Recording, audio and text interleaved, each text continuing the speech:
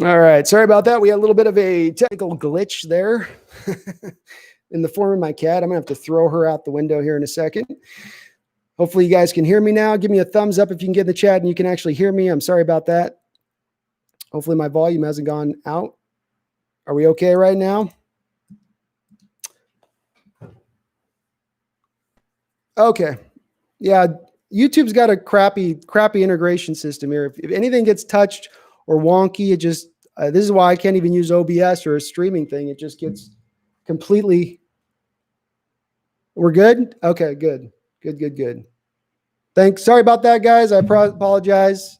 Said my cat needs love. She needs love. I'll keep her off my lap here through the rest of this so we don't reduplicate that. I forget that she sometimes does that. Spider Rico, the cat did it. Yeah. She's I've been kind of away this week, so she's having some issues. If I missed your question, please just ask it again. I'm totally sorry about that. Raphael, that's no worries. Are you a Redskins fan, Raphael? What do you want the new Redskins name to be, man? What I hear, the Red Wolves, something like that. Can't remember what it was. Azzo says, if we sign Antonio Brown, would that mean that we'd have to cut another wide receiver? And if so, which player would that be? Yes. If you signed Antonio Brown, you would be probably cutting another receiver. My guess would be David Moore, because you would want the offset of the $2.1 million that David Moore is currently on the restricted tag. You'd want that offset essentially to go to Antonio Brown, because he's going to cost a little bit of money. I wouldn't expect him to fetch a huge price, but yeah. He'll probably make a couple million. I was thinking only a couple million. People in the last live stream were saying they thought Antonio makes 7 million. That seems still a little high to me, but I don't know. You could be a mod, TJ. I don't mind. Brendan Eichrick says, what would a Jamal Adams trade look like to you? I think it's going to specifically, Brendan, be, unless it's a player we're not considering, like they somehow can get him to take some LJ Collier in there, or they're able to flip in a guy like Bradley McDougall, which I just don't think it's going to work with the Jets in that respect. I think it does come down to draft capital, and I think the first and the third round sounded about right. It seems like there's a couple of teams in negotiation, which is never a good sign, though, Brendan, because that's going to push the price up, right? It isn't going to throw it down. We're going to get, if we're only offering a first and a third, another team comes in and they're offering, they got to beat that. You could see this get pushed into the first and second range, which would be a tremendous amount of value to give up for the strong safety position. It's not a position that should be fetching that unless you're getting a guy who's taking away the ball. I love the sacks. I love that he's decent in coverage, but I think he's had 2 interceptions throughout his career or something in that realm, or 2 interceptions last year. He's not a guy that's necessarily going to pick the ball off a lot, which if I'm paying top of the market to that kind of position, that's what I want to see. Earl Thomas took the ball away. Hell, even Cam Chancellor took the ball away. So I just don't think the trade's going down, Brendan, with Jamal. I think he's more likely to go to somebody else. Yeah, please do ask your question again, guys. If I missed your question, I'm so sorry. I will get back into it. Team 12s, what's up? Hello, user Hitstick. Boom Shakalaka says, Dunbar on the team week 1 or no? I say no at this point. I think Dunbar's cooked, y'all. And by the way, who called it on the payoffs? Can I get some credit in the chat for being the guy? And that wasn't big. It wasn't, I can't take credit. Everyone kind of knew they got paid off, but I did say he paid him off. I did say that. It's the NFL doesn't have to prove from an evidentiary standpoint. Boom Shakalaka, right? Commissioner's office is essentially a dictatorship. They can do exactly as they feel when they feel. So they can decide that they're going to put them on the exemption list throughout the year and nobody can do anything about it. Why would you take that risk if you're Seattle, if there's not a judgment that comes down prior to week 1, when then you've got to keep on your books essentially his $4 million salary? Especially right now, you could kind of look at it and go, well, he stepped out of line. We cut his 4. Maybe we can up Clowney a couple million, bring Clowney in on the back end of that. Maybe. But I think this information coming out has just been, it's been a kind of a freak show of the offseason for the NFL. I think that they're going to come down a little bit hard on it. They don't like these type of stories, and they're going to make, as they do in these situations, an example of them. How far along is Tyler in his career? Is he topping right now, or is it only downhill from here? I'm still disappointed about his performance last year. He wasn't the same after his injury. I think you're on point, Tobias, on the latter half of what you were saying. Yeah, he wasn't, I think, quite the same after that leg injury. I think he's kind of topped out to what he is. I don't think that the guy was ever going to be a guy that was going to get into the superstar star stratosphere of receivers, but who was a guy that could be into that right at 1,000 yards a year in and year out. And when you combine that with his efficiency with Russell, they had that perfect rating a couple of years ago, right? Set an NFL record, 144 rating. It was like no drop passes, none of that. He certainly has components to his game that are elite. I mean, his ability to get open deep. That's a skill, and he's one of the best in the league, and the stats back that up. But does he break into that? Like I said, he can't ever really, and I don't like the number 1 wide receiver, number 2 wide receiver designation. It doesn't always seem really fair. He certainly doesn't get as many chances or opportunities in our real restricted conservative offense, but he still remains in this offense. I think he has still a couple years on his deal, so he isn't going anywhere. So he's probably going to stay in that 70 catches, 1,000 yards, 8 to 9 touchdowns kind of area. Isaac Azo says, do you think the Hawks will sign Antonio Brown? Honest opinion. I have confidence they'll sign him.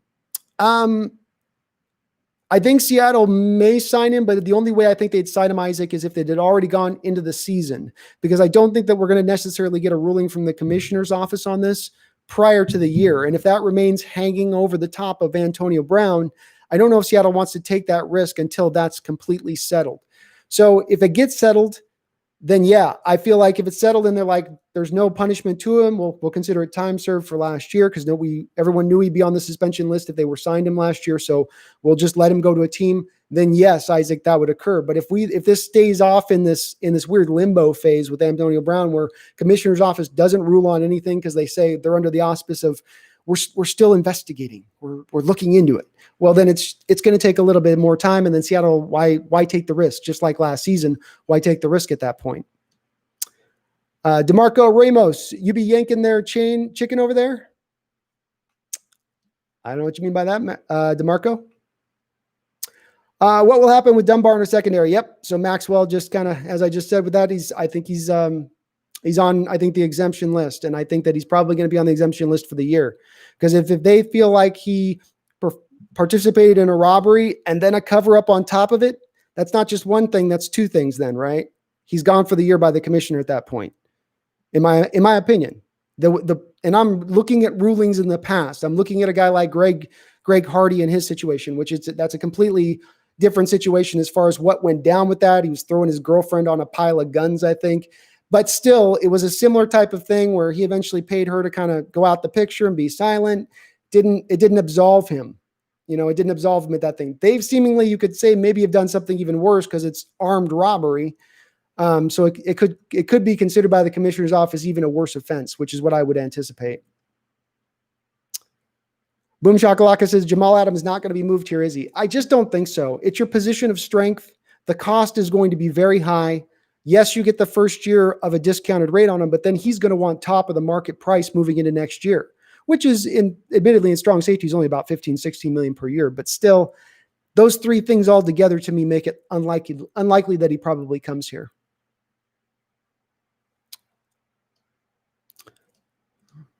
Shoot. Sorry, got a little bit behind. What's up, D-Mag? Thanks for letting me know on the deal. Appreciate you, D-Mag. We're getting it later. Randall McDaniel, Adams, first, and Cody Barton. Ooh. Well, I'm down to do it. I'll say that, Randall. I mean, if that's the price that Seattle's got to pay, I mean, shoot, Randall, I'll even throw in a 5th round pick on top of that. You know what I mean? If we can pull it for that, I don't think that they would take that. I think that they would want the 1st and the 3rd and Cody, kind of something like that. I don't think it would go down with just that. They would want a little bit more. D-Boy says, in 2013, we had the best start as a franchise at 4-0. Why do you think that was? It's the best team we had. It's our best team in Seattle Seahawks history, D-Boy. You know what I mean? That's the best team that was in the history of your team. That was the best. And I think kind of undoubtedly so at this point. So that not just the best of your team in the history, by the way, of our franchise, but by a lot of people who separate themselves from being Seahawks fans, who just look at the last 30, 40 years of football. They group Seattle into that Seattle 2013 team into that same realm of the 85 Bears, of the early 2000s Tampa Bay Buccaneers, right? Those teams that were elite. The Ravens team with that defense that I think set records at that point in time. The Ray Lewis defense back in the, I can't remember the year, but that would be why. TJ says, since John said no to Griffin and a third, that means we'll re-sign Griffin. If we don't, John will look stupid as hell. Yeah, TJ, I think that they plan on signing Griffin. Shaquille Griffin is who he's meaning. And yeah, our corner, they'll eventually do sign him. I don't think that they feel pressured to sign him right now, TJ, because he still needs to do a little bit more, prove it. And we're all a little bit, victim to recent history, especially, but you've got to look at when you're going to consider a contract for Shaquille and say, look, your first 2 years were, your first year was, your second year was, and then your third year was, yeah. But there's a couple other things there where which one is the real you? Now, theoretically, if it holds true to what usually holds true with NFL players, he develops and gets better and stays true for a few years as he moves into his prime, into this player we saw last year. But from Seattle's standpoint, they have every right, if I was sitting in the general manager's office, to say, you need to give me another year of prove it, Shaquille, or at least get me through half of this year, showing me that you're at the same place, and we can talk about a contract extension this year so I can still use the final year of your rookie deal. That's another route you could go with it. So I think that he's going to stay here. I just think that the value of a corner versus strong safety, TJ, is one where the strong safety in the course of a defense's pecking order sits here. A corner probably sits up here. So it's just, like it or not, it is a devalued position, right or wrong. V-Hawk, off topic from football. But who do you think will win the Stanley Cup? V-Hawk, I don't know anything about an NHL, man. I'm an NHL. I'm going to be learning right along with every other Seattleite when the NHL comes to town. So I don't know anything about Stanley Cup, man. I mean, I know a little bit of NHL, but I don't know anything about who's good or who's bad. Let's just say, hey, let's go with Vancouver, right? They're the closest to home at the moment for another year.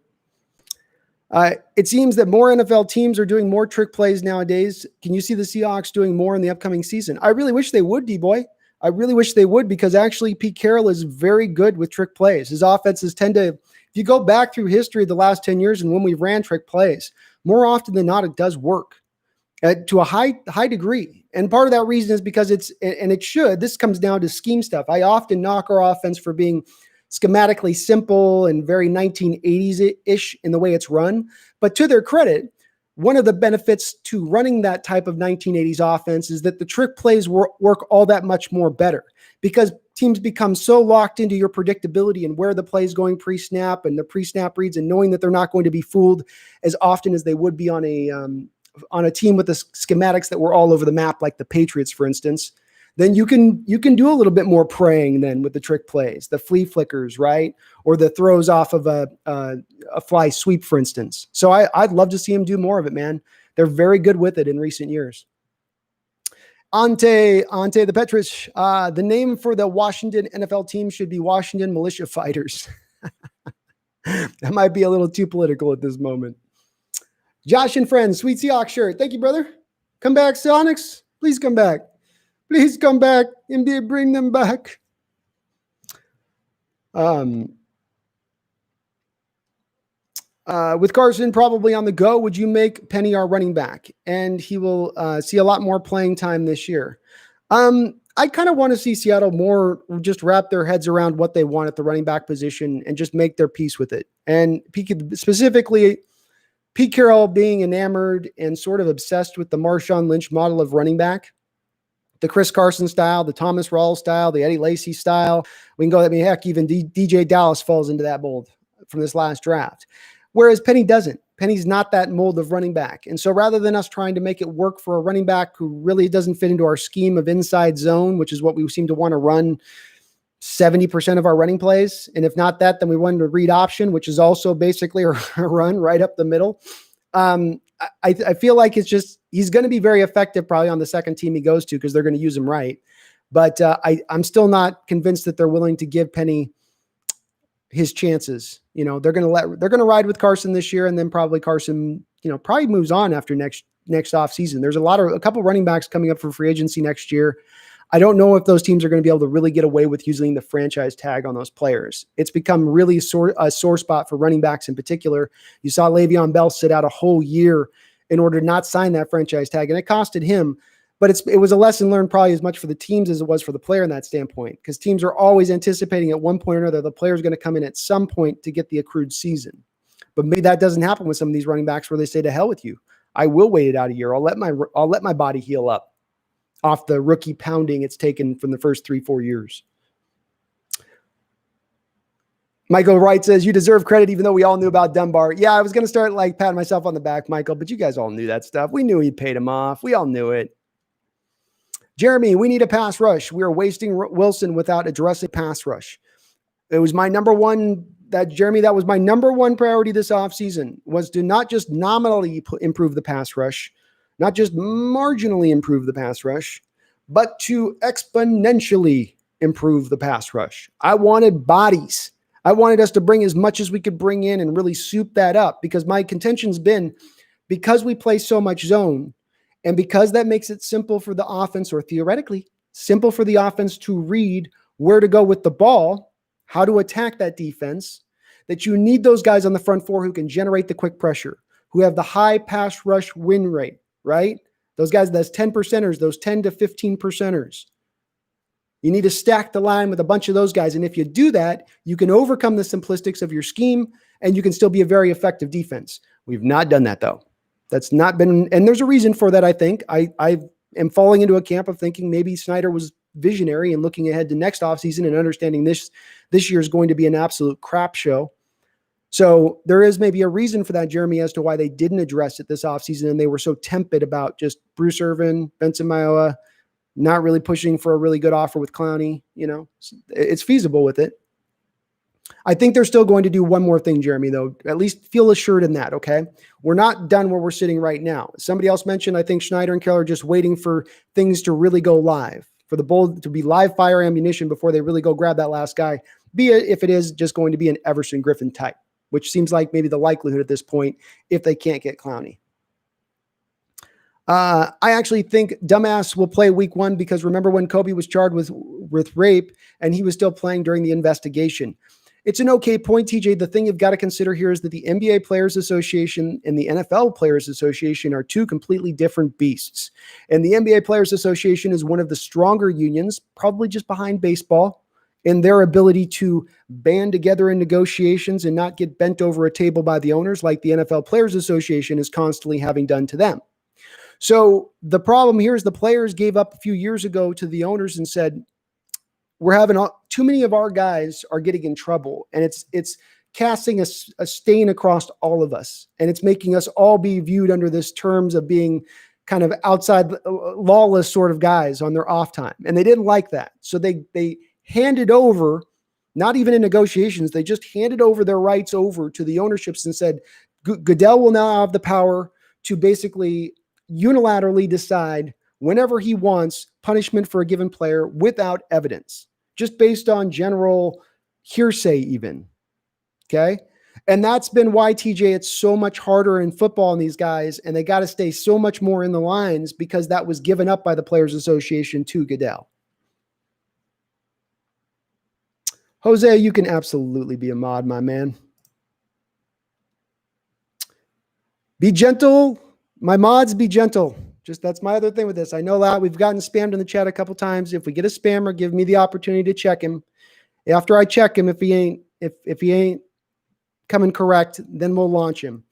But I don't want to just start launching people. We only grow as a channel if we bring people in. I'm actually okay with people that disagree with us. So even if it's people coming in, see about last week, I should have just talked to those Chiefs and Raven fans about their team, and asked them how they felt about their offseason. Because that would have been much more enjoyable talk than just sitting there going, you suck, you suck. Randall McDaniel says, my theory on Dunbar, with today's social climate, NFL's not going to have a white commissioner suspend him without as much of a court date. It's a bad look to do that right now. It's not a bad point, Randall, and I had not considered it, to be honest with you. I hadn't considered that a part of the deal at all, but let's think this through. I mean, as I think about it over this offseason so far, how many guys have been really suspended versus last off seasons? You know what I mean? How many people have been really hit? And maybe some of that's COVID, but that's maybe to your point a little bit, Randall, and that they'll be a little bit. I mean, here's the other thing with it is that they're going to have a hard time as it is fielding these rosters if they get a bunch of COVID tests. Do you want to start knocking players out, potential players that could improve the product on the field, make the games better, especially if you're losing guys in droves? Again, this may factor into some of the willingness to suspend him in this situation. I just think, though, Randall, it's such a robbery with deadly weapons. And then you're then you're paying off and again, maybe they didn't do this too. This is Broward County in Florida, which is the can't get right county of our country as far as their police force goes. That's at least what I've heard. That's what I've heard. That may not be true. Jeremy, I'm worried we have Wilson at the peak of his career and we have a conservative run first minded head coach. Imagine if Wilson could do with Kyle Shanahan. We need an innovative offensive head coach.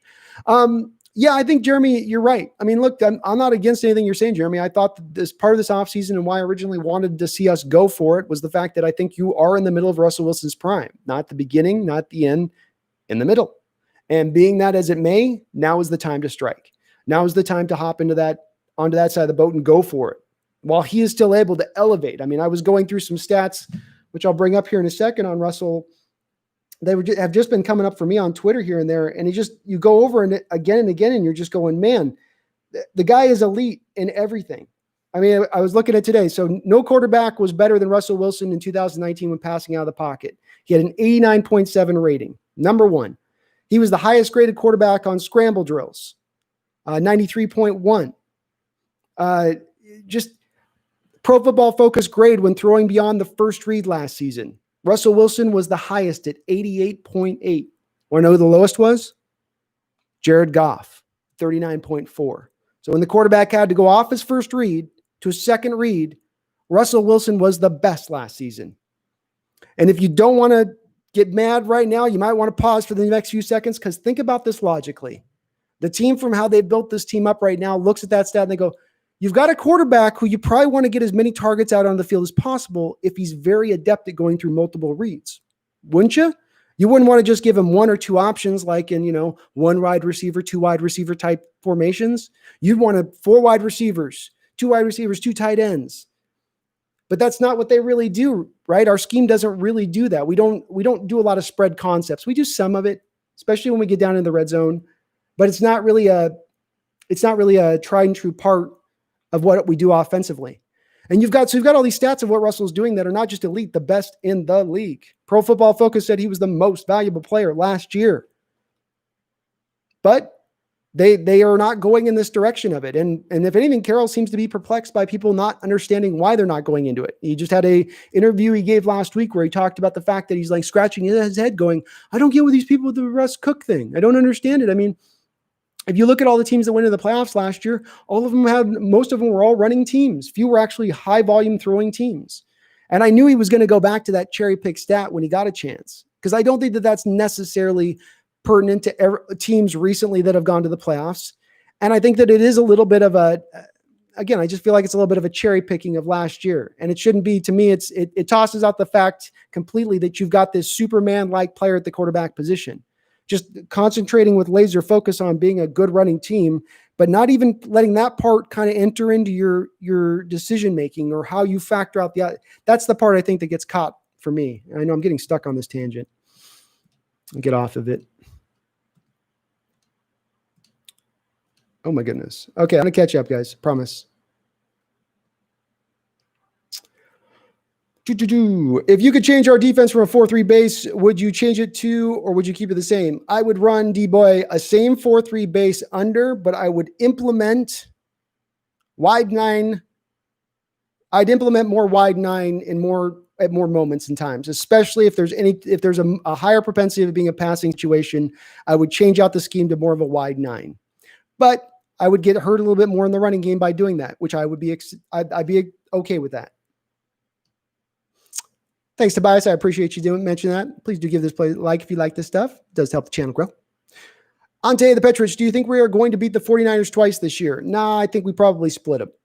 Probably split it this year. The 49ers have done a good job of, I believe, kind of upgrading their team, even if just slightly. Even if slightly, I know they've lost Breda. I know there's some places you can point to, but I do feel like Trent Williams is an upgrade. I do feel like that. And I do like Kinlaw a lot as their 3 tech they drafted. King Yon, thoughts on the possibilities of Seattle signing the Hawks? I still don't think that it's a very high possibility. It's like a 10%er for me, King.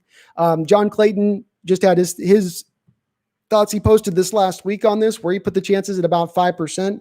Now, John Clayton, I know, gets hit and miss on certain stuff, but he does have a connection into the Seahawks organization. And when it comes to like a little detail or a tidbit like this, when he gives you that 5% number, you probably should apply a little bit of value to it. So that still leads me to believe that it's not likely we sign him. I think Josh Gordon's the guy they go with, King.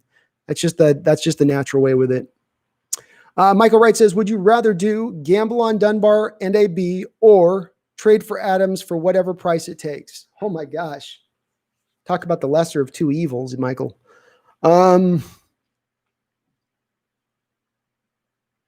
No, I trade for Adams for whatever price it takes at that point, because I feel like Dunbar is going to be suspended, and I still don't know what's going on with AB. So I don't have all the information, Michael, yet with the two guys factored in. I have to almost look at them as a worst case scenario right now, because we don't have a good guarantee the commissioner's decision is going to come in before the season, and Seattle's going to have to make their choice. If they hold on to Dunbar after week 1, they're on the hook for the full allotment kind of the salary, as I understand it, on their books, I believe. Maybe they can cut him at any time at that. No, they can cut him at any time. They can't come anytime. I'm thinking of something else, the veteran minimum. So, but yeah, I'm going Adams on that. It's begrudgingly a little, Michael, because I still don't want to do the whatever price it takes thing. That could be like 2 first rounders, but I'm not gambling right now on Dunbar with the recent information.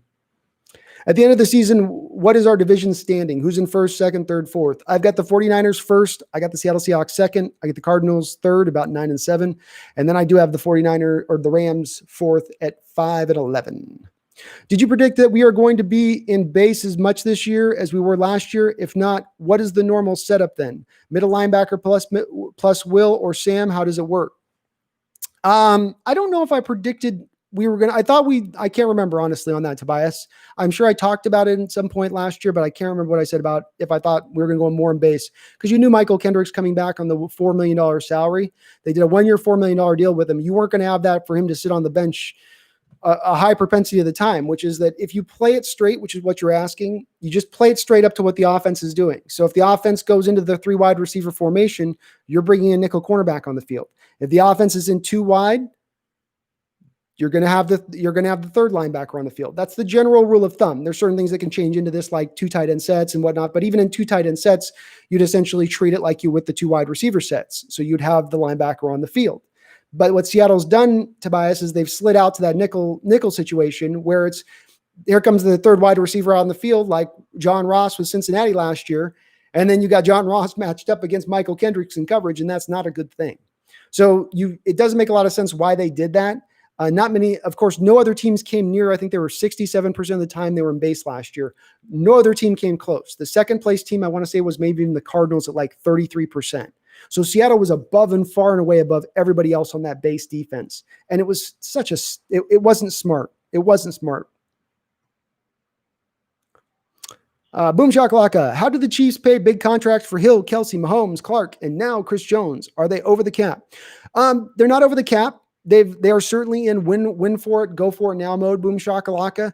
The heart of this and what allows this to happen at the heart of it is a couple of things. Number one, Hill and Kelsey, the deals have already come through in prior years. So you're able to kind of space these deals out with the exception of Mahomes and Chris Jones, which we'll get to in a second. But the Hill, Kelsey to Mahomes, you kind of got them all spaced out each year. So you could kind of space the cap hit out as you needed to, just like with Frank Clark last year on their new deal that they had on him. He became their new guy. They got him in on his first year of the deal, on and on. What really allows them to sign Jones, though, at the end of the day, here's Mahomes. And this is the part we got to talk about, which is Mahomes is doing one thing that Russell Wilson's not doing. And it's something that I haven't seen a lot of Seahawks fans necessarily catch on to here in this situation. And I'm not knocking Russell. I'm never going to knock anybody for going after the full allotment of what they can make during a given period as an NFL player. You have a short time window. I understand you want to make every last dollar and cent, but we cannot we cannot move away from the fact that Russell Wilson has insisted upon 4-year deals over his last few extensions. That's what he's wanted. That's what his negotiations have wanted. Why? Because it takes 4 years for the bonus money to relieve off the cap. You go every 4 years, it's an extra $100 million every turn. Think of it like that. An extra 100 years, an extra $100 million every 4 years of the turn. So every new time that Russell signs that contract is like an extra $100 million in his pocket. Just think of it like that for me for a second. Now with Mahomes, he signed this 10-year deal, right? The first 4 years of it will be in bonus, but he's moved the money around for them and made it such a player-friendly deal for them to allow them to now fit Chris Jones's deal inside the cap. Jones would have been if Mahomes would have gone for the Russell Wilson 4-year, I want all the money, give me all the money, every bit of the dollar. If he had done that, Chris Jones is probably not going to be a Chief next year. But because he took that, they got the discount, they could slide it in. So the Chiefs have been very smart with their salary cap. They are going to have to pay the piper in a couple years, boom shakalaka. But at the end of the day, they're not in horrific cap space. They're not. They're in okay cap position. And a lot of it has to do with Mahomes at the head of that because quarterbacks cost more than anything else. So if a quarterback gives you some friendliness to the deal, it's going to help you out significantly. Yeah, they can't be over the cap. That's for sure. They're not allowed to be over the cap, as Dustin mentioned. Update on the doc. The 2011 episode is like halfway done. Need to revise a couple of times and edit completed. So maybe we can. Awesome to hear, Cameron. I've haven't had a chance to get back down there a few times, but I will get back over and check it out here. Dustin, Cameron's got some documentary he's done on the Seahawks. It's pretty cool. You should check out his channel, man. Michael Wright. People like to hate on Russell the same way they used to hate on the Seahawks before 2002. Yeah, people still hate on Russell. I think people are starting to come around on Russell, and now the narrative is sliding, Michael, to the front office is not getting the most out of him. The front office is sort of, short selling him a little bit with the talent they're surrounding him and whether they're asking him to do week in and week out for this football team. And I think that it's going to continue to go in this direction more and more now as we shift forward. And we'll see how the Seahawks front office reacts to that. But that is I think the narrative is starting to change with that. I think Russell's been underrated for a large part of his career, Michael. You're not wrong there. But I think now recently people are starting, especially last year, Pro Football Focus, people starting to get hip to some of the analytical stats and understand how special he is in every one of those categories. They go, okay, we got to give the guy his just due, Randall McDaniel, thoughts on Jay Reed having a bounce back year? Green takes the next step. Assume LJ has a heartbeat. Boona ascending, 2 rooks off the edge, and Clowney or Griff need one space eater, but it's a nice group. I can't contend with anything that you just said, Randall. I think that I do think that we'll be somewhat effective. I don't think Reed's going to ever be a 10.5 sack guy. I think that was an outlier for his career, but a 5-6 sack guy, which is still very effective from the defensive tackle position as a 3 tech, which is still upper level. That would be awesome production for us. I agree. I think Green does take the next step. I think Green gets you at least 6 sacks this year, and he's actually kind of an underrated run defender too. So I could see it. The key on that really to me is going to be the 2 rooks giving you something at that point. If you got to add Griff and you don't get Clowney, if you get Clowney and Griff, then there's a little bit less pressure on the 2 rookies being Alton Robinson and Darrell Taylor. But if you don't get those guys are going to need to produce for us right out the gate for us to have any kind of real good impact into next year as far as the pass rush goes. I don't think just Bruce Irvin and Green and Benson Mayowa will be enough.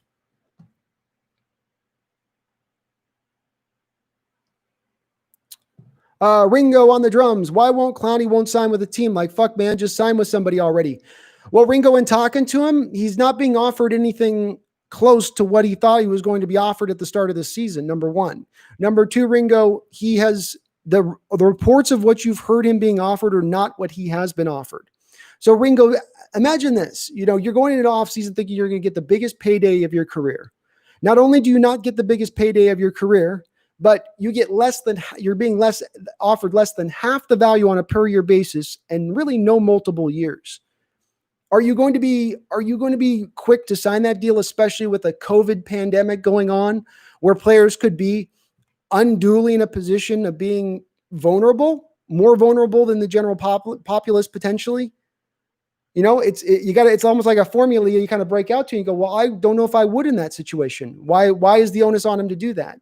And it's okay if he takes his time, to be honest with you, because at the end of the day, we don't have off-season training camps. We don't have mini camps, no rookie camps. Training camp is going to be truncated down very, very far. So you can get him in at the last minute and it's really not going to have that great of an effect on whether the lesser or more impact he can have on the upcoming season. I'm bummed about the Dunbar thing too, bum shakalaka. Stupid is as stupid does. The Hawks Nest, I've got 36 questions for you this week. I hope you're ready. I'm ready for them all, my man. Why do you think Josh Gordon keeps breaking the substance abuse policy? Do you think it's addiction, recreation, or some type of mental or medical problem?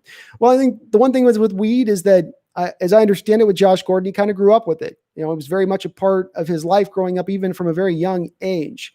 The other thing with weed that you hear from pro football players, and the thing you got to consider as a fan that I took a long time to really not understand this part. It was really the Aaron Hernandez documentary that kind of that I went, wow, it's really proliferated like this, where they're doing a cutscene of like all the NFL players lined up on the field before a game or for practice or whatever, and they've all got their pants half down, getting their Toradol shot. And the understanding of how players got to go through so many acrobatics to deal with that pain just to get through things, and to understand that it's very easy to slide back as we're learning more and more about weed now. There's a lot of medicinal purposes as far as pain relief that goes with it. And maybe it's a lot more effective and it doesn't have some of the issues that you have with it. I think it's probably a combination of all those factors, D-Boy.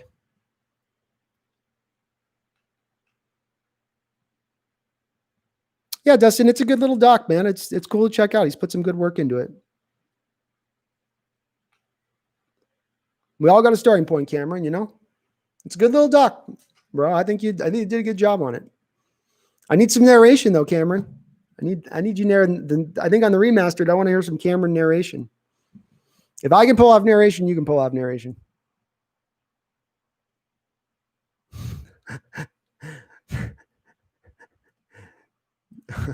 Okay, guys, let's not be gentle with Dustin. Come on, guys. Let's not. Dustin can fill the chat up a little bit, mods. It's okay. I'll get through the thing. Ringo, I got like 6 mods right now. I got to dial back the mods. Maybe at some point here, man. Spams usually kill this chat. 4 or 5 guys join at the same time saying dumb shit. Boom shakalaka, we've got mods now. I got 4 or 5 mods here. We should be okay. We should be okay. Yeah, I think addictive personality, Cameron pointed to with Josh Gordon. I think that's a part of it too. Addiction's a strong thing. And again, too, you've been doing something for so long, you know, and is what it is.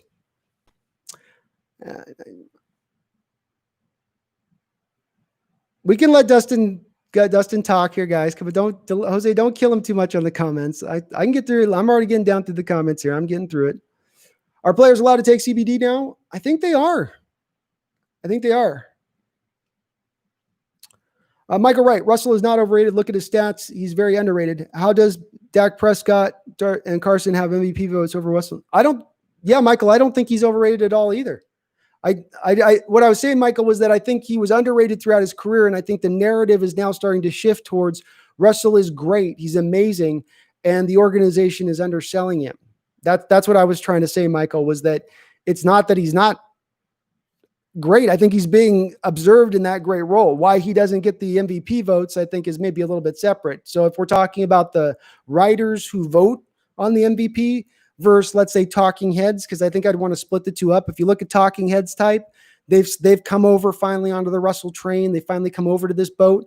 But if you look at maybe the writers, those Writers Association people that mainly are on the East Coast and don't watch a lot of Seattle Seahawks football games because they like to go to sleep because they get really tired. It's really late when you guys games come on. I'm old and I'm tired and I'm a writer and I don't want to stay up. And what is DVR? What is DVR? How do you, I have to record it? I'm going to bed. That's what I picture with them. And I've seen it for years to a degree. I can't understand how he doesn't have a single vote, Michael. I don't have an answer for that. It's ridiculous. It's dumb. He should have had a vote by this point, at least one vote. Somebody should have realized. But that being said, I chalk it up to those two separate things, the writers versus the talking heads on that one.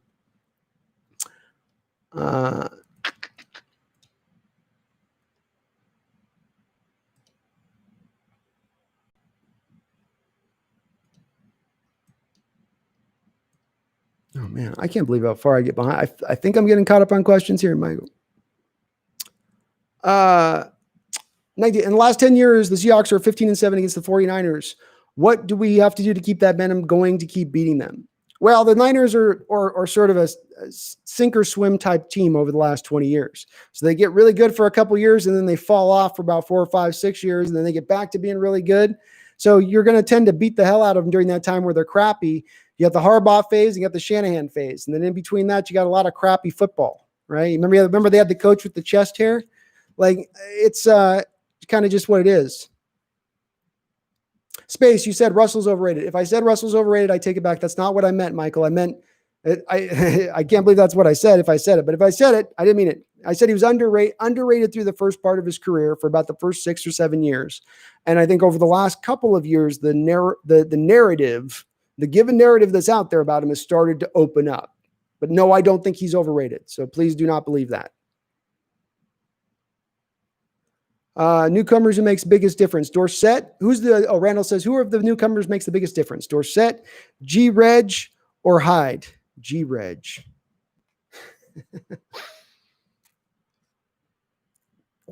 I actually think, actually Hyde. I know Dorsett's got some backers with them. I've never been a big Dorsett backer. I've always thought that combine 4.3 that he ran was a misnomer versus play speed. But I think Hyde. Carson's going to tend to break down. We know with Penny that he's coming off a major injury, and he might even be on the exemption list, or not the exemption, but the inactive list for the first 8 weeks. So I probably go with Hyde. I can't think of who you mean by G-Reg right now, so you have to spell that one out, Randall, because he might be the one as well. Does anyone else worry Pete is suffering from some kind of decline, kind of similar to what Biden is living through? I don't think he's actually in a decline. I think Pete's still got a lot of his wits, all of his wits about him. I think what it comes down to, Jeremy, and I can speak to this as a man who's getting older, you get more adverse to risk as you get older. When you're young, you're invincible. You'll never die. Nothing can ever hurt you. When you get older, all those little things that you did when younger start to kind of hurt and remind you that you twisted that ankle or broke that hand. And it just started to make you more and more hesitant to take risks, in my opinion. I'm not trying to be ageist. I know this is very ageist, but I think that this is more of what's going on, where you see him just kind of going back into more of what he knows. That's why you see the hires being more nepotism-like, right? That's why he goes after a guy like Schneider, who, is a son of Marty Schottenheimer and has understands how to kind of toe the line and do what he's kind of told, I would think, is versus the head coach. Same thing true with our Ken Norton, our defensive coordinator. He wasn't good enough to be hired the first go around when he was up for it with Richard, but suddenly now he's good to be given the job after Richard leaves. That's kind of odd. When does that ever happen?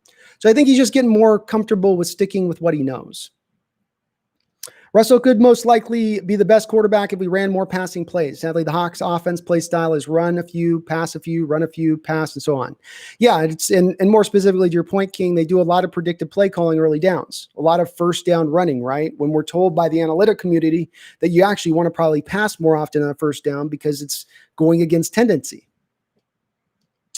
Internet, you think Dunbar will go to jail? No, I don't think he'll go to jail. At the end of the day, you still don't have the witness's testimony because that's been recanted. You may have a payoff. You may be able to go after the lawyer. The lawyer is probably more in trouble at this point as far as on a law standpoint than Dunbar is. But no, I don't believe that he would actually go to jail. Just, they got the statements recanted, got them off free and clear. Yeah, D-Boy's counting down with his questions. Ringo on the drums. Whatever happened to Michael Kendricks? Is he supposed to go to jail for 8 years? It keeps getting pushed off, Ringo. So every time that the trial's due to start, they somehow get a thing to push it off. And it's kind of the modern judicial system right now. I mean, if you really want to push something off, you can kind of push it off, especially if it's like non-violent, non-victim crime like this would be. So King Eon Rams went from Super Bowl to shame. Yeah, most of the teams in our division tend to be more of the boom bust type things. We stay at that consistent winning mold. They kind of go up and down. Who has more carries, Carlos Hyde or Penny? Great question, Rand. Great question. I'm going to go with Carlos Hyde at the end of the day. I think Penny will take just a little bit longer to come off that injury. And I still haven't seen them commit to really giving Penny a lot of carries over the course of a game, past to giving him a handful. So I'm going with Hyde. Hyde fits more into that Marshawn Lynch mold I was talking about. That 5'11", 225 to 235 guy, falls forward, pushes the pile. When there's 1 yard, he'll get you 3 yards. This is the guy that, and again, when I was talking about with Carroll and kind of being caught in what he knows and what he's comfortable with, that's why I think he's fallen a little bit into that mindset of just sticking to that mold of running back and what he's looking for. I think the only reason they went outside with Penny and they kind of went outside of his comfort zone with that is because they saw very, very much kind of a simile, if you were, for Gurley with the Rams. They saw a player who had certain similar aspects and traits to him, and they were getting hammered by Gurley, and they were trying to say, well, we'll get one of those. They just haven't taken advantage of it. Anayati, talk about Russell Wilson, please. Well, the thing with Russell on this is, like I said, just on, I'm going to go negative and positive with this one, okay? I really wish Russell, in the standpoint of watching what Patrick Mahomes has done and the realization of what he does for his career by taking a little bit less money in order to help his team out. I wish Russell Wilson could wrap his head around that a little bit sooner than it seems to be taking for him to understand. He's pushing for the max dollar. Again, I can't knock him for that, but it does hamper your team building when you do that. When you hold a team over the barrel, you force them into some tough situations in that respect. On the other side of it, I'll say this. I am in the crowd of let Russ cook. In the respect of, I'm not asking for the guy, and let's be clear with this, because there's a lot of people out there that create these straw man arguments with the let Russ cook crowd. They say, oh, you want to do this, and you want to have him throw 45 times a game, and you want him to just never run the ball, and just all he's going to do is sit back there and have 4 wide receiver sets, and he's just throwing all the foot. No, it's not what I'm asking you to do. None of us are asking for that in the let Russ cook crowd. We're asking for upper tempo situations. Let him run some hurry up at certain given points in the game. Flip the run pass ratio from what it's been recently. You've been stuck in this 53 to 55% run, 45 to 47% pass. Flip that sucker. All I'm asking is get the guy 6-7 more attempts maybe a game. That's not turning you into a pass-happy offense. It's not going to have him leading the league in attempts. It's just giving an opportunity to take advantage of that high level of performance that he's providing you. Is he leaving is your next question, Eddie? They've begun the path and the road this offseason. And I don't like saying this, but the beginning has begun. The beginning has begun going down that road to potentially Russ leaving. And when little things break out like that Cleveland Browns tidbit that you heard, where Russell was essentially, it was leaked this offseason, that back in 2018, prior to the recent negotiations Russell had with the team supposedly offered Russell for a first-round pick to the Cleveland Browns for the number 1 overall pick, and the Browns turned it down. We don't know if there's any validity to this, but it suddenly just leaked out now. I've maintained that it was Russell's camp that leaked that out. And the reason that he's leaking that out is because this process begins. It's the same process that started last year with Tom Brady when he sold his house and all of his trainers sold their house. And everyone went, no, he'd never leave. He'll never leave. He'd never leave. And he went, I don't want to see it happen, Eddie. I don't. I hope he's here for his whole career. But I got to call him as I see him. And the team is doing a subtle little thing here. Just a little bit. Thomas E., Russ for MVP 2020. I hope so, Thomas E., man. I'd love to see it. I would love to see it. He's earned it. And he could. Thomas E., I am predicting he's going to throw for 40 touchdowns this season. He throws for 40 touchdowns. He damn well better get a fucking MVP vote. Ethan Jones from the workout videos, Penny's leg still looks like it's in pretty bad shape. I saw the same thing, Ethan. Looks like it's dragging a little bit. Not unusual to be at this point in time. It takes a bit of time. I mean, ACLs sometimes even take a full year after the injury to really, really get back in around. So, yeah, I think that he's probably a week 8 guy. First 8 weeks, he's probably being inactive. They'll bring him off the rung after that point. And ID, it's okay, buddy. We'll catch you up here, guys. It's no worries. Remember, I answer all the questions, so I will catch up on this. Jose, are you just nailing all of Dustin's deals? I said, did Russell leave? Tell me. Russell did. I said Russell.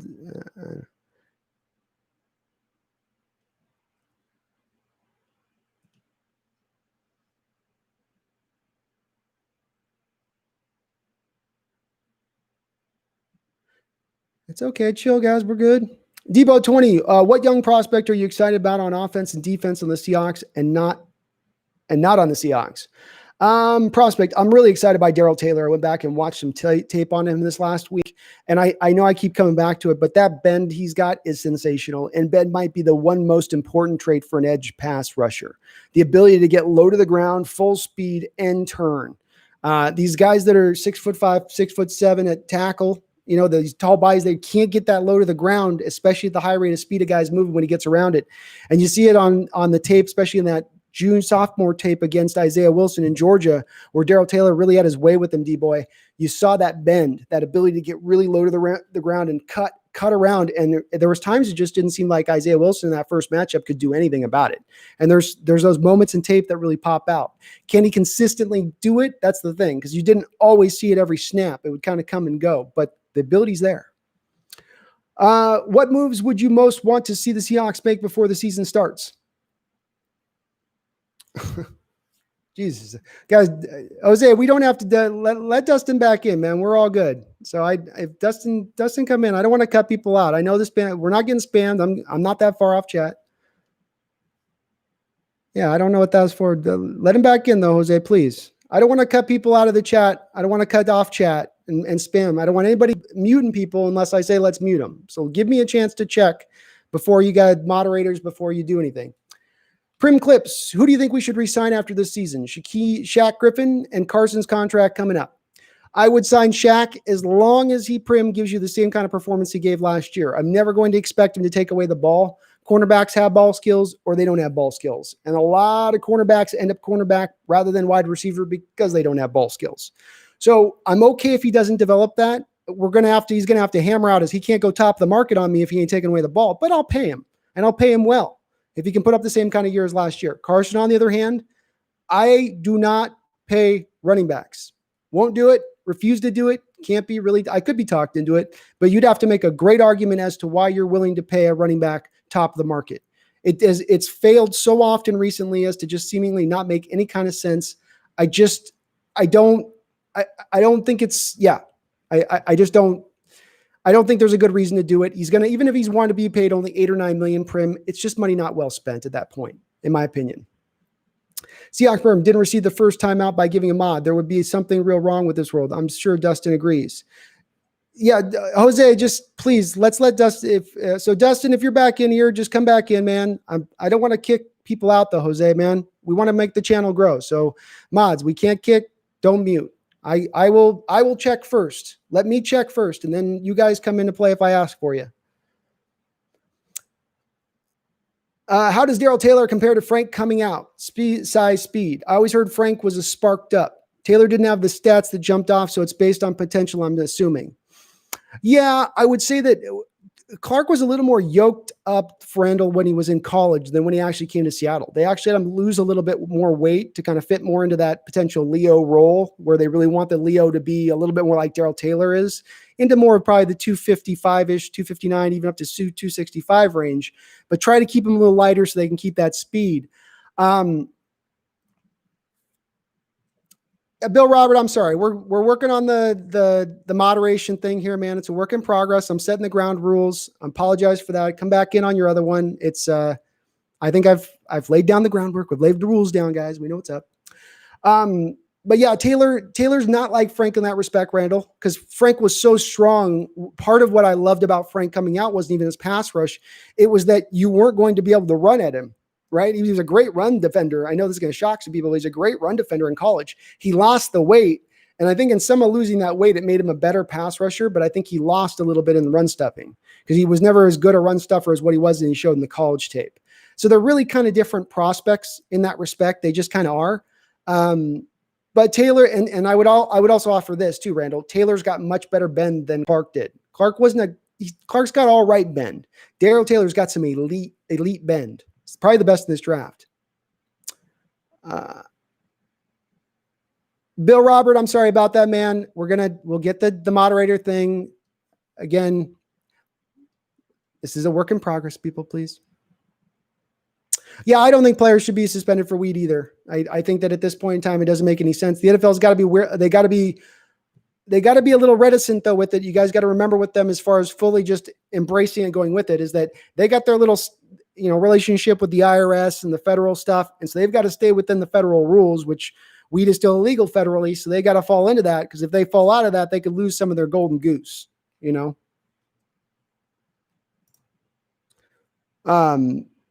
Bill Robert, I'm sorry, man. We'll get just pop back in on your account, hop in here. Like I said, I checked it, Bill, after you, or, Dustin, after you left, I checked it, and no one else is getting booted out of the chat. Everyone stays in here. I'll do the next check-in on spam. Prim, who do you think we re-sign after this season? Shaq Griffin or got that one? Prim, I don't think we get both. No, we got the money to do both. They could theoretically. But I think Seattle's not going to spend money on a running back. I think that they're too smart to do that at this point. And if they spend money on a running back, I think it would be honestly a sign of them not moving in the right direction as far as from that philosophy standpoint goes. It just doesn't make any sense, man. It just fails out at such a high rate. We saw it the last time we gave, really the last 2 times we gave a guy money. Really, honestly. Sean Alexander, it was a complete went into the toilet after we got signed, right? He was a shell of himself after we gave him huge money. And even though we did get some production from Marshawn Lynch after that last deal that we signed him to, he did leave, and we had to pay a lot in that dead bonus money the second he left. It did hit the cap that year. So even that one we kind of got nailed on that one a little bit too as well. So I think that you just got to be careful, Prim, with signing those running backs, man. It just doesn't seem to play out.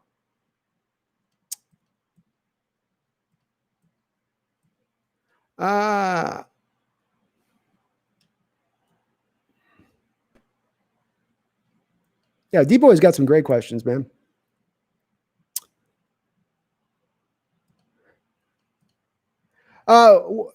Jason McEward, what's up? Hope Clowney returns. He is the perfect teammate, played through pain. Another good player on team only helps this numbers.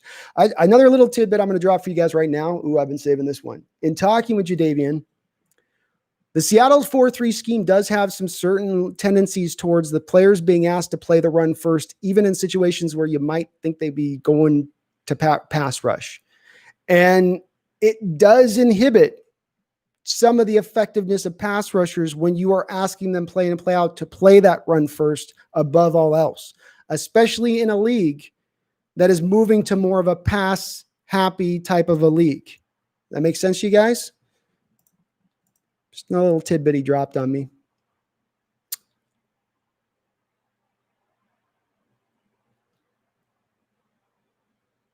Oh, okay. My bad, Michael. I thought maybe I had said it. I know I possibly could have been in my ramblings.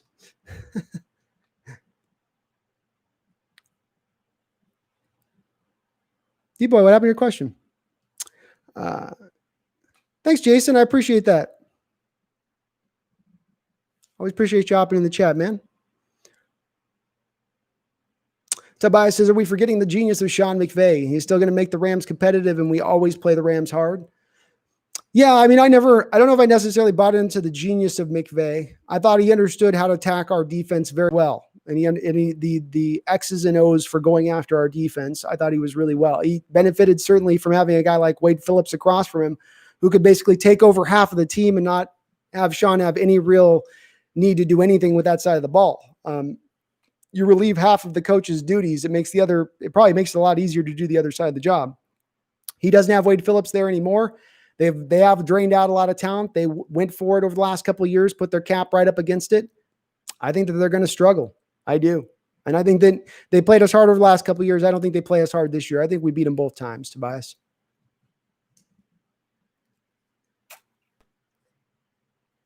D-Boy says, if you could pick one ex-Seahawks player right now, who would it be? Oh my gosh, dude.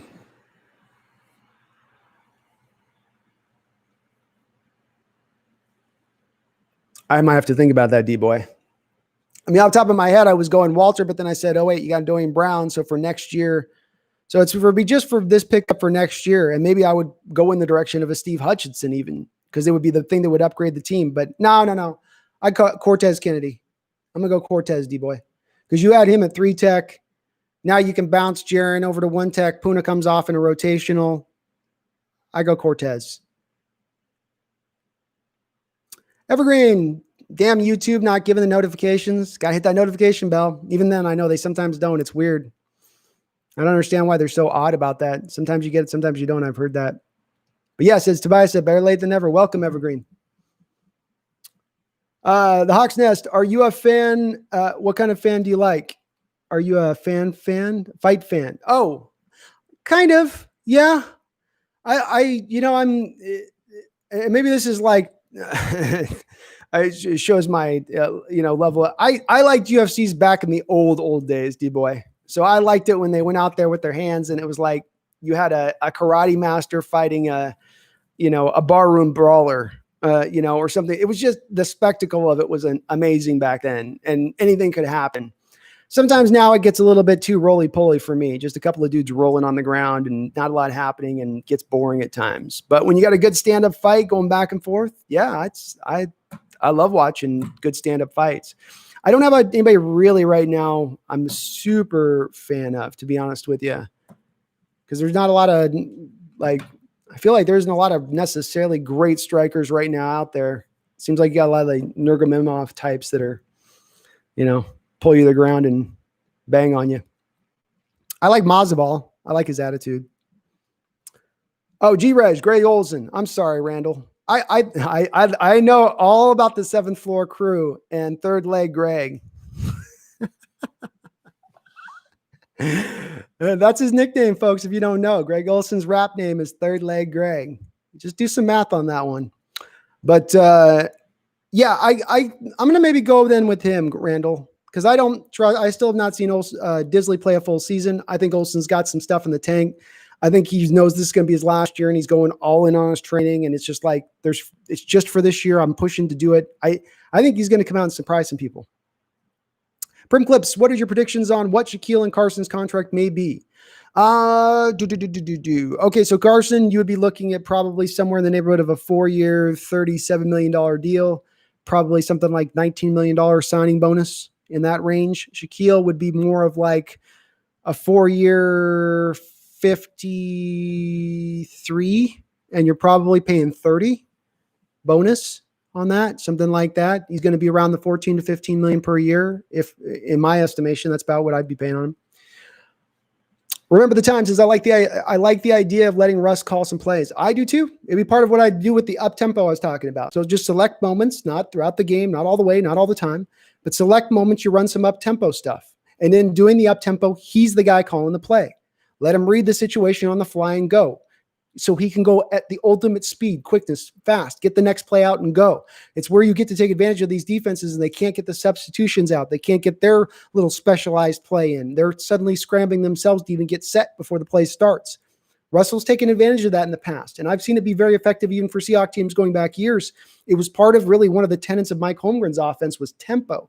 He would just be banging in Hasselbeck's head constantly. Tempo, Matthew, tempo, Matthew, tempo. He's trying to get that a sense of urgency, getting to line, go, go, go. Not the, 42, 6, 8, 82. Hi.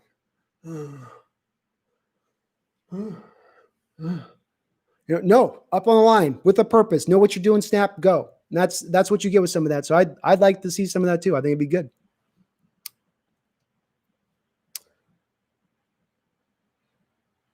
Their coach said that the offer to Russ never came in, says Prim Clips. So Prim Clips, some of this is going to be when I say that I believe that Russell's camp leaked this out, I'm certainly doing some deduction here. Okay. And that's me diving into the gray area of things and I can't prove things with certainty. But I think one of the reasons the big thing you have to ask yourself, Prim, when you look at the situation with the Cleveland Brown and the fact that it broke now, why is it breaking now? Who broke it? If it's fake, why? If we're going to say it's fake, and we've got two different sources that said that they had it sourced individually, so that means that they're either lying, and they have two different sources. These two people, one was Hasselbeck, and I forget who the other person was off the top of my head right now, but there was two sources on it. Why was it breaking this year? It's not in Seattle's interest for it to break right now. It's not in Cleveland's interest for it to break right now, but it does put Russ in a good light, doesn't it? That information breaking this particular offseason, him coming off the year that he came off of this year, does put Russ in a good light. How dare Seattle offer this franchise quarterback who's Superman for them for merely a number 1 overall pick? He's worth more than that. And how dare Cleveland not accept that price? And why do I think Russell leaked it? Because what I think happened is Russell's camp was divulged the fact that Seattle had called Cleveland at the time of the negotiations in 2018. And they said, look, Russ, you got to stop hardballing us on this offer. You got to stop asking us for a percentage of the salary cap every year, or we'll ship your ass to Cleveland. It's part of the reason, Prim, that Russell's camp insisted upon a no trade clause in this last contract. So this is Russ kind of letting those chickens come home to roost. Oh, you're going to drop that on my lap in the middle of negotiations to bust me down on my dollar amount. Okay. You give me an offseason of nothing, of middling, of kind of bargain basement signings and no real great additions you've given me offensively added on. Okay. We'll release this. It's just my theory. It's my deductions. I could be wrong.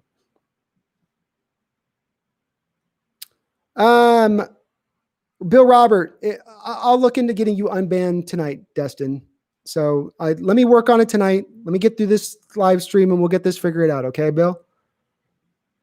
I'm sorry about the thing getting the deal. I'm trying to get the moderators because we keep getting our chat spammed. So last couple of weeks that we've done this, we get people coming in. I got to get some moderators to get this stuff done, or else people are going to take over the chat and nobody's going to get their questions answered, would piss people off and makes them leave the channel, Bill. So I'm just trying to get out ahead of that a little bit so people can get their questions answered. Prim, it was Hugh Jackson that said that they denied the claim. And I don't necessarily, I just don't take Hugh at his word at this necessarily. I don't, because again, it's if this was released and he was aware of it and he wasn't willing to take that first round for Russell, he doesn't look good, does he? So it's in his best interest to say, no, that trade never even happened. That wasn't out there. The Browns thing has to be fake. Why would you not take that deal? But on the other hand, it has to be the Browns. So here's the thing with it, guys. This is the thing to remember about this deal. The deal was not actually ever a reality of being proposed. Okay? Look at it through this lens. Negotiation, 2018. Seahawks front office, Russell Wilson. They're in tenuous negotiations. Russell's wanting potentially even a percentage of the salary cap. So 20% every year goes up per what the salary cap is. Management can't do that. We got to force him off this spot. He can't keep asking for this. We've got to find something to counter him on this. What is our leverage? Because leverage is everything in negotiations. What is our leverage? We could potentially trade him. So what if there wasn't even a call that happened to Cleveland, but Seattle told Russell that they placed the call to Cleveland, or that Schneider placed the call to Cleveland and John Dorsey, they're very good friends, and he just tacitly said, hey, would you maybe be open to, if negotiations went south and we can't sign Russell and he's wanting this percentage of the cap, would you be maybe willing to just take him off our hands for first round, give us first round pick plus for it? And it was just it never got down the line as far as negotiations. It was never close to consummation. It was there to be utilized as a negotiation leverage tool against Russell Wilson and his cap during negotiations in 2018. That's what I'm contending. Not that there was actually a trade there to be had.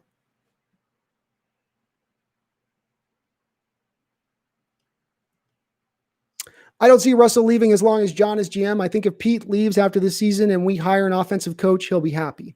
I think, Jose, you're correct in the respect of I don't think that John or Pete would force Russell out the door openly, and just say, Joe, go ahead. You want to go somewhere or try to even really trade him? They wouldn't really do that. But Russell could decide that he's had enough of enough. Sort of the Tom Brady situation reinvented, where we saw Tom Brady going into this last year and didn't have as many targets to really throw to. They haven't really built the offense a bunch around him all that much, right? I mean, he had for years there, Brady was taking a discount as far as quarterbacks are concerned, taking less money than he could have got in order to get more tools. The thing I'm asking Russell Wilson to do, Tom Brady did, and they still didn't surround him with the tools that he needed. And it pissed him off, and he eventually said, okay, the hell with you then. I'll go to the place where I get more options to throw to and all that stuff than anywhere else. So I think, Jose, it's the thing of they're pushing him, not maybe meaning to, but they're just suddenly kind of pushing him in this sort of indirect way out the door by not allowing him to cook, by not building the offense around him, by not supplying him with an offensive coordinator that's a modern offensive coordinator who we run a 2020 offense, not a 1985 offense. Because those things eventually add up, stack up, and it becomes a big pile of shit. And Russell eventually gets tired of it. I would, if I was in a situation. Russ not leaving, man. He wouldn't have signed this last deal. Play out last year and then see what happens. He would have left entering his prime. At that point, his career would be more with a new team. Well, Randall, that would be the thing that is inherent in that, Randall, I would say, is that you're operating from the standpoint that you believe that Russell believes that he is in his prime. If Russell thinks that he's going to be playing until he's 45 years old, does he think that there's a sense of urgency right now to his career? I don't. I think whether maybe he's being silly and not realistic, that's another argument for another time. But from the course of what we've heard him say and what he's indicated, he feels like he's got all the time in the world. His training methods will allow him to extend his prime out. So there wasn't as much of a rush, I would argue, Randall, that it didn't be in his prime. That if anything, him leaving on the last contract would have hurt his rating, his Q rating, right? His marketability rating, which is very important to them. Whereas if he waits to the next end of this contract, as we now see the narrative start to form around Seattle's not building around him. Seattle's not giving him enough. Seattle's asking him to be Superman. As that narrative sinks in over the next couple of years, Then he leaves. He takes no marketable hit at that point, like he would have taken if he would have left on the last contract negotiation. Just my 2 cents. From Clips, I love Carson too, man. I like him as well. There's 2 problems with Chris Carson. You've got to include though here. Okay. It's the 2 800-pound gorillas that are in the room on this situation and in regards to his contract extension. Number 1, he's got the worst fumbling problem in the entire NFL. Not on the team, not in the division, not in the conference, in the entire NFL.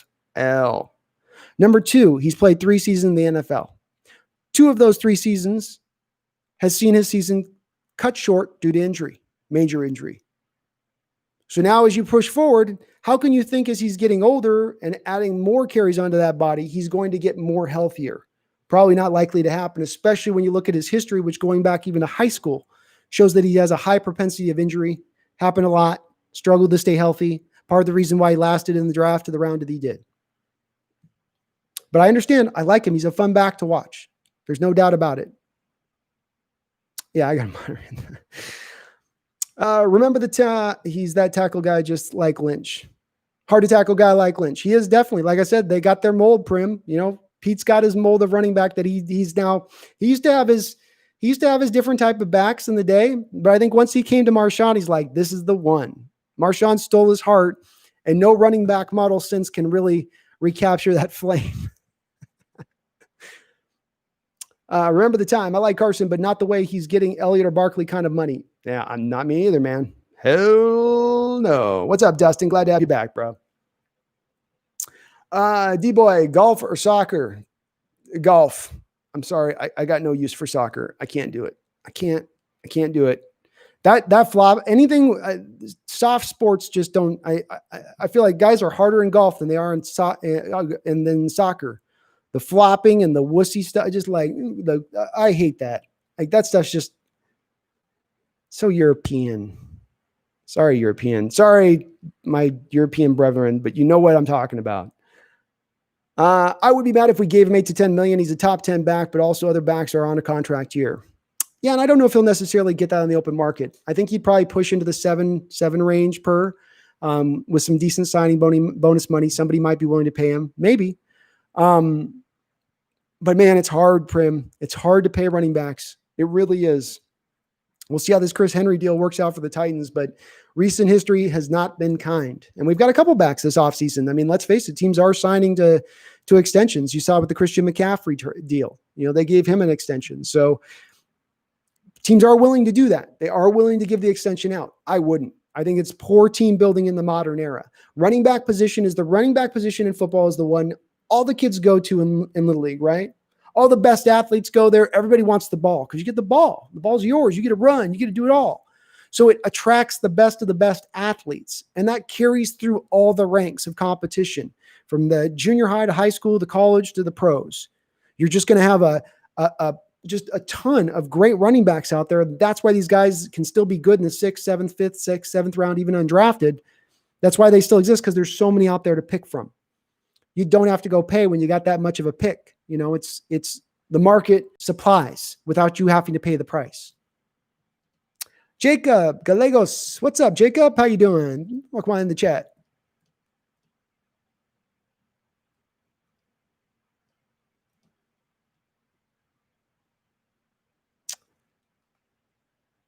This channel is all love, guys. We're all love here. Tristan Haynes. Is it Tristan Hanses? I'll go Tristan Hanses. It's a must. We need A, B, or Josh. Tristan, we're going to get one of the two of them. So rest assured that I think one of those two guys will be on the Seattle Seahawks, if not even, maybe even both. Josh Gordon's hinted on his Instagram with both of them coming back here to the Seahawks. So you might even see potentially both. But I think Josh Gordon is the most likely by a wide margin. But if something falls through with that, you got AB potentially there in the back pocket if the commissioner's office can figure out what they're going to do with the guy. Tobias Larson, could Brian Monet take a big step this year? Do we need him at this point? Yeah, well, we need him. I don't think he can take a big step. He looked pretty limited to me as a one tech. I mean, I don't want to knock the guy because maybe there wasn't enough film to go off of. To me, he was just like one of those island one techs where he's literally not really going to move left or right, but you're not going to push him backwards either. So he's just kind of an impediment, but he's a huge man. The guy's wide as two men. He's wide as two men. But I don't think I think at this point, he's probably a backup practice squad guy. Best case scenario. Do you think DK takes the next step? Do you think he outplays Lockett and gets the number one role? 100% Prim. I've maintained for a while here that I think that he's on the same sort of career trajectory that you saw from a Julio Jones or Calvin Johnson. He's got the same kind of player profile build to him. He had a very similar rookie year all the way down from the statistical categories go. Catches and yards and touchdowns and catch rate. All that stuff was very similar with all those other guys. And so I think he is going to take that next step up. I don't think he's going to hit his top mark next year quite yet. I think he's a 1,200 yard guy, 75 catches, 10 to 12 touchdowns next year. But I think he'll have a couple year period in his career, be it 4 or 5 year period, where I think he's going to get into that 1,500 yards to 15 touchdown range. Right in that for a good 4 or 5 year chunk, I think he can potentially do that, especially in this modern day offense and passing and with Russell Wilson in the middle of his prime. Those things all go together very nicely. Randall McDaniel, back to Rooks. Player comp ceiling for Taylor and Robinson. I think Robinson had a DV deal. Maybe it made him drop.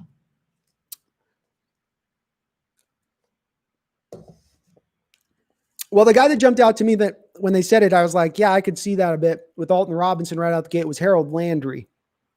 I thought they had some similar stuff to them a little bit in the way they move and the way they attack with their hands. With Taylor Randall, I've got to think about it because I've got to find the comparable player that I can think of with like bend.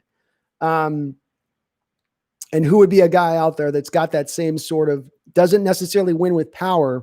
He wins with the swim move up. So you go watch Taylor's tape and he comes off the snap. The swim move comes up to get the lineman's arms essentially up.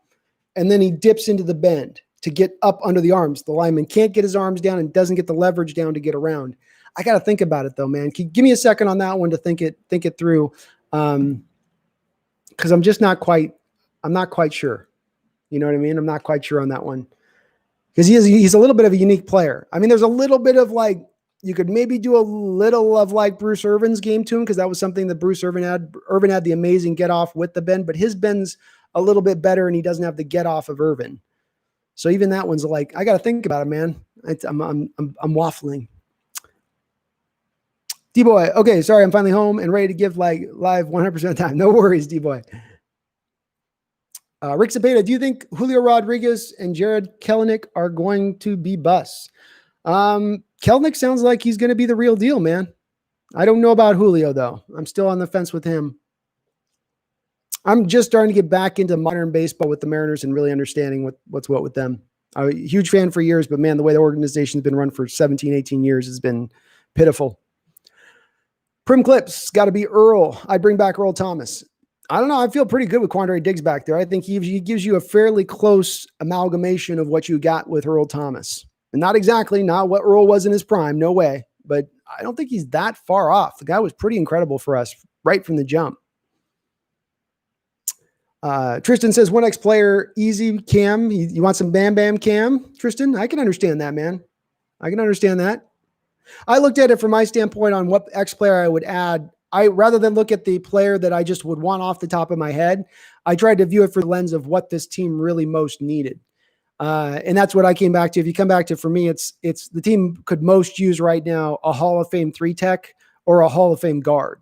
To me, those would have the best, potential utmost effect on the team. Whereas Cam would have a great effect, but is Cam going to be remarkably above and beyond what you're getting out of Bradley McDougall or what you potentially could get out of Marquise Blair? I mean, maybe.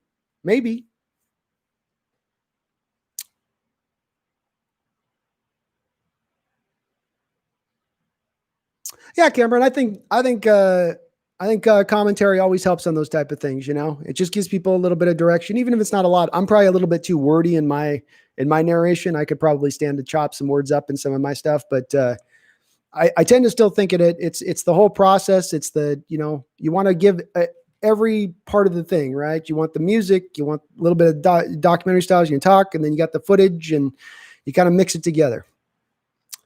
The Hawks Nest, can you please name the question that you're reading at the time? I'm trying to follow along, but I get lost sometimes. I will indeed. Y2K,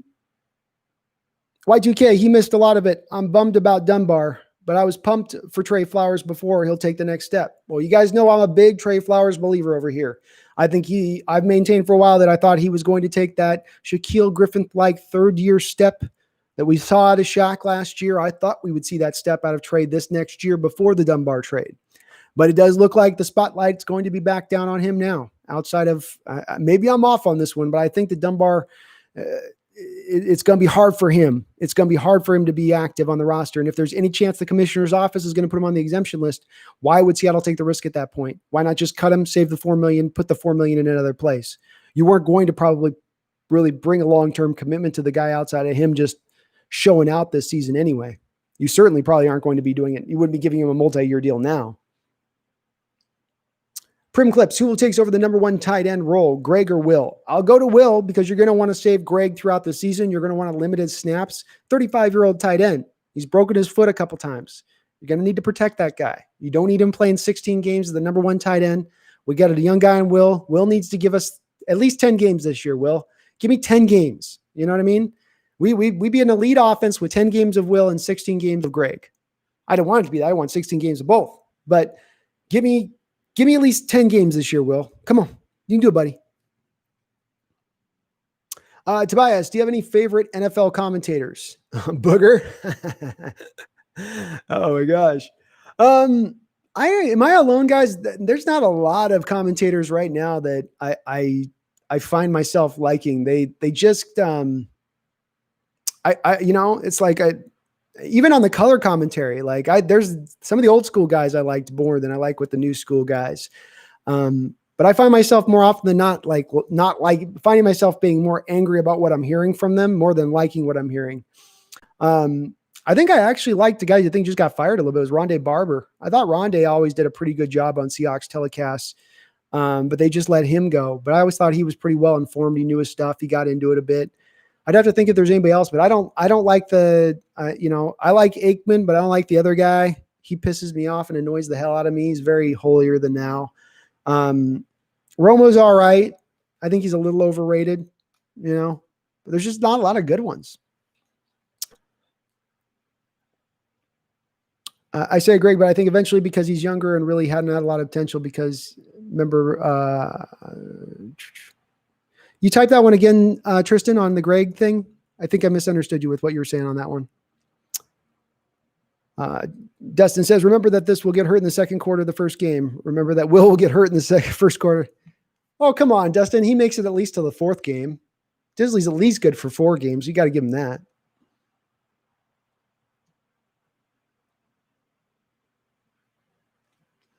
Yeah, there's always a little bit of, I feel like, Cameron, information you can give in those commentaries with them too. It's more of what they're seeing off the screen. It's the information that you might have that kind of rounds out the picture of what they're seeing. And if there's a couple of tidbits that you can kind of fire out there, I think it rounds it out a bit. Yeah, rest in peace, Booger. I don't think Booger's doing much more color commentating in the foreseeable future.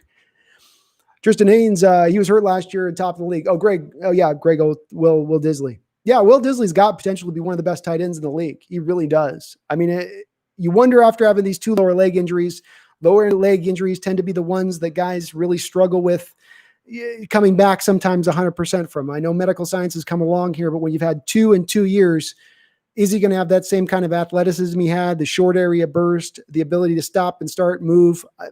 That's going to be the question. But man, when he was in there, not just as a pass catcher and his ability to catch the ball away from his body and to be kind of one of those guys that Russ can do his trust throws to when the defender's kind of hanging on him, but also as a blocker. Disley's a really, really good blocker. Talk Madden ethics. Not because he's dead. Talk Madden ethics. What do you mean by Madden ethics? Is it ethical to Madden to take the whole half of one drive? Is it really fun to do, but I feel bad? Oh, and is it ethical one drive? That is trolling, Dustin. That is griefing, actually, is what that is. D-Boy, Boom Shakalaka. Thanks, bro. I've been thinking of questions for 2 weeks. In overtime, I think of one I'll put in my notes. By pausing and picking plays at the last second. That is definitely not okay, Dustin. I'm quitting out of that game. If you could add or subtract something about Wilson, what would it be and why?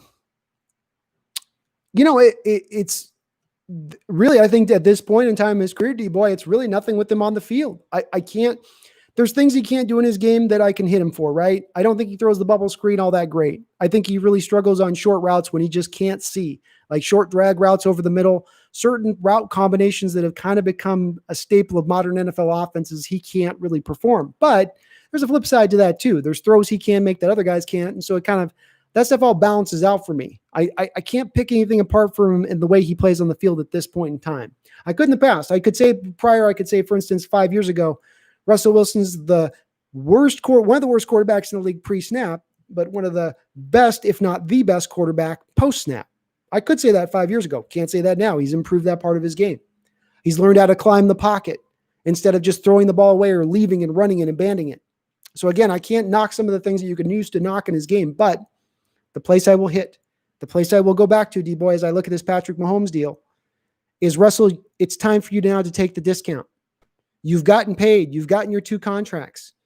You've got endorsements coming out the wazoo.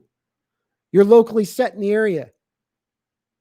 Take a little bit less money so the team can add more players. That's what I would subtract from Russell right now. For a 3-year period, take $10 million less in salary for a 3-year period. And see if your team isn't better on the field. See if you aren't closer to that Super Bowl. Your thoughts on scum kicking in Madden? Part of the game, or cheating? Part of the game. TJ, I'm waiting on the year that we ask Russ who we should draft. Yeah, isn't that amazing, TJ? The way the Chiefs have played this situation. I mean, it was a subtle thing for the Chiefs to ask Patrick Mahomes who he liked to that first pick, and then to go to Clyde Helaire. It was a subtle thing with them doing that because it's, again, putting ownership on his plate. You've got ownership in this team, in the future of this team. It takes it out of it. He's a gun for hire that needs to be paid at max rate, right? Starts to slide him into that more altruistic side of things that you'd like to see more quarterbacks operate from. I don't know why quarterbacks decided at one point or another they should be paid basically double of all the other players out there. I know they're the most important position, all that, but it's gotten way out of whack. You're still making $25 million per year. You're doing all right. You're still making more than every other position out in the NFL at that point, right? So, yeah, I do come back to that where I wish just a little bit of a discount, man. But yeah, that's the thing they never did. Hey, Russ, who should we draft? Put the ownership. But that was when I heard that the Chiefs did that with Mahomes in that first pick. I was like, yep, that's a smart organization right there.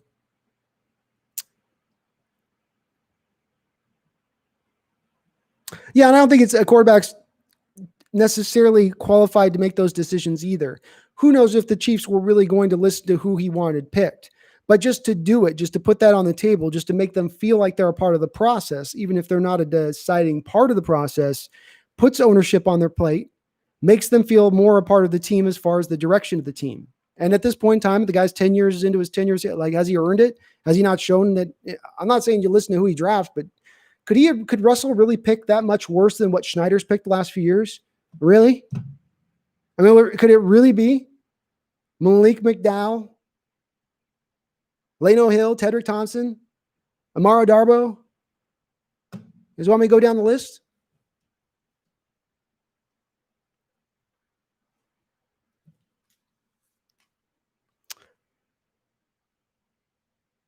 Yeah, TJ hits it on the head, Dustin. It's not to tell him who to draft. It's just to consult with him. Just say, what are your thoughts on this, Russ? What do you think? Part of the process can go a long way. And I wouldn't be surprised in the least to understand that them asking about that first round pick factored into eventually some of this stuff with Mahomes taking a little bit less money. Maybe not a big part, maybe not a huge part, but a part. Again, it's something I think smart. It was smart on them as an organization to do. Very smart.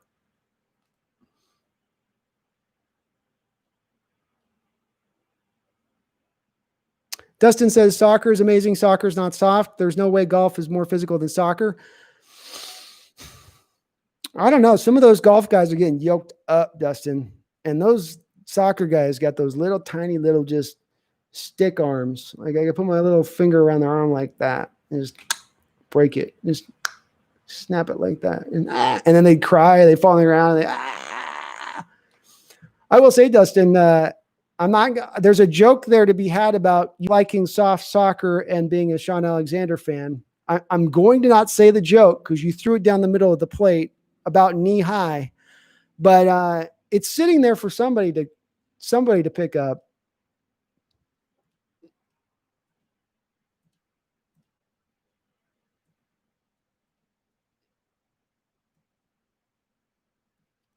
I'm like, I'm all caught up, and I hit this thing. It's like, nope. To talk about Russ calling plays, if you recall, they let him be OC during the preseason last year, seemed to love it, and called the touchdown. I do. Yeah, I remember that, Randall. Jim Kelly made 4 Super Bowls and the kid gun calling plays. Yeah, and I think this is where you always, this is again the point where I try to get to with the nuance on the let Russ cook crowd, Randall. And that's Jim Kelly is a great example for you to make, because that's what the people who think us let Russ cook crowd think. Oh, you guys want to run hurry up all the time. And because that's what the Buffalo Bills did in those early 90s, is it was like he called it the K gun offense, which is essentially they just ran hurry up all the time. All the time. And so I'm not looking to get to that point of it, but it is a history of showing there's been quarterbacks who are Hall of Fame quarterbacks who have been effective in being able to call that hurry up, even calling their own plays. You mentioned Jim Kelly. Boomer Esiason was another guy that did it back in the day. I know there's been some other ones who've done it. I am definitely in favor of giving Russell that kind of power to do that. I trust in him to make that smart decision. I really do. I'd at least like to see them try it and see it fail. Show me it failed once or twice with him doing it first before you guys toss it away. Not you guys, but the team, you know?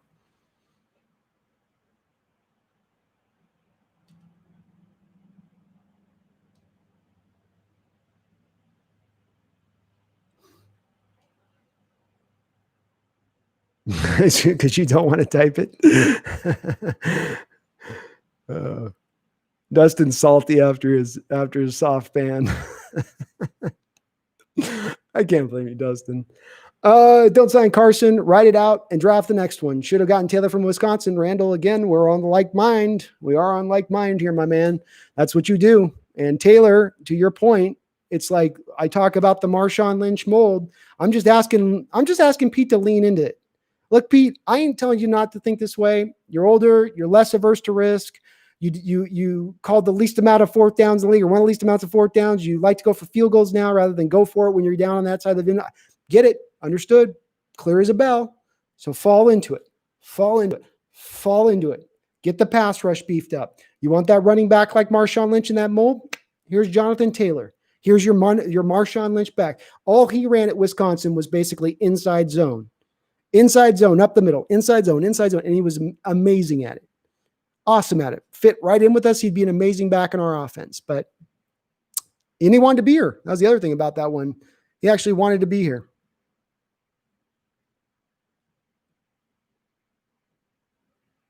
You will not be banned, Dustin. Russ and AB band, that duo. Oh, Prim, if you had Russ and AB, that would be especially again, it's Russ and AB with Lockett and Metcalf. That's the thing with it, Prim. You go to 3 wide receiver sets. This is the reason I'm really in favor of it being either AB or Gordon. We saw it with Gordon, the little bits that we got with the 49er game and the Panther game.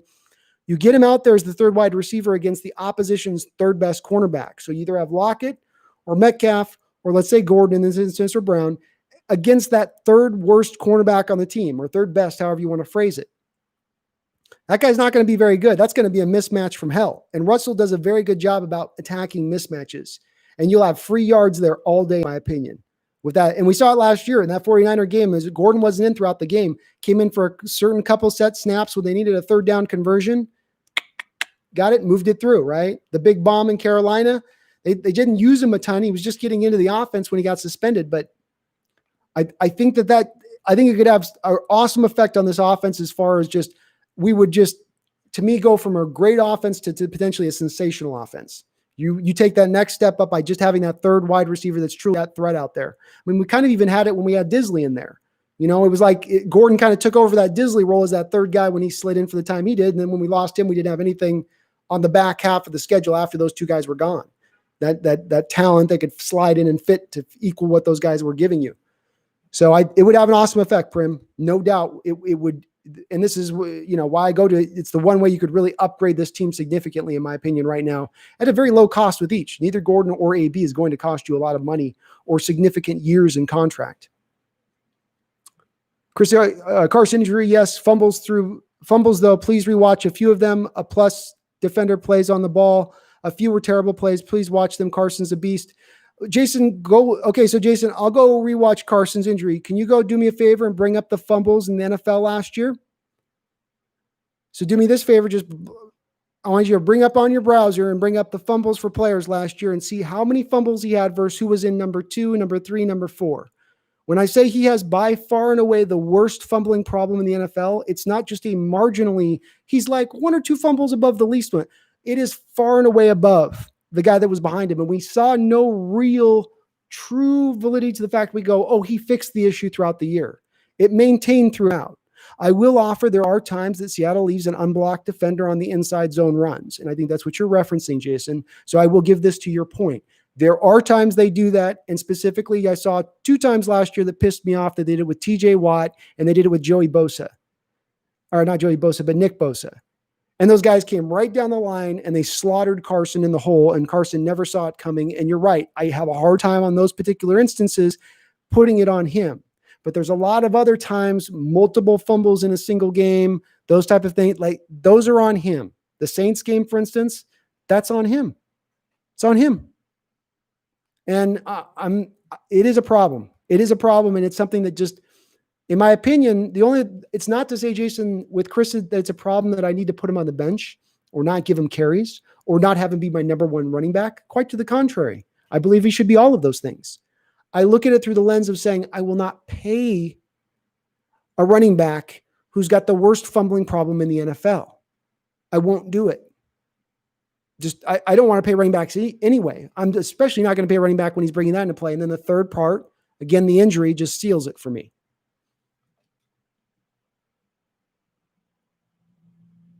When is Tyler up? I think Tyler has 2 more years on his deal. I think he's like about a $9 million hit per, something in that range.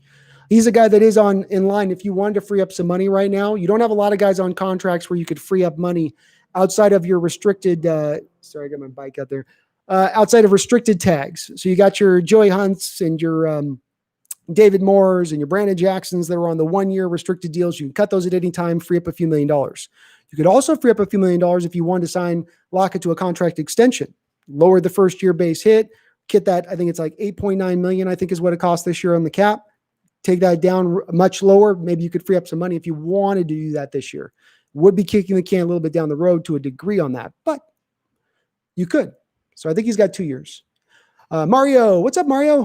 How many games do you think we'll win this season? I currently have us winning 11 games right now.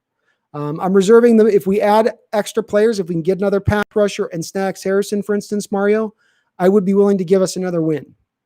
But I got us about 11 wins right now. And I probably change my mind depending on the day you ask, by the way, with that. Prim Clip says, I think that 3-headed monster in DK, AB, and Lockett puts us as the best chance to win it all. I certainly think it upgrades your offense, Prim. Hopefully you can keep AB in line, man. That would be the part of it there's the rub. Can AB keep his head on straight? Is he going to be okay with not having all of the targets that he used to be able to get back in his Pittsburgh days? Because he isn't going to get 125 targets. He'll get like 80. Is that going to be enough for him? Maybe at this point, because he's maybe a little bit humble. You'd hope. Prim Clip says, and DK is only 22. That's the best part. Very young player. I know. That's exactly right. Part of the reason why I think I see him moving up to these 3 rungs, he's into rung 2 this next year, and then he gets into his 3rd rung next year of his potential, is because he was so good out the gate. He's got that work ethic, and then he's got the insane amount of natural talent. Kind of needs all 3 of those factors to become that kind of player. And he's got that. We saw that last year. We really did hear a lot about his work ethic, which was the biggest surprise for me with DK. I know you could see his body type and go, oh, he works out, he must be, but he was the route running, the after practice, the working with Russell. Every time we see Russell in a video in the offseason somewhere in Southern California or in Key West or whatever, you got DK there throwing with him. So he seems to be into that commitment level that you need to be at to be that great, to be that player who could potentially push for the Hall of Fame. Oh, is it 12-year? I'm sorry about that, Randall. That's what I get for quoting off the top of my head. So Tyler's going to be 12 million APY due after 2021. So 2 more years, 12 million. I believe you could cut that down, Randall, you could do it an extension on it right now and cut the first year of that deal down. You could do that. There'd be still, I think, a little bit of bonus money remaining from his first year deal, but you take the base down low, and then you're only having to deal with the secondary aspect of the bonus money on the new contract. Is Lockett really a monster, though? I don't think Lockett's a monster, Dustin. I don't know if I'd say he's a monster.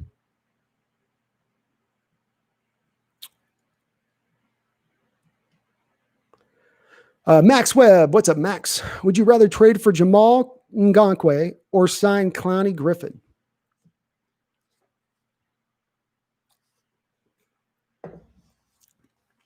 I would go with the latter, Clowney and Griffin. And my reasoning would be, Max, on a couple of reasons with this, okay? First off, cost. To get Jamal Adams and Ngankwe is going to cost you probably a first, a second, a third, and probably more on top of that. To get Clowney and Griffin in here, you just got to sign them as street free agents onto the team. As well, Ngankwe wants a multi-year deal. He doesn't want to play in the franchise. Jamal's willing in the first year to wait on the deal, but he wants a multi-year deal after the first year. Whereas with Clowney and Griffin, you get them on 1-year deals each.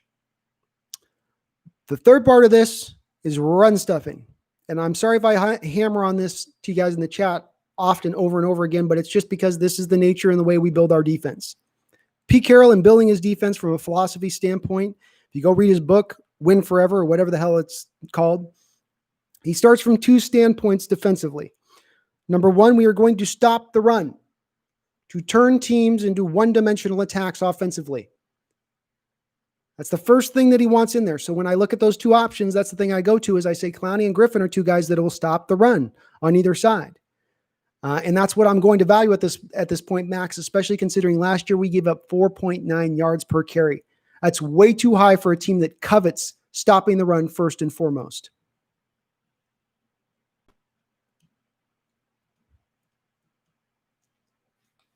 Ryan Dallas, I think Steve Largent would be amazing to see as a Seahawk to bring back. Ryan, we would be.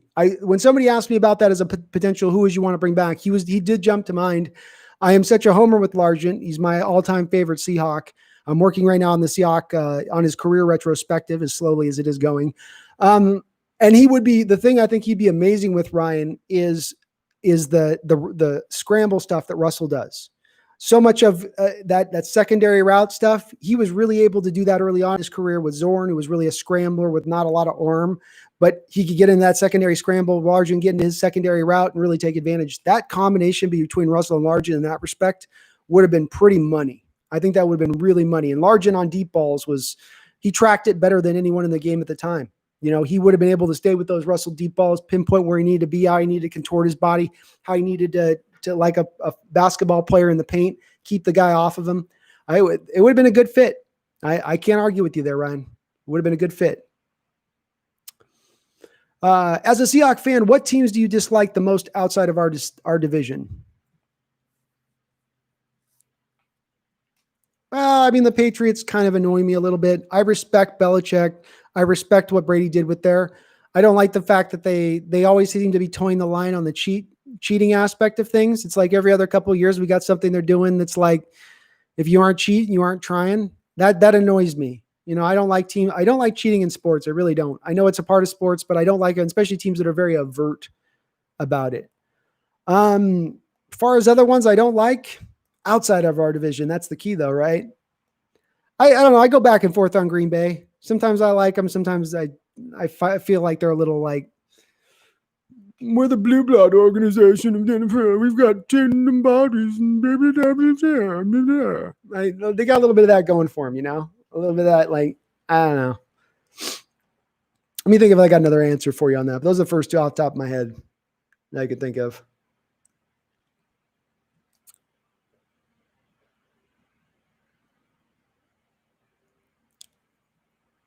Yeah, I don't like the Pats. I don't like that cheating stuff, man. Sorry. Yeah, Will, those football ghosts take Will out on that field, don't they? They just right when he steps a certain way, they're ready there just to pull the rug out from under him. It sucks, man. Non-contact injuries to be major injuries like they've been. It just He's had some brutal luck. And that's where you do wonder if maybe that they are maybe just two random occurrences, as opposed to being he's just going to be this player and never be able to get healthy, that because they were so randomized, because they were just kind of out of nowhere, that like he can get healthy over this. He can do his rehab for the last 2 years and get himself back. A guy that comes to mind like this would be Thomas Davis, the outside linebacker with the Carolina Panthers. For years early on in his career, he was having ACL tears, I think. He might have had Achilles tear. But he was able finally, as his career kind of got along, to get healthy and then end up getting, I think, to a couple Pro Bowls, or at least getting nearly to a couple Pro Bowls throughout his career. So, it's not guaranteed that he's necessarily an injury-prone guy just for 2 years. He could still kind of get it. Yeah, Dustin, I think I echo your deal. The Broncos and Raiders, I don't know if I hate them as much as it's just they're the enemy. Like I don't like 49er fans. I've got a point. I don't like them. I feel nothing for Arizona Cardinal fans because I don't know if there's enough of them to feel anything about. And the Ram fans, like, who are the Ram fans? Is it St. Louis or is it LA? I don't know. But Broncos, Raiders, that thing from that stuff still just sticks anytime we play them, it's still just, it was so nice winning the Super Bowl against the Broncos. That was so awesome. I had people for years I knew that were Broncos fans that knew me back from the 80s, and it was glorious. Prim Clips, I think Will Dissly has so much potential to be a top 5 tight end, especially with his start last season. Do you think he could be a top 5 tight end? I think he could be a top 3 tight end, Prim. I think he can push to be one of the best tight ends in the game because I don't think that there's a lot of limitations to his game. Yards per catch, his catch rate, his ability to block in the run game, and even in pass protection. I think he is upper level in all of these things. I don't think he has a true weakness outside of his injury situation. So if he can get on the field, he'll put up the numbers. He'll put out the production. That's the key for me. I really think. So I do. I've kind of maintained at times. I think he even has maybe even a potential, and I'm going on a limb here, guys. Don't kill me on this one, but I think there's times watching Dissly, I thought he could be potentially better even than Kittle is. I mean, I know Kittle's a complete tight end. I know he can do it all, but there's things to Dissly's game that I feel like he can kind of do that I think he's a mauler in the run game. I think Kittle's more of a technician.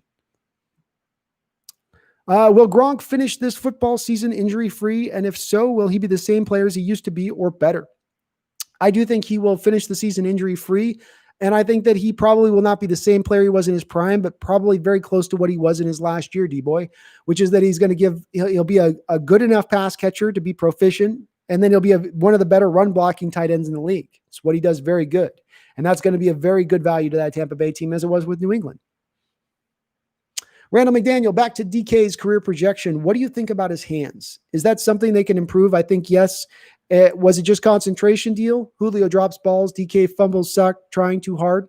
Yeah, so there's a couple things. Couple things on your post there, Randall. Let's go through them a little bit by bit. I am not in the camp of people that believe that there's a problem with his hands.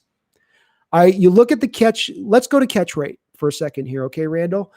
Go, and if you can, I can't just random, but if you want to bring it up on your computer, take a look at these three in 3 browsers. Bring up stats for DK Metcalf, Julio Jones, Calvin Johnson, and look at their first year and look at catch rate, because catch rate factors in drops, right? It's a factoring, and it gives you more information on top of that. That's why I like it even above drops.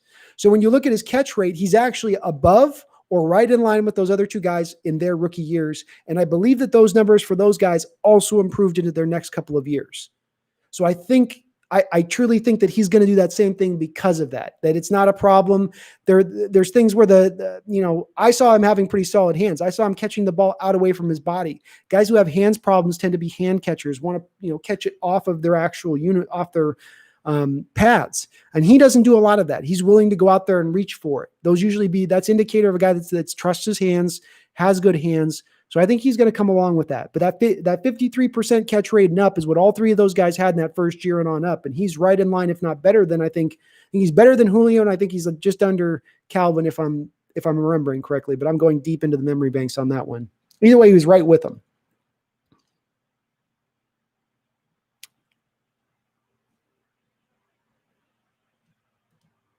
We're good, Jose. No worries, man.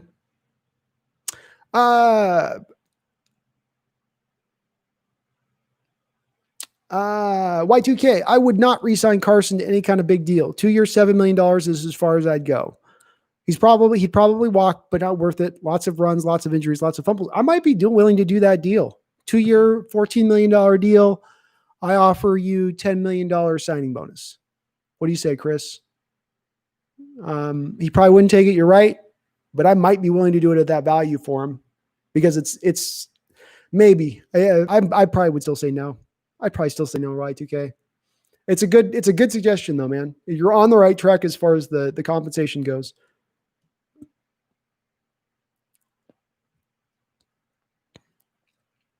Y2K says, Dustin, Madden franchise got to call the same blitz every time. Your old Bill break hunter. Yeah, the old Bill gets through on that, doesn't he, Y2K? You can't do anything with the Sam. The Sam gets hung up on the tight end most of the time, or the tight end chips him coming through. But you can just bust through your will anytime you want. Randall McDaniel, Pat McAfee needs to be in a booth. Knows the game. He's funny and good off the cuff. I'm with you there, man. I think that'd be a great hire on their part, outside the box. I think they just have to go with something that's not safe and sound. They've got to be willing to think a little bit outside of it. I think that's when they're at their best. You go to the heyday of Monday Night Football, for instance, and it was right? Like that guy was more of a boxing announcer and everything else, and he would do football too. But I don't mind them going outside the box on it. It'd be better than what they've done with some of the just kind of boring, like yawn, not a lot to it kind of hires, When I run out of bounds on the kickoff at the 4-yard line and then chew the clock and take the whole half on the drive because they can't stop my drag routes. Dustin, you're brutal to play against on Madden, man. Oh my God. Oh my goodness. The Hawks Nest, I know a lot of Cowgirls fans and they either hate Tony Romo or love him. How do you feel a lot of him was underrated or overrated? Tony Romo was a good quarterback, but probably overrated. He was surrounded with a lot of talent throughout his career. I think sometimes the defense let him down a little bit, but he had his chances. He had his bites at the pie, and he never really got anywhere. He was never able to really make any hay in the playoffs. And I think right now Dak Prescott has as many playoff wins, or if more playoff wins right now than Tony Romo does.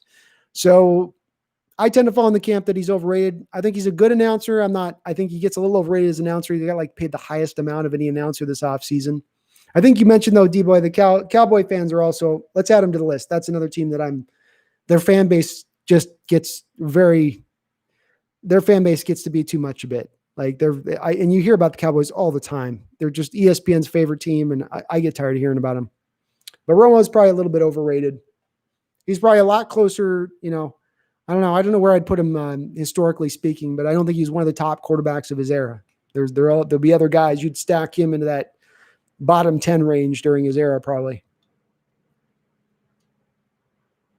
Oh, Randall, thanks, man. I appreciate that.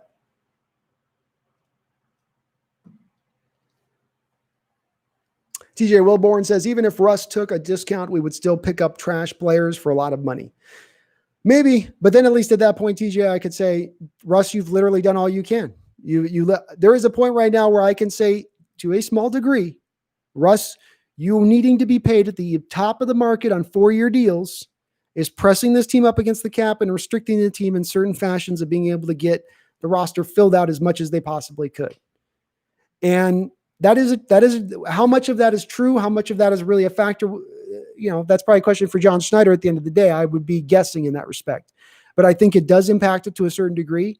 And if Russell took that off the table, understanding that he's already been paid multiple years of $20-30 million in bonus money through the wazoo, why not now? This is about the point in time Brady started to take a discount into that $17 million per year for a few year period. Why not do the same? It would help you out from a standpoint. It would make you look awesome from the marketing standpoint and your Q rating. It would make Seattle look worse if they failed you at that point. It would look horrible. It'd be nothing but a win-win for you, I think, all the way around. And if you eventually were trying to push your way to get out of town because they're not backing you up, it just adds more ammunition to your gun. Rewatch the Malik McDowell fight with the cops at a gas station. Still cracks me up. Yeah. The poor cop too. I think he looked about 5'8", 5'9", and you just know the guy's just like, oh man, this guy Malik was a solid 6'5", 6'6", right? I mean, he was legit. He's a big boy, What do you do? Just one cop.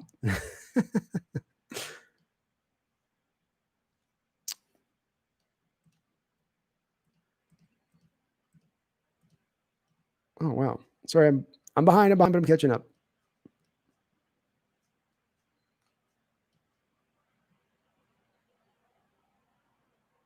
Holy crap. I got behind it ways, didn't I?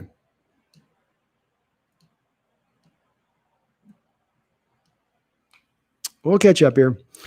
Do you think Russ won't take less because he doesn't trust how they'll spend the money? No, Randall, I think that he has a baseball agent. And the baseball agent, coming from the baseball background, is that you get every last dollar you can for your client. Baseball, the players move all around the league, all over the place. Why? Because the agents push every player to get absolutely every last dollar, dead, red, nickel, dime, cent that you can buy, that you can get a team to pay you. Move on if you need to move on to get it. And that Russell Wilson is his only player that he represents in the NFL, Randall. So he's trying to show off. The agent is a little bit to the degree he's coming from his baseball backgrounds to maximize what he gets Russell as far as a contract. And then the other fact is that I'm sure he's trying to also get other clients. How would you get other clients? By showing them that you bring in the maximum amount of dollars for your client. I am trolling soccer a little bit. D-Boy, do you think it's best for a player to spend his whole career on one team, or is it best to treat the NFL as a regular job and get the most money you can? I think in other sports, D-Boy, I would probably say that it's best to try to stay with one team your whole career because salaries are guaranteed in the NBA, guaranteed in baseball, not guaranteed in football. The average player, I think, goes, 3 years or something in the league. No, you've got to get every last dollar you can get. I will put an exception to that being quarterbacks that have made $300 million over the course of their career, then asking for another top of the line contract at the next negotiation. Those guys probably shouldn't be pushing to move on to another NFL team so they can maximize their value versus staying with the team. Because it just historically, if you stay with one team, you're just measured, I think, a little bit higher as a quarterback to a degree. I think it does tinge things a little bit when you move on to another team. It does lower your status a little bit as far as how you're looked at historically speaking. Tobias says, should we get into the discussion whether or not it's okay to tell fans at the clink to get loud during games? Oh, we're not going there again. That's been settled.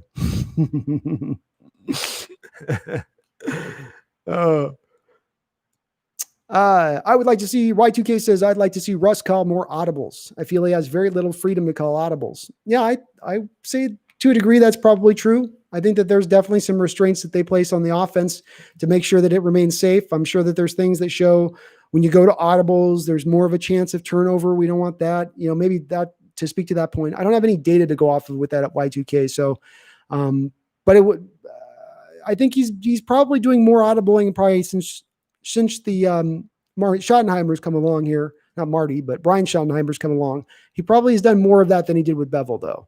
I don't think he did any of that with Bevel.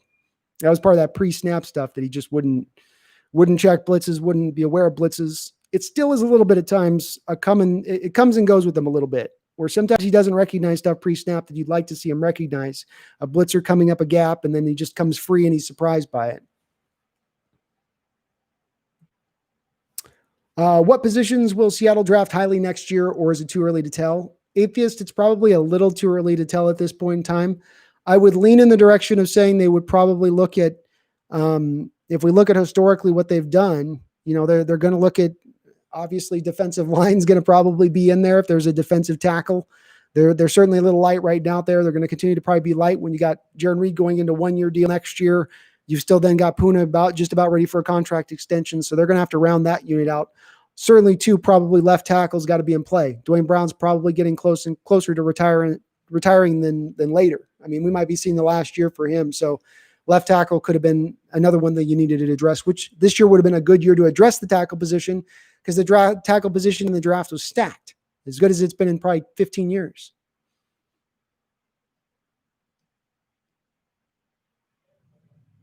I know I'll never catch up the chat. I'm trying though, D-Boy. I'm trying, man.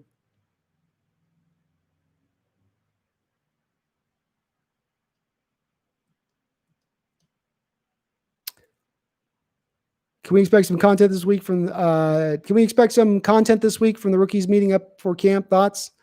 Are you, Tobias, do you mean like do a Hawks Nest episode? I'm studying right now, and I've just as kind of a program, you guys, this move to Hawaii is like incredibly difficult. I've got to do so many things to get myself prepared, from shipping my car to getting my cats vaccinated and getting FOB and antibodies test and then selling off half my stuff so that I can pare everything down. It's going to be a bit of a process. So bear with me on the content here over the next month because it's going to be a thing. Randall, I think so too. Every time I've watched us run up tempo with Russell, it seems to be very good for us. I think it just goes against Pete Carroll. So he hates doing it because what it does is it adds more plays to a game. And Carroll's so much about shrinking a game down. And that's part of being conservative even early in the game rather than being conservative at different times is that he's literally like sometimes just trying to drain that clock to minimize the amount of possessions that you have on the football field. I truly believe that. So going up tempo is going to do the opposite, the inverse of that. And I think it does go a little bit against Carroll's nature, but it's something they should do. AB, Lockett, and Metcalf, Russ, 5,000 yards, 40 touchdowns. That's if we throw it. I agree, man.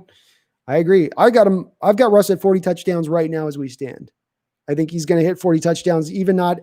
I think we're adding Gordon too. So I'm anticipating a Gordon Brown to the mix, but I think 40 touchdowns, 5,000 yards will be harder because we probably aren't going to throw it enough to get to 5,000 yards, but 40 touchdowns, 4,500 yards. Yeah. Daniel Harp. What's up, Daniel? Gosh, I miss the LOB, especially Bam Bam. I do too, man. We had a special thing there and it just didn't seem like we didn't get to see the full story play out, did we? You know, the Ravens got to see Ray Lewis come in and he wins the Super Bowl for them early and he plays throughout his career, does good. Team gets good, gets bad. Then right at the end, they get good again for him to win a Super Bowl out the gate. And they're sort of like it gave you a nice bookend to that career, so to speak. And you would have liked to have seen something with the LOB similarly, where at least we had more of the story than they went to the Super Bowls and then it just kind of disintegrated. But they were special. They're a special unit. They'll be remembered as a special unit throughout NFL history.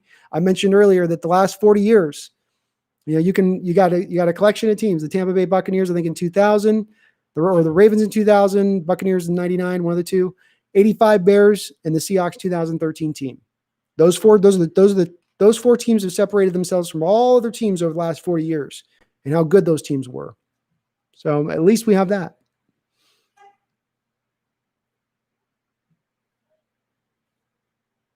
Dustin was the first one. Dustin will wear it like a badge of honor. I'm sure we will never hear the end of it.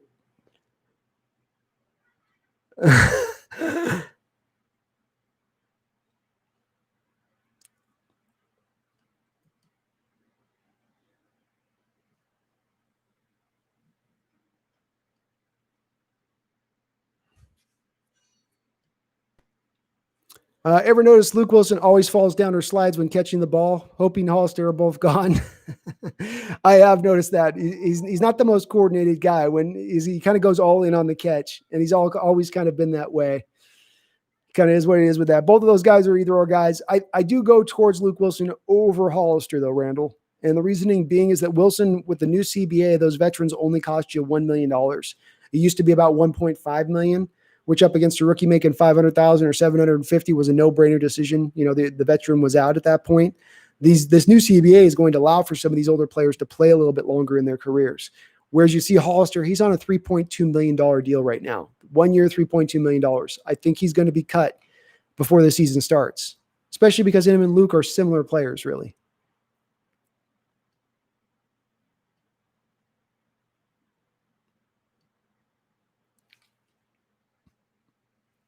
Cameron Hughes says, I started making YouTube videos in March because school got canceled. So do you have any like editing tips or stuff? I would say do this, Cameron, start slow and steady as far as I'm not a tutorial guy. Like I do the Adobe Pro Premiere and I do the little tutorials. Go onto YouTube and do the little 5-6 minute tutorials on to do a certain step, how to do this, how to do that. And then just start stacking the things up as you learn it. You know, because you'll just start picking it up then, and then you're applying them as you need them to your video right on the fly, you know, as opposed to learning stuff that you got to remember to eventually apply it when it comes to be pertinent. The other thing is if you can learn After Effects, that's the next level. That's where I'm at right now, Cameron, is I'm trying to learn After Effects, and that's the big dog. That's the one where I can go next level on some of my video edits. It's industry standard stuff. Movies use After Effects. So if I can get good with it, which is what I'm trying to do right now, it's a learning curve, but if you get good with it, that's the stuff that would take your videos above and beyond, because you can do literally anything with After Effects. Randall McDaniel, Carson's fumbling is a huge problem. A fumbler is a fumbler. It is what it is, right, Randall? I and this guy don't lie.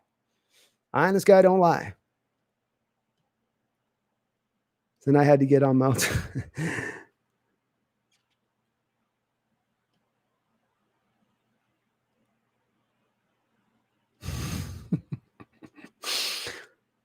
I read the way for like 5 months ago.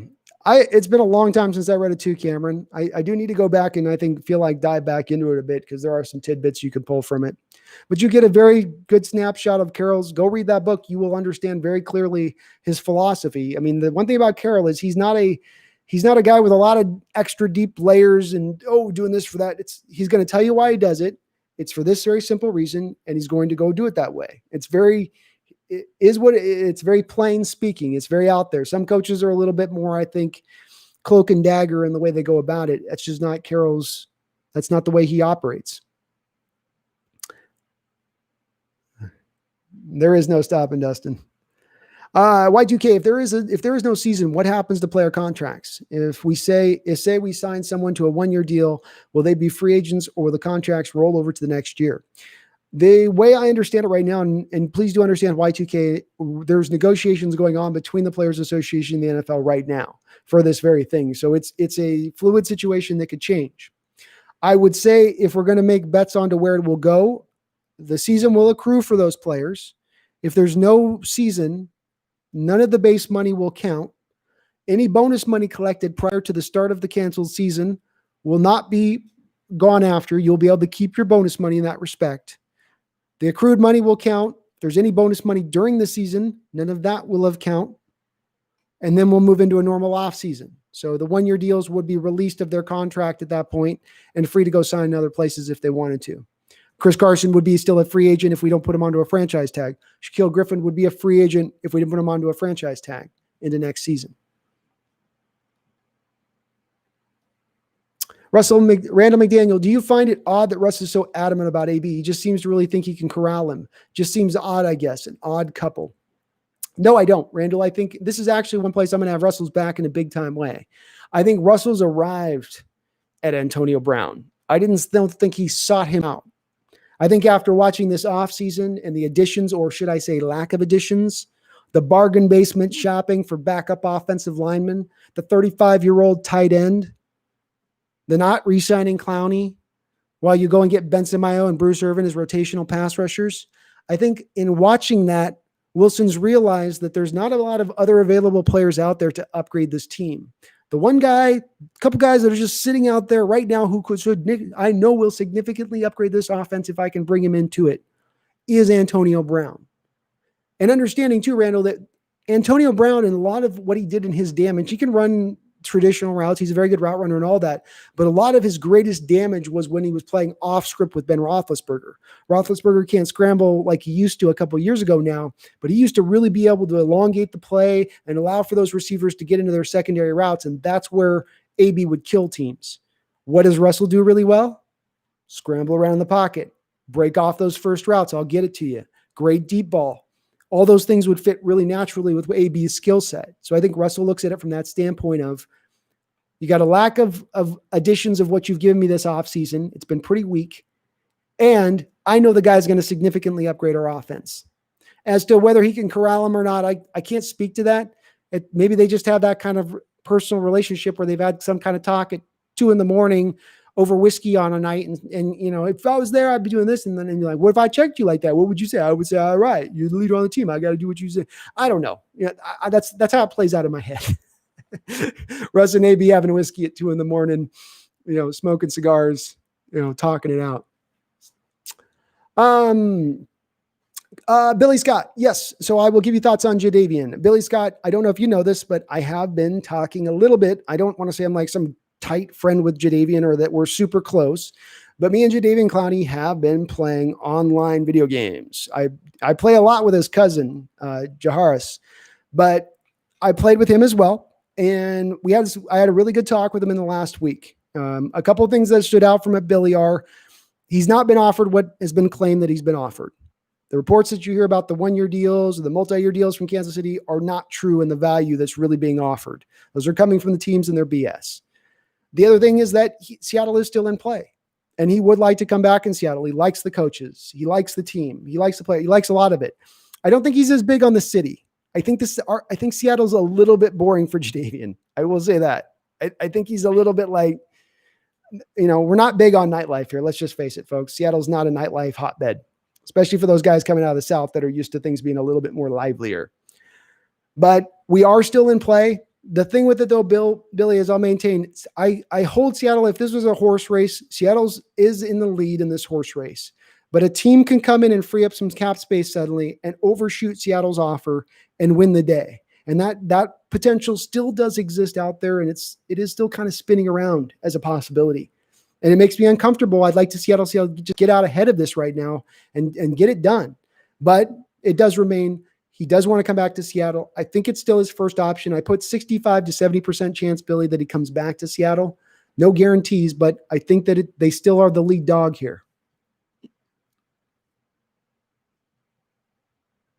Cameron Hughes, I can't stand Green Bay. Yeah, the Green Bay thing, I like I said, Cameron, I go back and forth with him. I do sometimes go to the can't stand him side of things a lot, though, where I just go, Pack, go. I remember being in a bar before the Fail Mary game. I went and watched that game and just trying to have a beer and talk, and just every 5 seconds, the Packer fans, go, Pack, go. Go, Pack, go. Shut up. Billy Scott, you're trying to get him, aren't you, a Titans fan? Oh, Billy Scott's in. I just saw the Titans insignia on Billy Scott. Well, Billy, look, the thing that'll help you out, Billy, is the fact that you guys got Chris Henry signed to the deal, right? Getting Henry signed and off the franchise tag lowers your salary cap amount that you have to pay Henry this year, and does theoretically free you guys up to increase your offer to Jadeveon off of what it's been prior. So you guys are certainly, if there's a number 2 team, Billy, that's sitting in the pole position behind Seattle, they're it.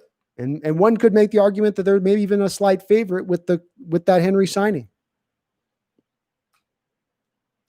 Randall McDaniel was saying Tyler's going to be a 12-year. Okay, I'm sorry I misunderstood you, Randall. I was right then. Yeah, he's about 9.5. Yeah. And you go to 12, even if he's at a 12-year because you can lower that first year's deal, you could get some cap relief this year. You'd pay a little bit more down the line on it at that point to get with that 12-year APY. But you could still do it at that point if you wanted some salary cap relief this season. ESPN said that the Seahawks have the 9th best wide receiver duo, DK and Tyler. Do you feel that's true? Why and why not? Yeah, I would feel that that's way because I don't think that there's a lot behind DK and Tyler. I don't trust the talent behind them. I'm not a big backer on Dorsett. David Moore is a guy that had that one flash for 6 or 7 games, and then since then it's been hot and cold all day. So there's not a lot behind them, as far as wide receivers go. They're a good duo. DK needs to take the next step, and Tyler needs to push past the threshold of 1,000 yards to get past being very good players to great players, which they're not quite at yet. I think DK will get there. I think Tyler is what he is, but I think it seems appropriate to me. 9th seems about right.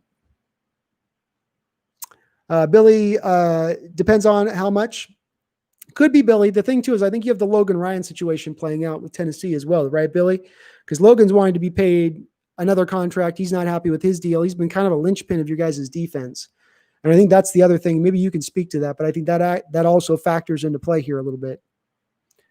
Y2K, I like Green Bay just because they own by the fans or whatever. I do dig that part of it, Y2K. That part is really cool. I mean, that is a cool... The fans owning it is, yeah.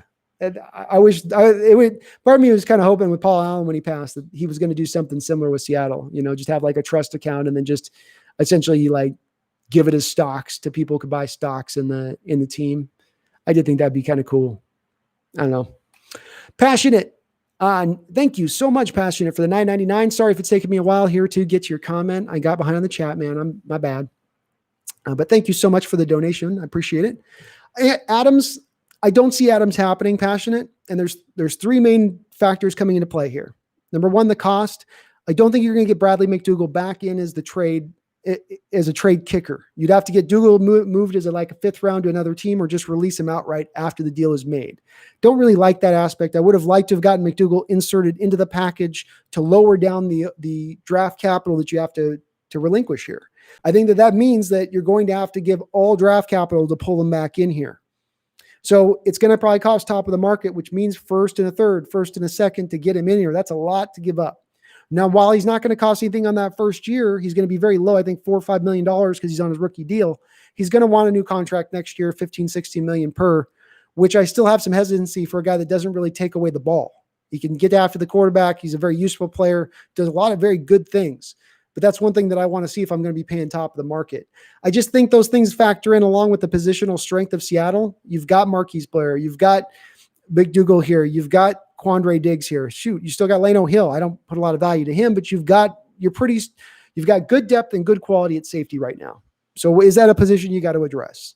I just don't think so, especially if you're going to have to give up maximum draft capital. If you could have gotten Adams on a discount, like one first round pick gets it done rather than a first round plus, maybe.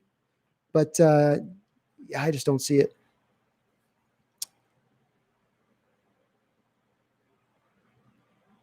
Honestly, we have 20 million. You would try 34 or 2 million. That might get it done, Billy. If the Titans can bring that up to Jadeveon, that might get it done.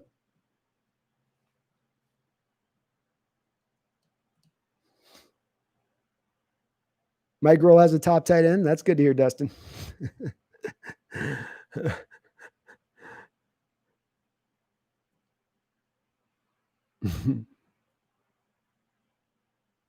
Dustin is Billy Scott as well. I'm super excited about Disley too, Prim. I feel like his luck's going to finally kind of break this year, and he actually get a chance to get out there and roll. The Hawks Nest just subbed to your channel. Keep up the great work. Thanks, Billy. Hey, I appreciate it, man. You got a great team over there with the Tennessee. I liked a lot of the moves they've made this offseason, and I think they're going to be in a good position.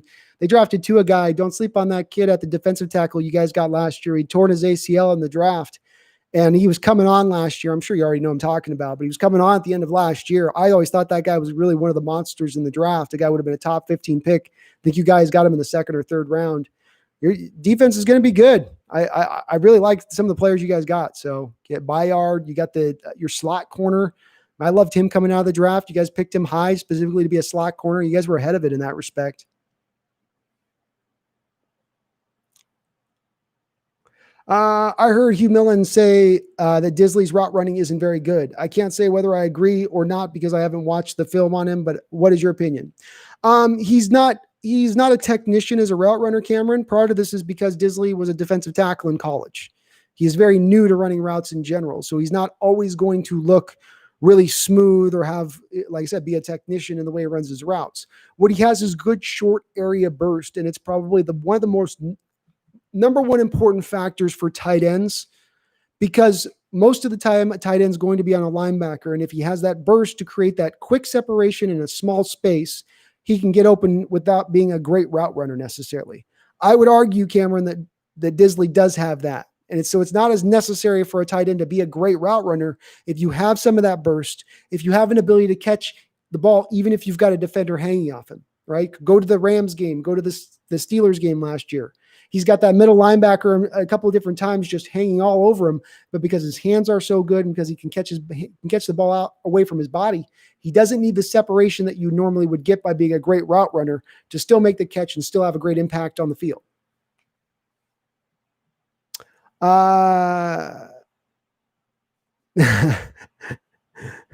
Billy, Dustin likes to stir the shit in here, so don't give Dustin too much mind. He likes to mix it up. Frank Gore has 3 or 4 knee injuries in college. He went to school with OL third leg Greg.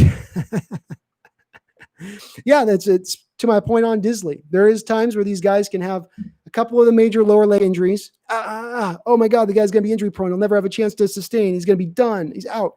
And then they just get through it. They figure out how to train themselves properly. They get the rehabilitation right and just perfect.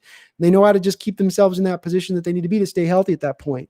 So yeah, that's a great example as well there, Randall. Great example with Frank Gore. When he came out, everyone was like, this guy's not going to make it past 3 years in this league. His knees are done. It's bone on bone, no cartilage, all that type of stuff.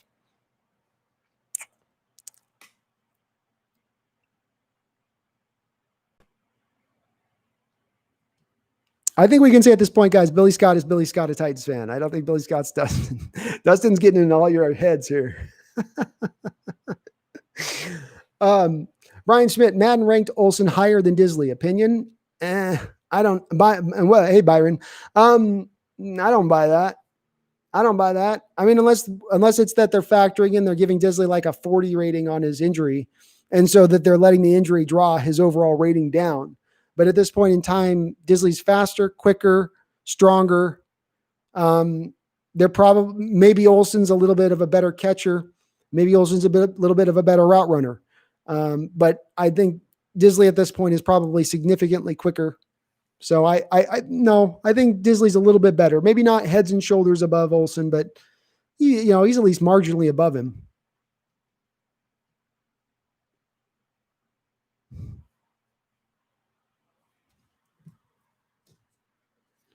Oh yes, please do like the stream if you haven't. Let's get those likes up. Please do. It helps the channel grow significantly.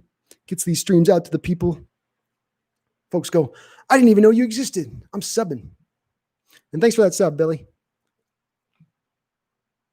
Chris Crane says, who is your early preseason Super Bowl pick? Well, it's hard not to grow with the Chiefs. I know it's not sexy, Chris. Welcome on in the chat. I know it's not sexy. But, I mean, look at what they've done. Where have they failed at? Where have they gotten worse at? I just look at their team, and it's their offensive line still held together well with good players, upper level. They added Clyde Hilaire out of LSU, who is going to be a very effective player for them at the running back. That's upgraded their running back position, in my opinion. A multi-level back, by the way. He can do it all. You didn't even lose Sammy Watkins, who everyone thought they were going to lose. They renegotiated with him and got him back in there. Tyreek Hill's still there. Kelsey's still there. Frank Clark's still there. Chris Jones still there. Honey Badger still there. I don't see them taking a step back. I think they are a Super Bowl. They're a Super Bowl pick for me. And I do still hold on to the fact, people don't like Tampa Bay, but I do think Tampa Bay is going to be a tough team. I think they're going to be a very good team. Those would be my two teams, I think, right now that are kind of my front runners. I know nobody likes Tampa Bay, but I'm intrigued by their front seven more so than the Tom Brady.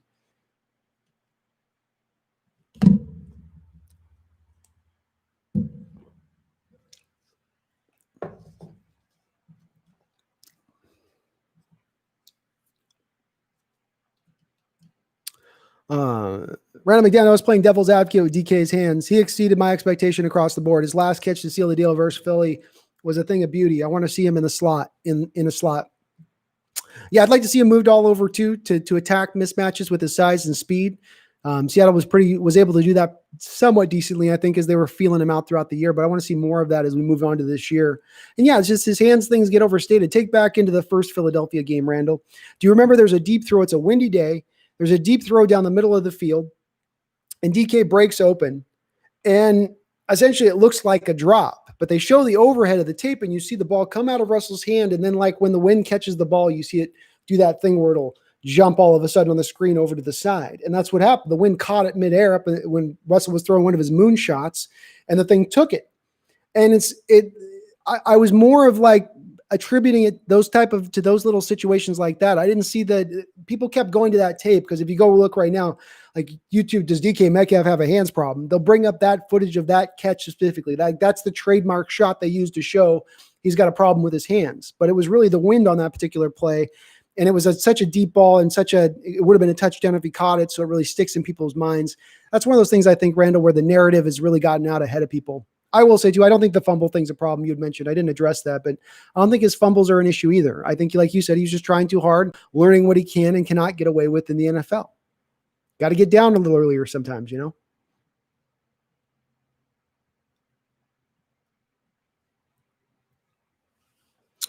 Let's see. Cowgirls, not cowboys. Well, you got to feel like somebody was asking, oh man, I keep getting behind on my stupid chat. Oh, Dustin's moving into.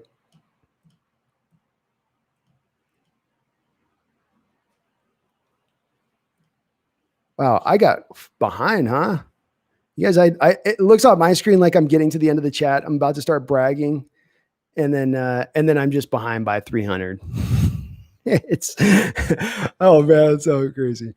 Yeah, I don't know. Somebody asked Billy Scott about how if they got a chance against the Ravens, I don't know how you don't think that they don't have a great chance against the Ravens. Now I will say Ravens adding Calais Campbell, that's going to make it hard because they need to run the ball, and that's one thing he does well is he'll shut down that run almost all on his own at times. But he's getting old. He is getting up there, and that was really their big significant addition was him and Derek Wolfe. But I mean, they put it on him last year, man. And that defense is still going to be a problem for Lamar Jackson because there's not a lot of weak links on that Tennessee defense, especially, God forbid, they actually had Clowney. Do you think that the Griffin twins will finish their football careers together on the same team? No, probably not. Probably not. Whatever's clever. What's up, man? How many announcers today are better than Romo? Probably only a couple, but it's not as much because Romo's so great. Whatever's clever. It's as much because there's a lack of talent, I think, amongst the announcers right now. It seems like a little bit of a dying art, or maybe just this generation that's currently in there just isn't all that good. So I don't know. I had mentioned earlier I had liked Rondé Barber when he was doing the Seahawks telecast. I think he just got cut though or let go. I don't have a lot of guys right now that I can go to in my mind that I really love. I a lot of times will watch the game with the sound off, to be honest with you, because they just annoy the hell out of me.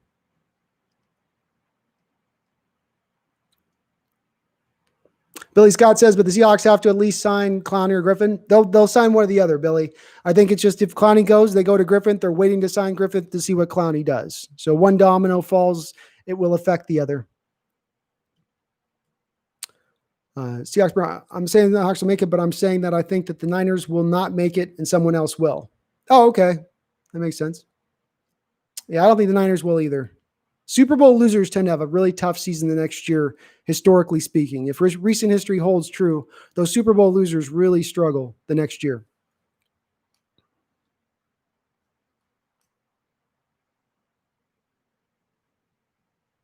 D-Boy, is there a job with the Seahawks that you could start tomorrow and make a difference for the better? I don't know. I'm trying to recruit Jadeveon Clowney, man. I'm trying to do my part with that. Wherever I can have an effect, I will try to have an effect. I told you, Davian, on the thing, I said, man, our season's going to come down to you coming, bro. I said, please, you coming is the difference between us pushing for a Super Bowl title and not pushing for a Super Bowl title this year. And so I'm trying on that respect. If they wanted to offer me a job, I'd take it. I'd scout film for them if they want me to scout film. I'd do whatever my team asked of me, man.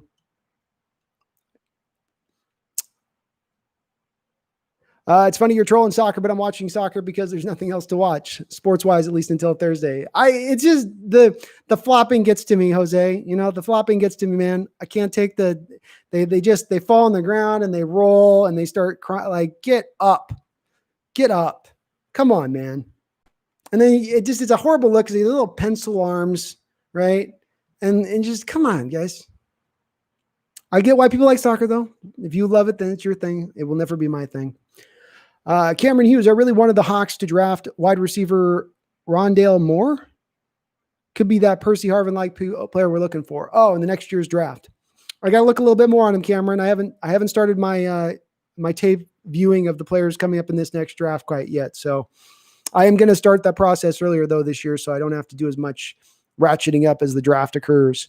But I'll look at Rondale Moore. I'll add him into my viewing list. I knew you were going to say something about my question. Read it again. You will understand. Is there a job with the Seahawks on and off the field that you can start tomorrow? Yeah, I think I got that there, D-Boy. If I missed that, just type it again. I finally got my plane ticket. Like, oh my God, plane ticket for what?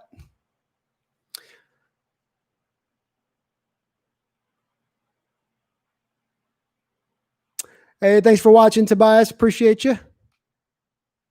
You have a good night there in Denmark. Fürstenbernen. Yeah, the move to Hawaii is 100% looks like it's going to happen. Certainly there's a chance something can upset it, but I'd put it about a 97% chance here. So it's going to be interesting, man. It's going to be interesting.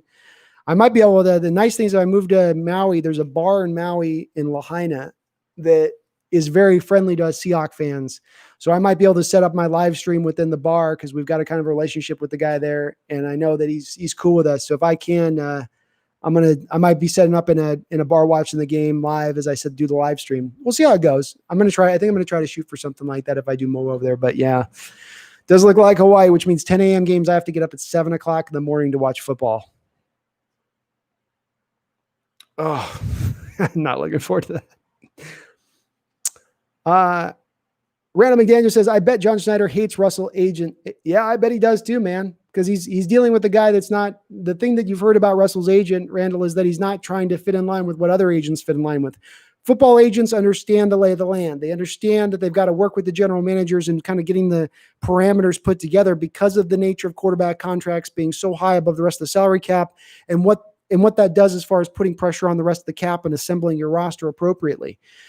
What I've heard with Russell's agent is that he's just not very sympathetic to that. It comes down to a brass tacks of my client getting in the money, all the money, every last red cent that he can. I don't hate him for that. It's what he's supposed to do. It's his duty as his agent, but it doesn't help our team necessarily at the same time. That's it. You're right, Dustin. $2,002.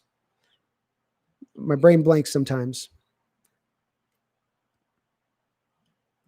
Are we getting Ravens fan? We can let the Ravens fan hit. I don't mind. I want to talk with Ravens fan today, man. I want to engage with them. I don't want to fight with them. I want to engage.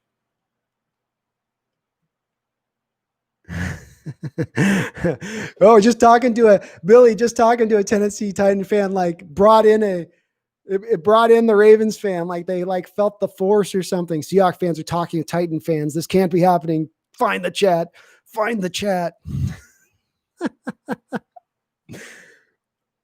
Randall McDaniel, do you think NFL GMs practice negotiating sales pitches? Are Pete and John's role playing in the office? It's definitely an art, and not everyone can do it. I'm in sales, so I might be biased.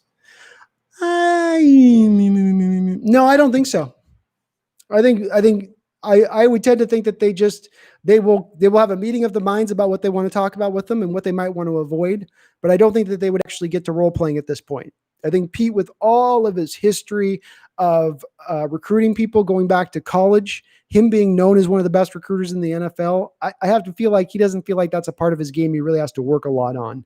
I can't say the same thing necessarily for John 100%, but I just would fall back to the thing. I think that they maybe have a shale spiel, but I don't think it's as much as role playing. I'm getting caught on the role playing Randall aspect of it. You know, they talk prior to it, but I don't think they go to that. It's just hard for me to see Pete like, all right, you're Jadeveon, John. You're Jadeveon. Okay. I'm me. I'm Pete. We don't have to delete the Chiefs fans, guys. We can bring the Chiefs fan, let them talk. I don't mind. I'm going to engage with them today, so we don't have to delete.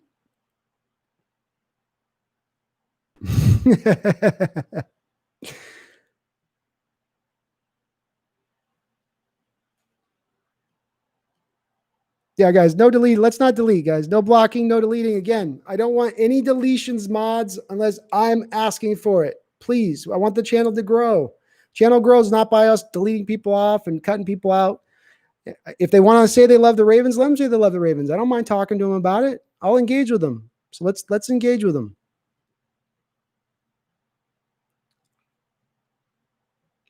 Hold the hell up. Give Mahomes the Seahawks offense and see how good he is.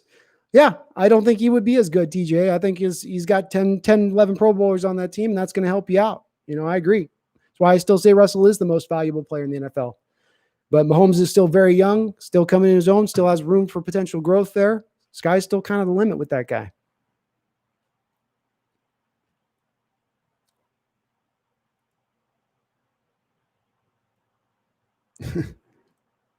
All right, so I would just leave our chat got spammed. Good job, by guys. You guys did it right. I didn't realize they spammed the chat this much. We got them cleared out. Don't worry, guys. I'm getting down the chat through the stuff. I'm reading it. So our mods did their job. Well done, TJ. Good job. Well done, everybody. That's just what we want to do. If they come in and spam, that's not going to be okay. So I don't want crazy spam like that. You guys did the right thing. Do you listen to any of the national sports shows? Can't tell. Last time I watched ESPN, I think Clay Travis is the best out there right now. Dan Patrick and Pat McAfee is the best. I like the guys you mentioned there, Randall. I do listen to a lot of stuff. I probably lean a little more to the Fox stuff nationally a little bit if I'm just listening for something in the background that's just kind of listening in to hear. But I certainly think that the ESPN's become kind of useless in a lot of respects. The talk with them is just it doesn't get into any of the sports talk, and they stick on like one topic and can't get off of it for days and weeks at a time. And it doesn't do their product any better. So I can't do much of the ESPN either anymore. Joe, what's up, Joe Clement? What does Wilson turning into Arod mean? Thank you, Joe, for asking that. I hope you're still in the chat. Sorry if I'm behind on your question.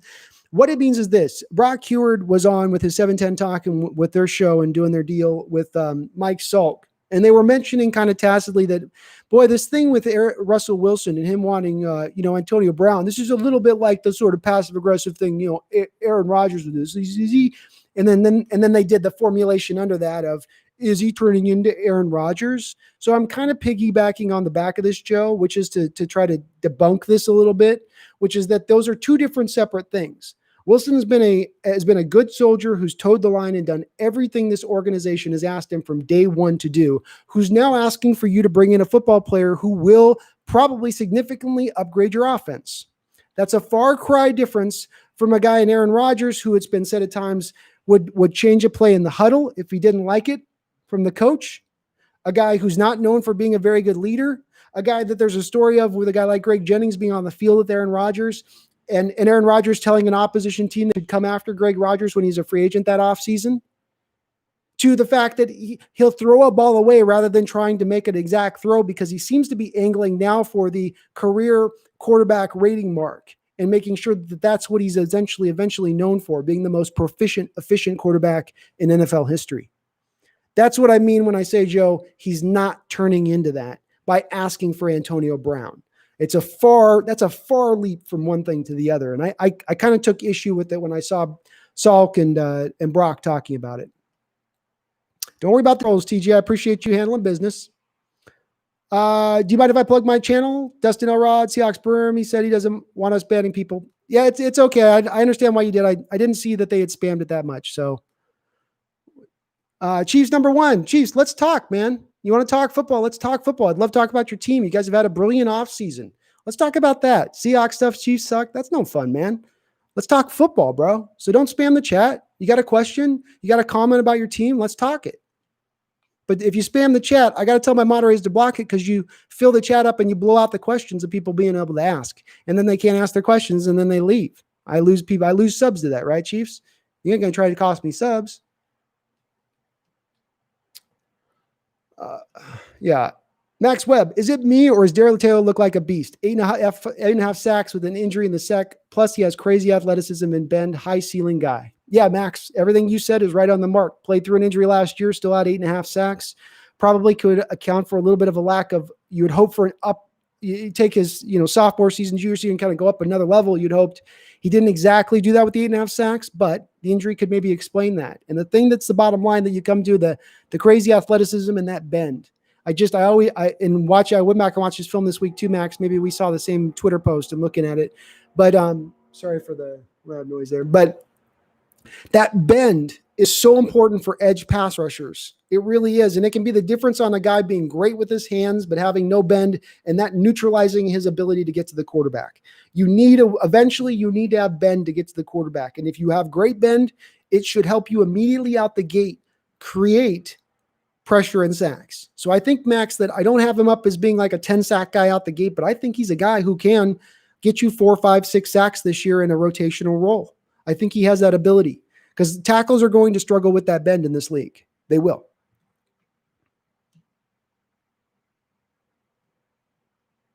Yeah, Dustin, I was telling him not to block because they blocked you last time, Dustin. So I put the gamut down on him, Dustin, to tell him not to block because you were filling the chat up and you got kicked out of the chat.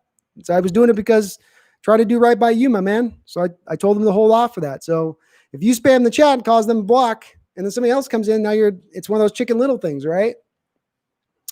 My two favorite picks definitely are D's from the draft. Is it me or do both of these guys seem like they're more athletic and have more potential than Collier? They absolutely have more potential than Collier. Collier in college won with power specifically. He really was not that great with his hands. He wants to take the tackle and walk him into the backfield. That's his move. It's part of the reason why Seattle feels like they can kick him into the defensive tackle on passing downs. But what I see with both Alton Robinson and with Darrell Taylor, the one thing that's jumped out to me with both of the two of the guys, Alton's got he's a little bit more of a technician than Darrell Taylor is. He doesn't have some of the physical gifts that Darrell Taylor does. The thing that they both do that's very interesting, though, is that they both win quick and early. Something I've talked about with the pass rush and beefing the pass rush this offseason has been that in beefing it up, what you're going to do is overcome the simplistic nature of your scheme on the back end by creating pressure, speeding up the clock of the quarterbacks. Well, what type of players best do that? Players who win early and quick. So those guys with those high pass rush win rates. And when you look at Alton Robinson and Darrell Taylor, both of those guys were above 15% in their pass rush win rate, which would be phenomenal in the NFL. They're not going to be that high in the NFL, but it gives you an indicator of why they are valuable to this team and why maybe the team looked to pick them. So Max, you're right on the mark there with these two guys. I'm not sure Alton Robinson quite yet. I'm not completely sold on him as far as is he going to have enough athletically to get it done. But from a standpoint of understanding the position, understanding how to rush the passer, having a plethora of moves, Robinson's got that. Max Webb, do you have any idea what Seahawks were thinking when they picked LJ Collier? Yes, I do. Number one, Pete wants to stop the run first, right, Max? That's the number one thing Pete does. So he saw an LJ Collier, a guy on a bottom end level who was going to be very good at stopping the run.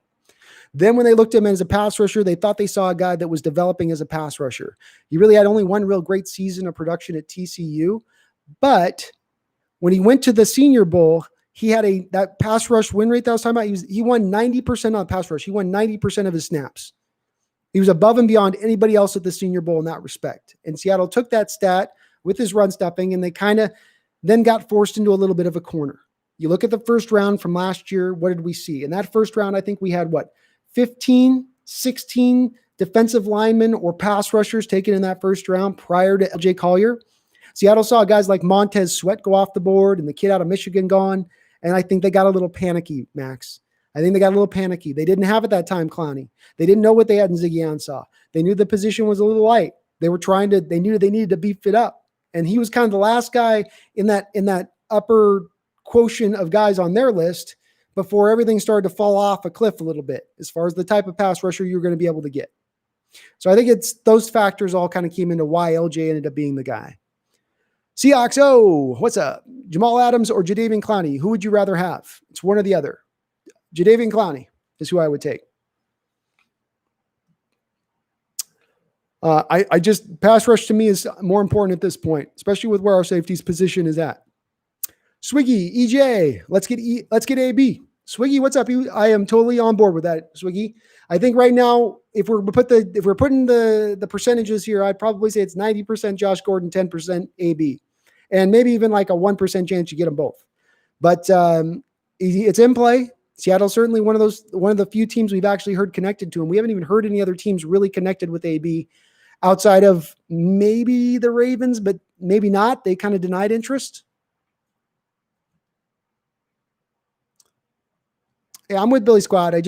Jamal Adams is best in a 3-4 attacking defense, a defense that's going to put him in a position to blitz a lot, right? 6.5 sacks last year would have led our team. The problem is that our scheme doesn't build within it our safeties to blitz. So we're not really utilizing the best thing that he does at that point, are we? By bringing him in.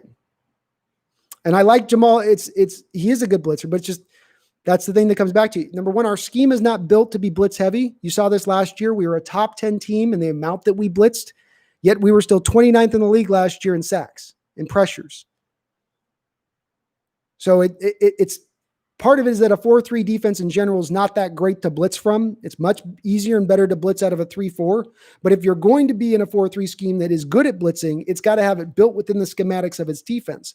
Fortunately, the schematics of our defense is to play zone and drop as many guys into coverage as possible. That's the basis of our schematics as far as coverage is concerned.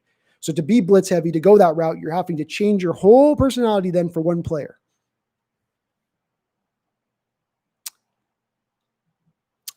Isbis Jafari. I hope I pronounce Isbis Jafari. If Billy was me, he would have praised Sean by now. I know who Ibis is. Do you think Antonio Brown is coming to Seattle? Hey, what's up, Jacob Sanchez? How you doing? I don't think that it's likely because Josh Gordon. If Josh Gordon didn't exist in this universe and hadn't been brought over to our team last year, there'd be a much higher chance that we'd be seeing Antonio Brown. But because it went the other way and that Gordon is here, he has remained in Seattle. According to his Instagram account, he's actually still living here. It would indicate to me that you got to pick one or the other. I don't think you can get both guys. So I would probably say probably not. But if the commissioner's ruling comes down, let's say on Antonio, and says you're suspended for the first 8 games of the season, something like that could actually increase Seattle's chances to eventually pick him up later on, I think. If he comes back for a full year and Seattle picks up Gordon, and he's eligible to play for the full year under the commissioner's status, not likely. But he gets suspended, I think then Seattle could pluck him at that point. Well, Billy, I don't know if I think we need to add one more receiver, Billy. So I don't know if it's you got to be Antonio Brown. Certainly I can understand people would say not on that one, but I do think that we need to add another target, man. If not AB, then we got to get Gordon, Billy. Our 2 receivers alone right now aren't going to be enough. And Swiggy kind of EJ hits the nail on the head with that, Billy, is that some of this comes back to, or at least to Dustin, some of this comes back to making Wilson happy, Billy. We're trying to get him happy so we don't force him out the door like we saw with Tom Brady pushed out with the Patriots, like we're seeing with the Packers pushing Rodgers out. We don't want to see a recreation of that in Seattle. So let's start doing some moves to make Russell happy, even if it's just one move. How about we just do one move to make Russ happy? Does AB still have a rape charge coming potentially, or is that resolved? I don't know that he had a rape charge out there. He does still have a few legal things to deal with, as Swiggy said. No offense, Billy, but I don't trust the Titans 9-7. I mean, why y'all lost quite a few games? Well, remember, Dustin, though, as well, are you factoring in the fact that there was a changeover from Mariota to the quarterback they went to? And I'm sorry, I'm forgetting the name on this, but when they moved quarterbacks, they were a much different team. Their offense was way more effective. And that defense is where it doesn't have a lot of stars. It's very filled out really well. It doesn't have a lot of weak links to it. You know, it's got depth. It's got some quality at different positions. I think that the Titans are subtly actually a very decent team. I could see them being very good this year still again.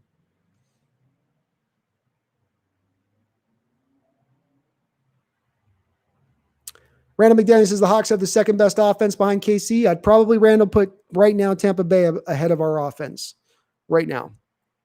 But maybe third at that point. Heat Cranks, get off that soccer and join the Xbox party. I'll be joining that party here soon, Heat. Right after 10, I will be on. TJ, underdog is the best because if you are trash, then that is what you expect. But if you're good, then you get more attention. So it's honestly a win-win. Seahawks offense, Seahawks. So your whole offense is better than our whole team, huh, Ravens? You've obviously loved their offseason. Got to give you guys some credit, Ravens fan. You guys did really a good job with that situation as it pertains to Michael Brockers. You brought him in.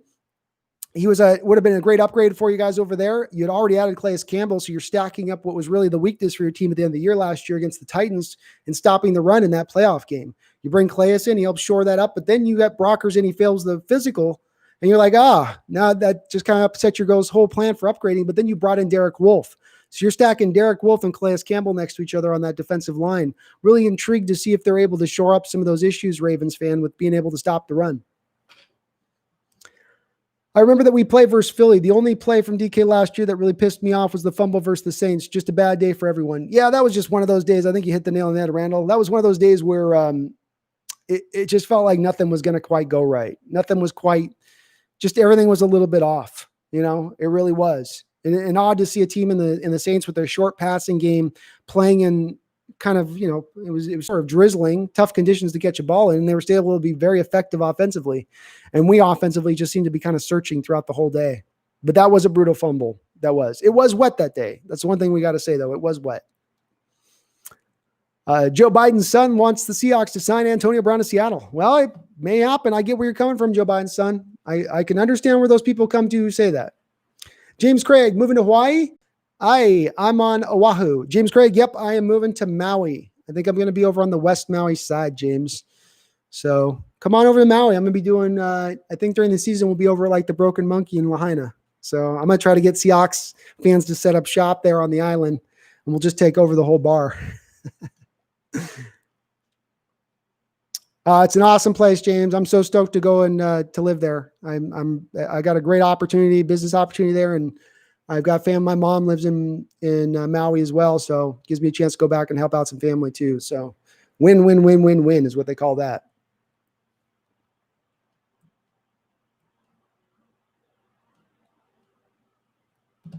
Who are the Ravens? Asked Space. Yeah, Maui's just something special about Maui, isn't there, Jose? I know Oahu's great. Oahu's a little too packed for me. Kauai's a little bit too remote, a little too lost. I feel like I'm in the show Lost going to Hawaii. But Maui's just got that nice, just balance. Nice balance.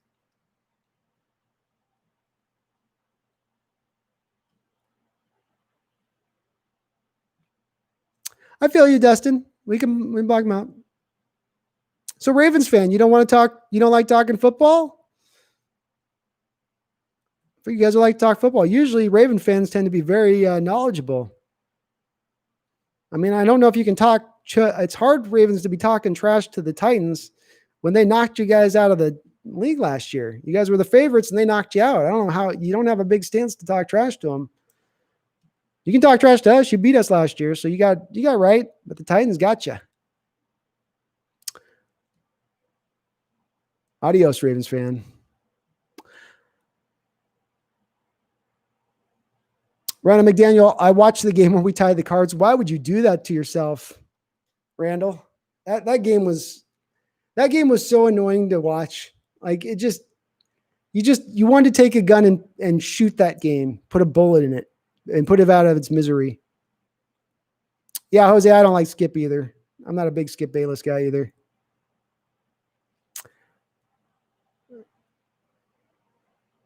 Watched it in Maui at a brewery. Had a fantastic Mocha Loca. Was it the Maui Brew Company, Randall? That's probably where you're at. I'm going to be right down the road from that. It's going to be one of my spots. Devin Peterson, what's your favorite thing about the Kingdom and what do you miss about it? And what will you miss about Quest when it's gone? 2 questions. What do you think of my channels? I love your channel, dude. Channel's awesome. Keep grinding on it. What do I miss about the Kingdom? There wasn't a whole lot to miss about the Kingdom. I got to be honest with you. I mean, it was a big cement, just empty vacuous area. There were, when you were kind of close to the field, though, I will say there was something about being close to the AstroTurf when you get down really close. I will maybe though say that I enjoy, for whatever reason, the outdoor stadium just lends itself to football games. So I still just end up liking Quest outdoors. I liked more watching baseball in the Kingdom. I felt like it was funner watching the baseball in there than the football.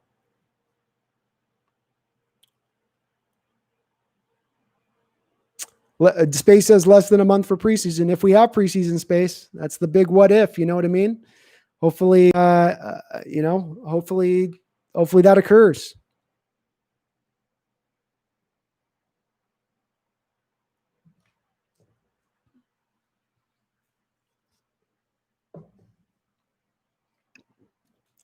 Antonio Brown has such a classic line about Mike Mayock. He's the type of guy who puts raisins in his potato salad. And it's a pretty good put down. Ringo, retype what you had said there, dude. I didn't see what you had put in there on the chat. Space, I need sports too, man. I hope if we go without football for a whole winter, it's going to be brutal. It is going to be so brutal. I don't even want to think about it, to be honest with you, but it's going to be tough.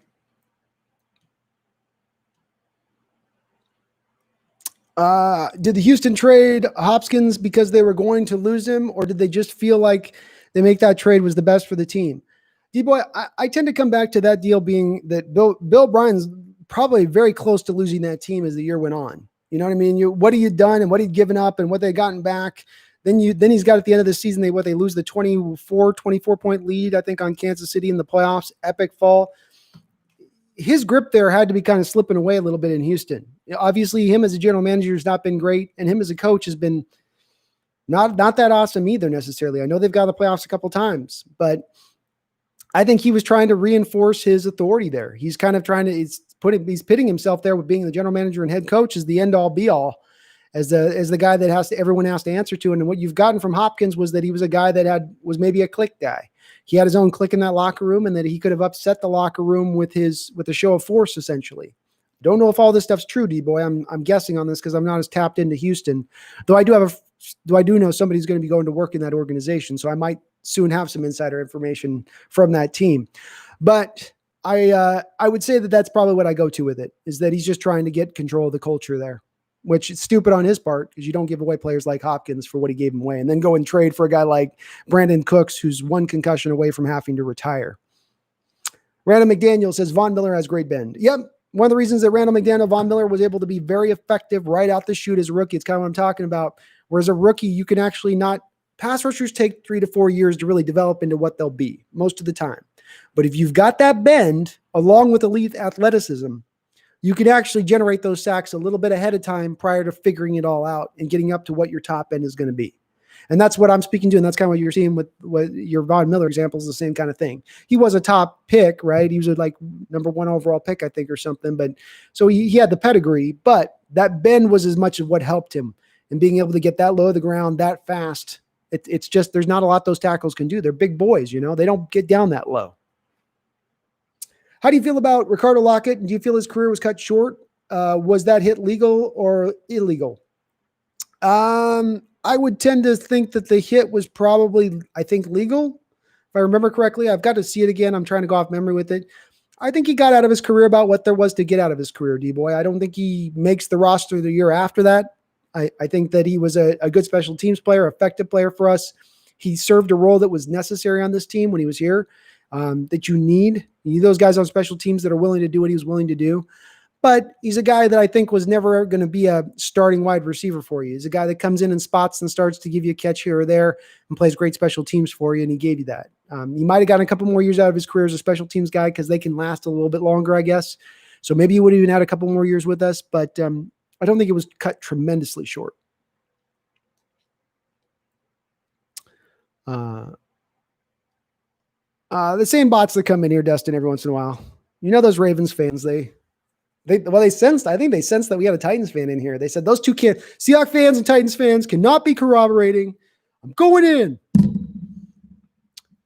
One thing, should the Seahawks kept Malik Turner? Do you like the decision of cutting him? I would have kept him for medium downfield catching. I kind of liked a little bit of what I saw to Malik last year. I thought he played fairly solidly for us. I was surprised to see them so quick to cut him.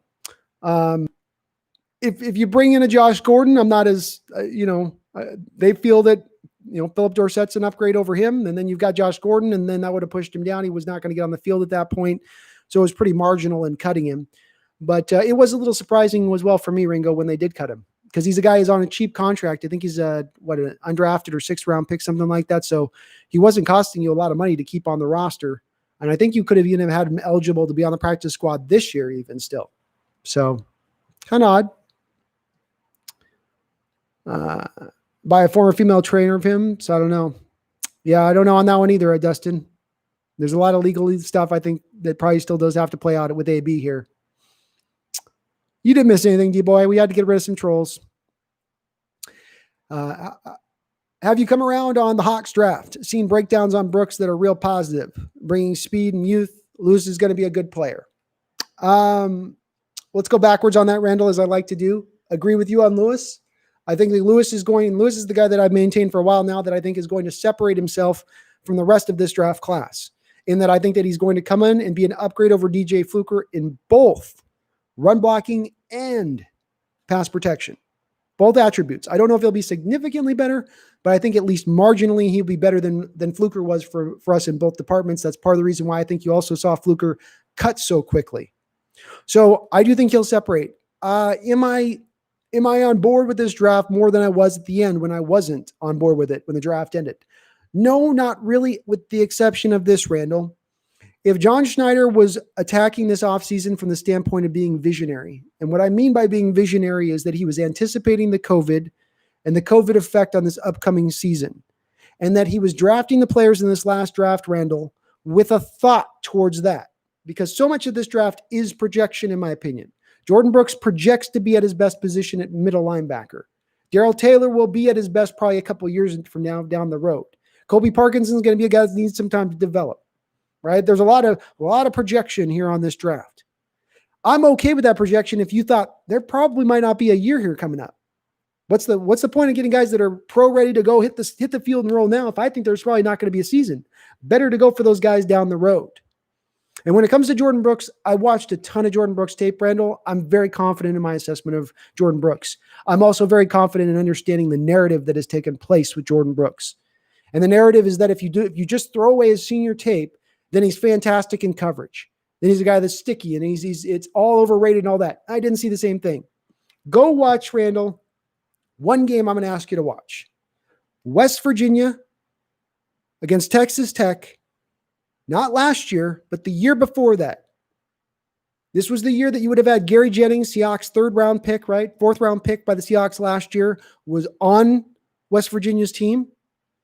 Go watch that tape and watch some of the struggles in that game of Jordan Brooks in coverage. There's 2 plays back to back where he gets beat over the top on a play where the receiver gets behind him. And if he was an inch, 2 inch, 3 inches taller, he's able to tip the ball. But because he's 6 feet tall and he gets his arm up, the ball goes right up over the top of him.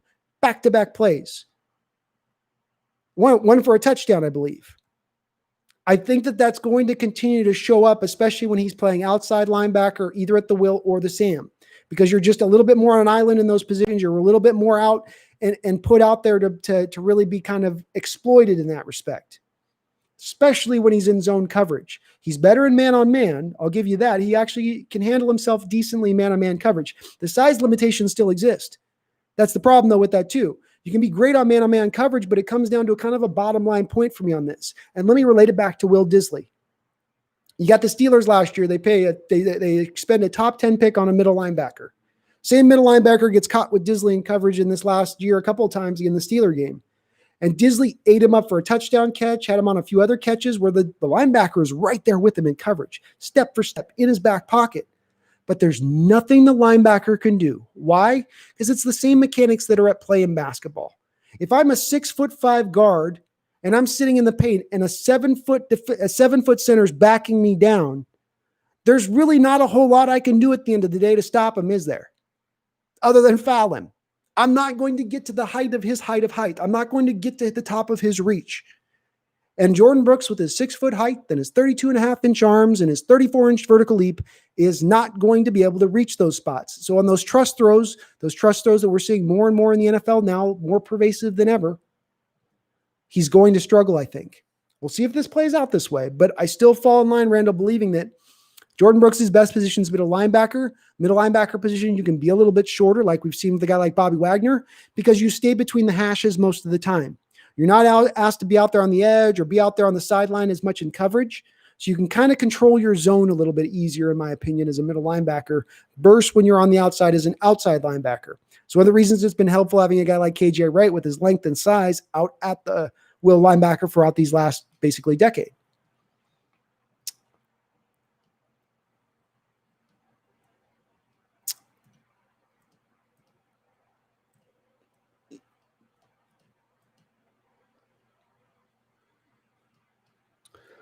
Catch up on the chat. Yeah.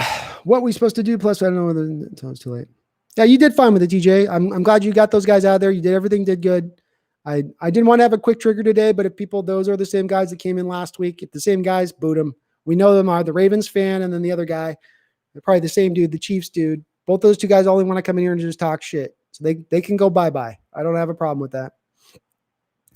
D-Boy, I have been to the Broken Monkey when I went to Maui. That's awesome, D-Boy. So you know the spot. We'll get you over there for come one, come all. That'll be a nice thing is you guys know where I'm at. If you guys come to Maui, come hit me up.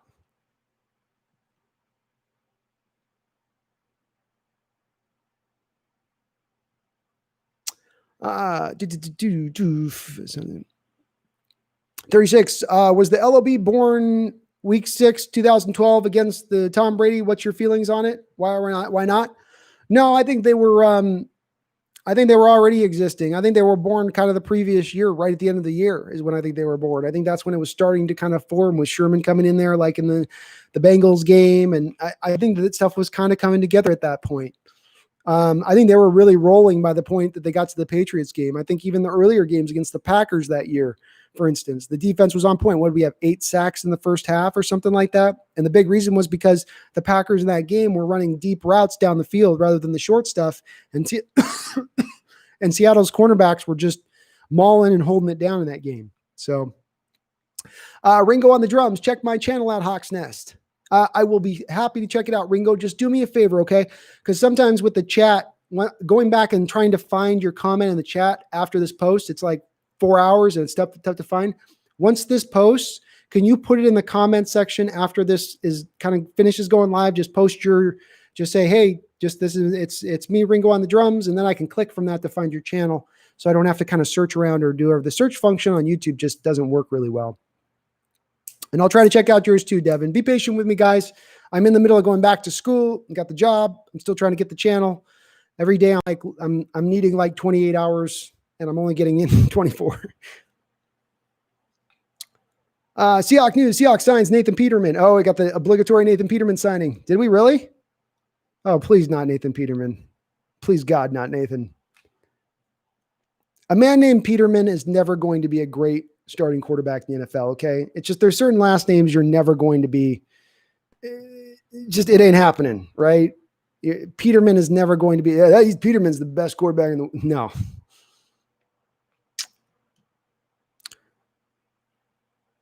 Devin says, should I stay at Mike linebacker or move to a different position? I'm a hell of a linebacker, but I might move to where I moved to.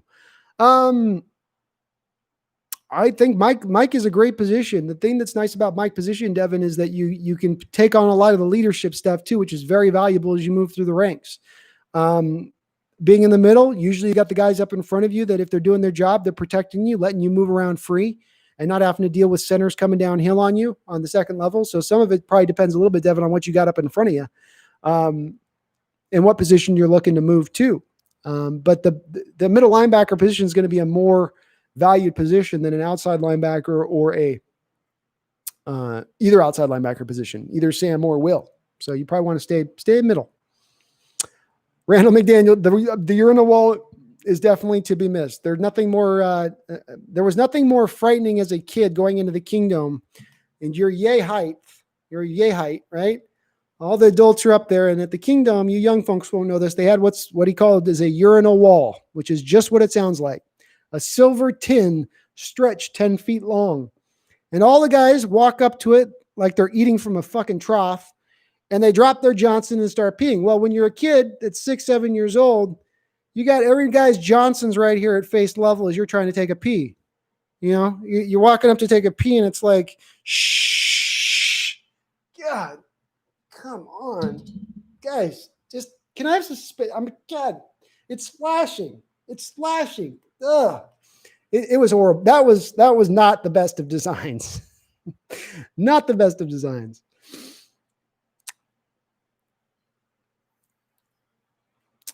Ringo on the drums. You must be trolling. Darius Hayward Bay has been retired for years. Jose, I did see you had an upload on there. I haven't had a chance to check out the video yet. So if I check it out, I'm going to comment on your deal for sure, man. You will be getting a comment, but I will check it out. I hate Corona and I want to go on too, Devin. This has affected things beyond anything that I would have ever thought it was. And it's gotten to be, it's beyond annoying at this point, right? I mean, it's just like, this got to end. Unfortunately, it doesn't look like we see any end in sight at this point. Randall McDaniel, Bill O'Brien sure comes across as a prick. He does. And just, you got a little bit of a view of it when they were doing their, they were on the Hard Knocks and stuff, and you could kind of get a feel for him with that. I kind of thought that way with them there. It just seemed kind of like, he's a guy that like watched Bill Belichick and took all of the improper things of Belichick that you wouldn't want to take and none of the good stuff that you'd want to take from Belichick. With ex-MVP Cam Newton on the Patriots now and him always losing to Seattle, do you think he can turn the bad luck around and get a win with us, or does he keep struggling for the Seahawks? I think Cam went to the right place with the Patriots, to be honest with you, because I think Bill Belichick's not going to turn Cam away from what he is. And what I mean by that is I don't think that he's going to try to turn him into a pocket passer or have them operate the same offense that Tom Brady's been operating there for the last 6-7 years with that boy wonder there. I think they're going to go into what they did with the Panthers, which is a lot of that read option stuff. Read option to a one-look read to a scramble. Read option to a one-look read to a scramble. And that's what they're going to roll with. And he might be pretty effective with it because I think Belichick will be willing to really lean into that element of Cam Newton's game. The key is he healthy enough? Does he have enough in those legs left with some of the battering and beating he's taken over the last couple of years to really get there? I think it's going to be a tougher matchup with him there now, D-Boy. It would have been a W with them coming into Seattle, but now I think he does give them a little bit of a chance.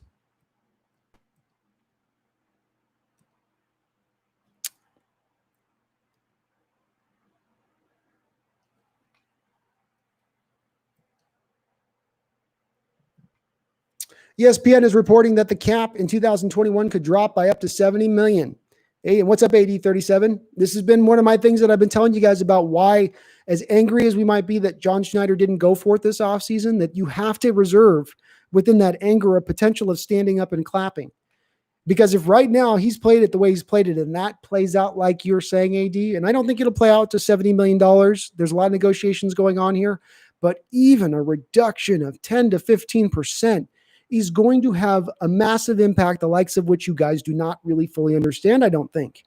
Or maybe you do, and I'm just overstating this a bit. But if he's played it this way and kept his cards close to the vest and held out, kicking the can down the road, playing for this year in order to have to pay for it next year, but still keeping that cap space next year instead of that, there'll be so many players that are out there and available on the market that you didn't think would be available, and you'll be buying them for pennies on the dollar. Pennies on the dollar.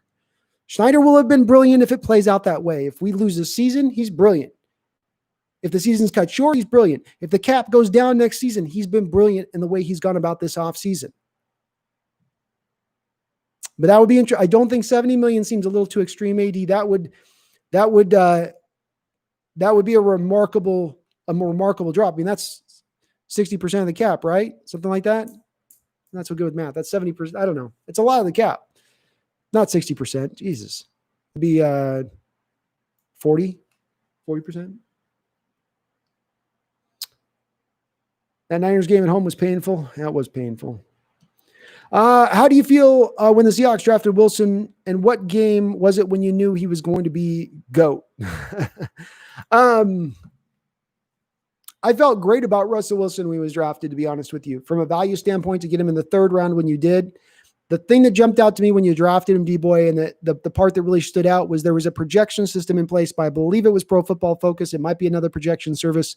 I'm going off memory here, but there was a projection service that would look at quarterbacks in college and the production and their stats and all that. It was really just technically a numbers game as much as anything else. They would computate the stats and it would spit out a projection for that quarterback at the next level.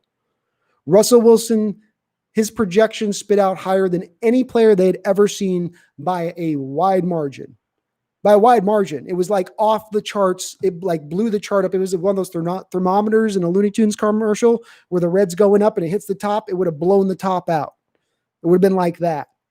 So that stat stood out to me because I was starting to wrap my head around the analytics side of things, D-Boy, at that time, just starting to kind of figure out what it really was. And that part really stood out to me with him. And when you saw with his game, his ability to move and knowing the league was moving to more movement-based quarterbacks as opposed to statues, there was a part of that I really liked. Did I know he was going to be the GOAT at that point?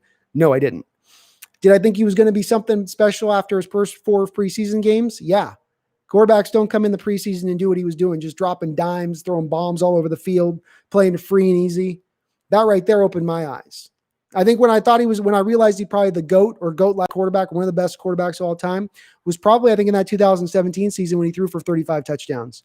And Thomas Rawls went down. He had no running backs. He was down to, I think, DeJuan Harris at one point. His offensive line played piss poor that year. He was running for his life. But still, he led the league in touchdowns. That was the year I went, whoa.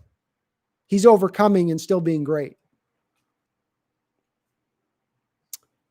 Marcellus guy. What's up, Marcellus guy? Hey, I'm just joining. Have you talked about the possibility of getting Josh Gordon and or Antonio Brown? We have Marcellus, but I don't mind covering again here. I do think Marcellus at this point, it's 90% likely you sign Josh Gordon, 10% Antonio Brown. Gordon's the first guy up on the chart, though. That seems to be what we're hearing in the background. I'm basing this off of reports from guys like John Clayton, who's going against what we hear nationally, whereas nationally we hear, oh, there's a lot of smoke to the San Antonio fire. Seattle's really interested in it, whereas Clayton says, nah, it's about 5% chance you sign Antonio Brown. Clayton's gotten old, a little older now. I know he's not as topped in, but he's still a Hall of Fame football writer. He's still a guy with a lot of close connections, that Seahawks organization. He's been here for decades and decades and decades. So when he says 5%, I think that we should measure that a little bit and say, yeah, that's probably around 5%. It's probably closer to 5% than it is to 90%. Gordon, on the other hand, Clayton's got into that 90% chance of him resigning. So I think he's probably the guy at the end of the day, Marcellus, and I think that will help make our offense really, really dynamic. Maybe there is even a slight potential you can get both guys. Very slight. After I walk across the stage and officially graduate on the 23rd, on the 25th, I'm hopping on a plane and going to the Marines to see my uncle and then join the Marines because no college wants me because I am injured. TJ, do me a favor, TJ, please, for the love of God, dude. Look, my brother comes on here every once in a while, and his name is Robert Pennington.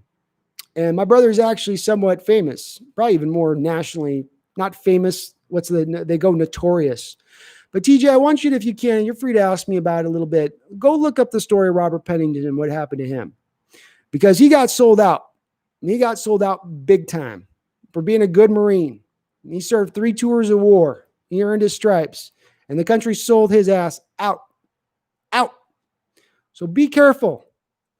Do not get on the front lines. Infantry is sexy. I understand that.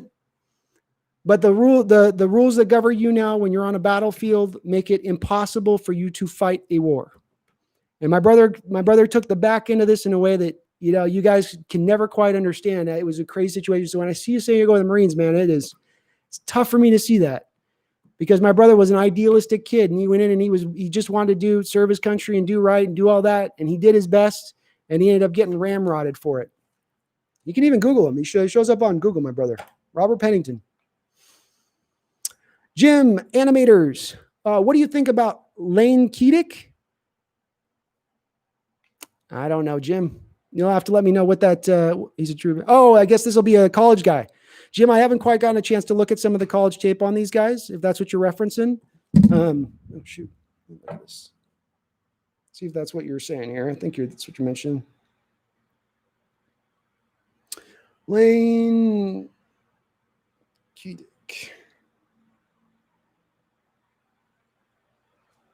I don't know who this guy doesn't look. I don't know who this is.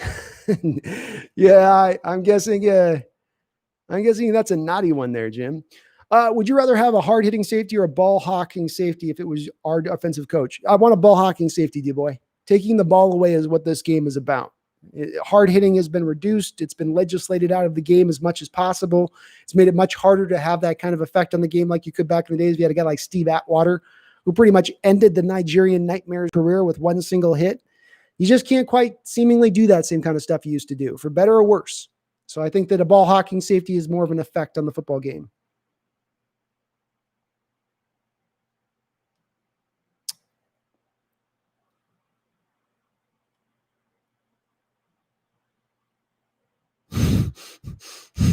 Are you a big fan, Jim, of the Keedick family? Big fan? D-Boy, all your questions have been practical. D-Boy's questions are awesome, Dustin. I love D-Boy's questions. Don't knock D-Boy. Don't go after D-Boy. Space, who's our center? Space, I think Ethan Posick's going to end up our center this year. I think Ethan Posick is your starter day one. He beats out Joey Hunt. I think that while I do like BJ Finney's game, and I think he's going to add a little bit of measurable value, BJ Finney's best attribute as a center is really as a pass blocker more than a run blocker. I don't think he's going to be the people mover that Ethan Posick can be from that same position. So I'm going to fall back in line with Pete Carroll falling back into competition because they don't have a guy there that they've paid a lot of money to. You paid a little bit of money to BJ Finney, but not the same way as when you paid Britt all that money and then drafted Posick and felt like you had to start Britt because you paid him that money. So you're not under that same kind of mandate. Ringo on the drums. I play linebacker. My stats are 3 sacks, 78 tackles, 8 forced fumbles, 1 fumble recovery, 1 TD. How am I doing at linebacker? You're doing phenomenal. Sounds like you got that peanut punch, that Tillman punch down, Ringo. The 8 forced fumbles. That's you got that little knock that ball out with a little punch.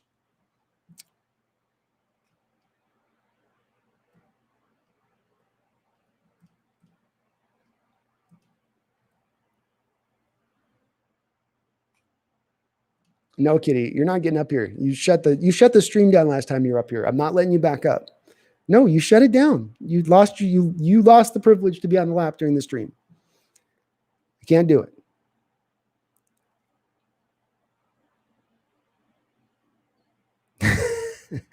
Chat's getting salty 3 hours in.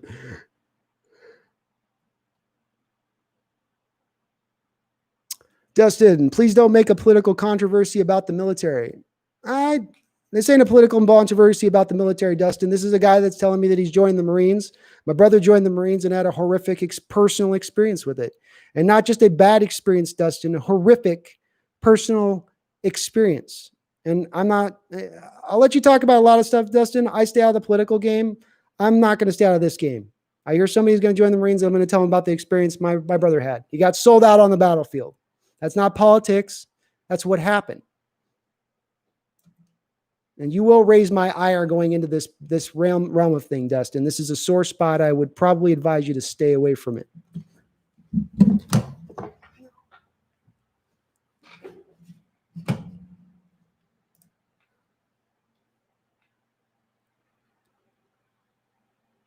Brian Barajas. Hey, man, I thought to myself, what's the point if we bring in Jamal Adams the way Pete plays defense? I don't know how we're ever going to be a great defense. Everyone knows and can read our defense, sadly. Brian, you're not wrong. You're not wrong. I think there is still a way out of it, even with it being that way. You don't have to be confusing as a defense. You don't have to be multifaceted. You don't have to run a lot of different schemes as a defense necessarily to be effective. And yeah, the proof that we have of this is the Legion of Boom era, where we had some Hall of Fame type players, in our secondary and on our team. And that definitely helped you out quite a bit at that time. But I would offer, and what I was hoping they were going to do at the start of this offseason, would dive into the defensive line. Because if you can speed up the pass rush, if you can speed up the quarterback's clock, speed up the play, not allow for those long developing routes where you're having one player run through a zone to clear a defender out and then flood the zone with another player that will then open up, which is how they attack our zones a lot. That's really hard to do if the play gets shortened. So I've always come back to Brian, first and foremost, with this particular defense, you build it from the inside out. That goes against what you would do in the modern era, which, with the Pro Football Focus people, the analytical people are telling us what you actually do is build from the outside in. You go secondary first to the inside. I don't know necessarily why they're all on board with it being that way, but that's the new du jour, so to speak. But yeah, again, with Jamal Adams, to your point, again, I think he's best in a 3-4 defense that is a blitz heavy defense that can be all over the place. That's hard to predict. That's what Jamal Adams is best in. You put him in a simplified scheme that's essentially the complete inverse of what he's playing in right now with the Jets. I don't know if he's going to be as effective, if you're going to get the most out of his abilities at that point. Any prospects you like in the next year's draft? Paris Ford, safety from Pitt, his favorite player and long, crazy hard hitter. Sorry, Webb, I have not done a lot of prospect scouting. I got to be honest with you. It's been, my days are just filled up right now. I don't have enough time right now to get through everything. So I'm going to start diving into some of the tape though, because I want to get an early start on it. So I promise by hopefully here within the next month or so, I can start looking a little bit more and get a little bit more of these players and a feel for them. So I promise I'll start getting on that. I've been a little bit behind the ball on that. Just, I've got this move pending. So I'm kind of getting through that. Once I get through that, everything will be freed back up. Do.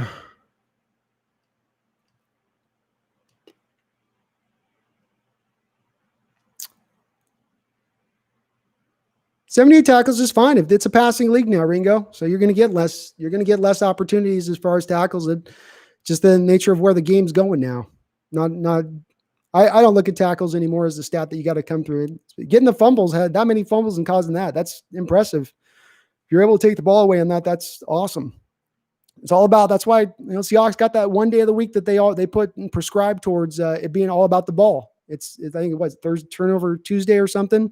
Offense tries not to turn the ball over. The defense tries to turn the ball over. So there's a reason they put a whole day evaluating that every day during the season.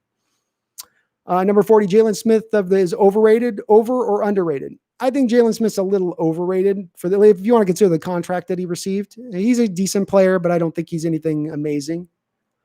Sabertooth Cat, I don't mind with Debo asking questions, man. He asked good questions. How to spell my brother's name? Robert Pennington, Pennington.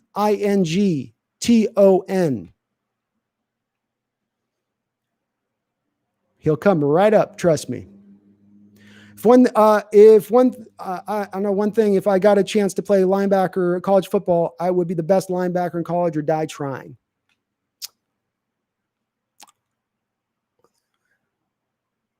I'd be with you on that, TJ. I hit that point for myself in high school where I got on the football field and I didn't really fully grow out until senior year. So I was undersized, and it just, it's a talent thing in this day and age, man. You do have to have a certain amount of ability, talent, size. There's all these like little parameters you got to hit to get there, but I do miss it. Playing football was so much fun. I wish I would have taken more advantage of it, I think, when I was younger.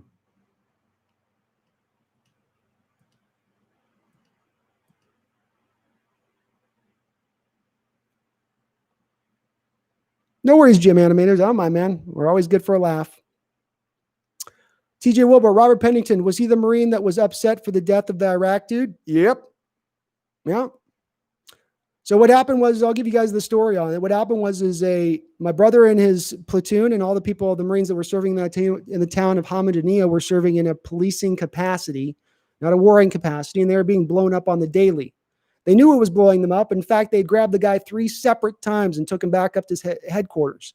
Headquarters kicked him down every time because he always supposedly gave up a big fish. Every time he returned bigger, angrier, madder. And he wasn't the guy that was doing all of it. He was funding the whole situation through the town, funding the IEDs to be built, funding the IEDs to be dug in a hole, funding our Marines to be blown up daily. Well, my brother went out there with his platoon and they solved the situation, TJ. They solved the situation to the point of the IED attacks went from happening multiple times a day in that town to 0 after the situation. My brother, if he didn't do what he did, would not be alive today. So again, you're put into no-win situations if you're going to be a Marine on the battlefield in the modern era. You are. If you're okay with that and you've made your peace with that, then fine. But do make your peace with that before you go out on that field. Do make your peace with that. Do make your peace with that you're going to see a best friend killed, as my brother did. Do make your peace with that. Yeah, that's the one, Dustin. Yep.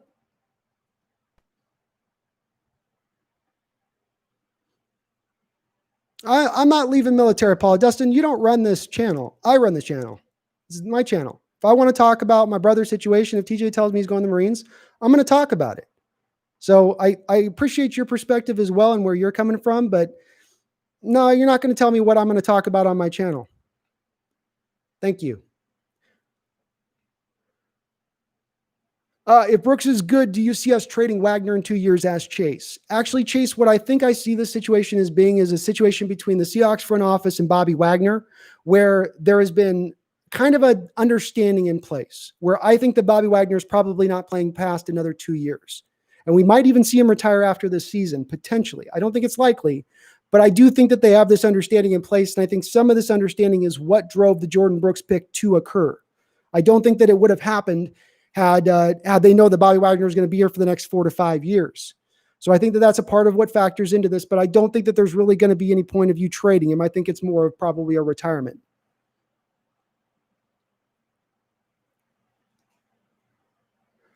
QB for one game, 400. Also, Hawks Nest, I played QB for one game, 483 yards in a 30. Why only one game at quarterback with all those stats, Ringo? It's pretty good stats for one game.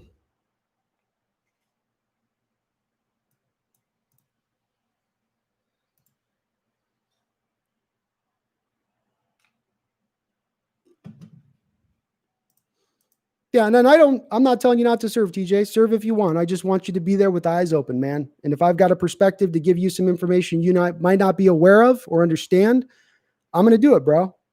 Because I don't want to see anybody run into the same situation my brother ran into.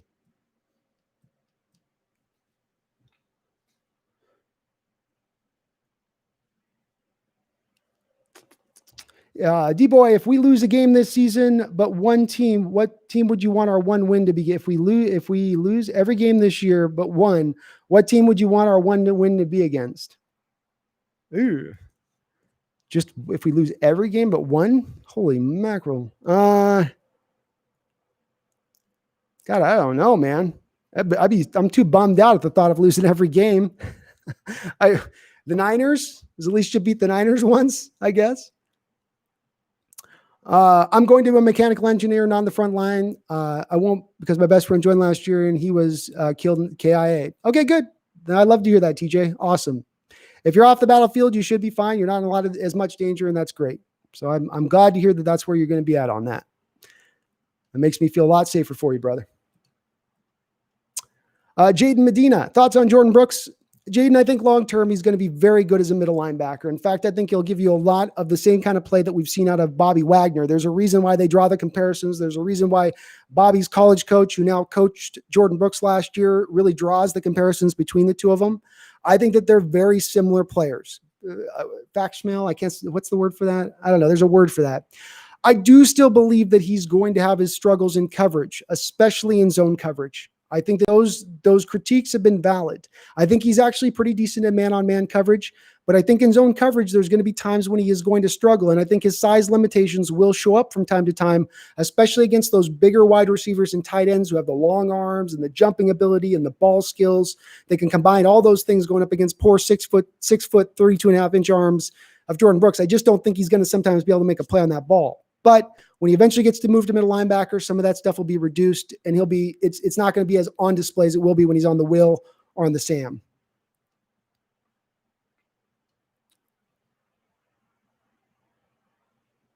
Ringo, my girlfriend told me to say this. Do you know the cornerback Nick Gurr from Youngstown State? I don't know Nick Gurr from Youngstown State. Sorry, man. Yeah, I'll give it to you right now, D-Boy. It's Robert Pennington. Pennington. Just type that and then type Marine. It'll come up for you. How are you still going? Well, we're going to be probably closing this up, ramping this up fairly soon here. So we're about at our 4-hour mark. So not too much longer, but for a little while longer. Madden 21 top 10 quarterback ranking, Pat M's 99, Russell 97 for Russell. I thought was a little bit jacked up. They have Bobby Wagner over Russell. That part I didn't like about Madden this year on the ratings. I'm not usually into their ratings too much. I don't care, but that part I was like, come on, guys. Come on. 97? You couldn't put him at 98? Really? Couldn't you just get 98 in there? Disagreed. Is Julio Jones wasting his prime years in Atlanta? Maybe. I mean, I think he's kind of into the end of his prime at this point. I don't think he's right. He's moving into the end at this point. You could maybe make that argument. They had a really damn good team early on in his career, man. They did have some bites at the apple at that time. So, Space, it's all good. My brother has rebounded. He's gotten through all that stuff. He's now happily married, has a kid, hardworking guy, not a problem to society in any way, shape, or form. It's almost like, we got through it, man, but it was scary for a time period there. Imagine you got a brother and he's out in the battlefield and he's plucked off the battlefield one day and thrown into shackles and chains. And they're telling you that he might be put on death row. And this just comes out of nowhere. Imagine that. Imagine you get that call. A guy served 3 tours. He's on his 3rd tour. And you know what he's been through. You know what he's seen. You know what he's dealt with. Tough situation. Understand, Sabertooth. You got to go.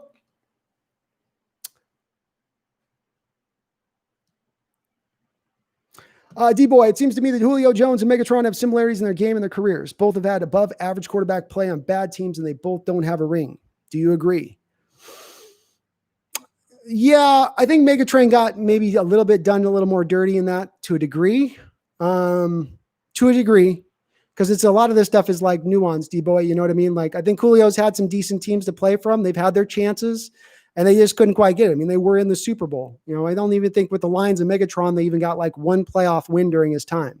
Some of that was with Megatron and Stafford both taking up so much of their salary cap. Some of that, though, comes back to the Lions mismanaging the salary cap. But then some of that also goes to the fact that this is back in the day before the CBA had made it where you weren't going to pay, you make the top 5 picks the highest paid players in the game at that time, right? So some of it's based on why they weren't able to get as much, had to do with the circumstances the Lions were dealing with because the salary cap was in a different place at that time. But with that said, I don't know if I'd go and say, I don't think Julio's has been wasted, but maybe Megatron.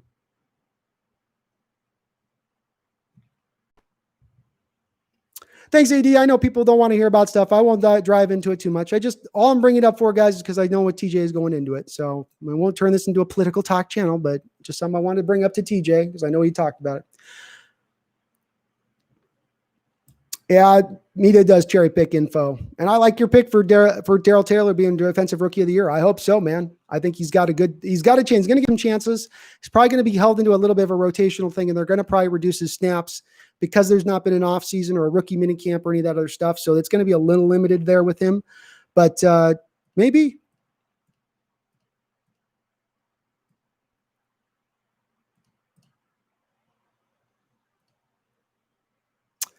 What's your opinion on the regular season bye weeks? I think we have kind of an early bye week this year. I got to look at the schedule. I'm not sure.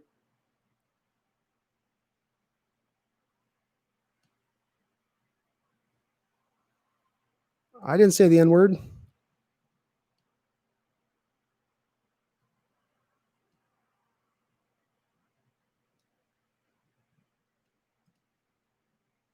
I didn't say the N word. I don't know what you're talking about, Ringo. Chat's getting weird at the end, man. All right. I think we're going to probably get close to wrapping it up here now.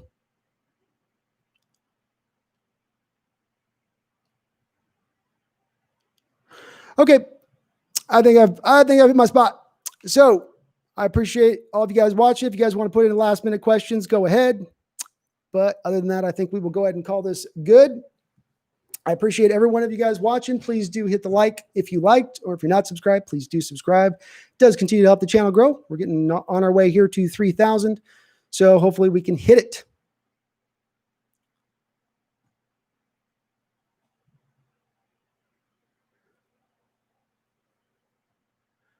Oh, have a good one, TJ. Thank you for staying in here with me for the full time. Y2K, appreciate it. Ringo, I appreciate you jumping in, even though you accused me of saying something I didn't say, but I don't really care.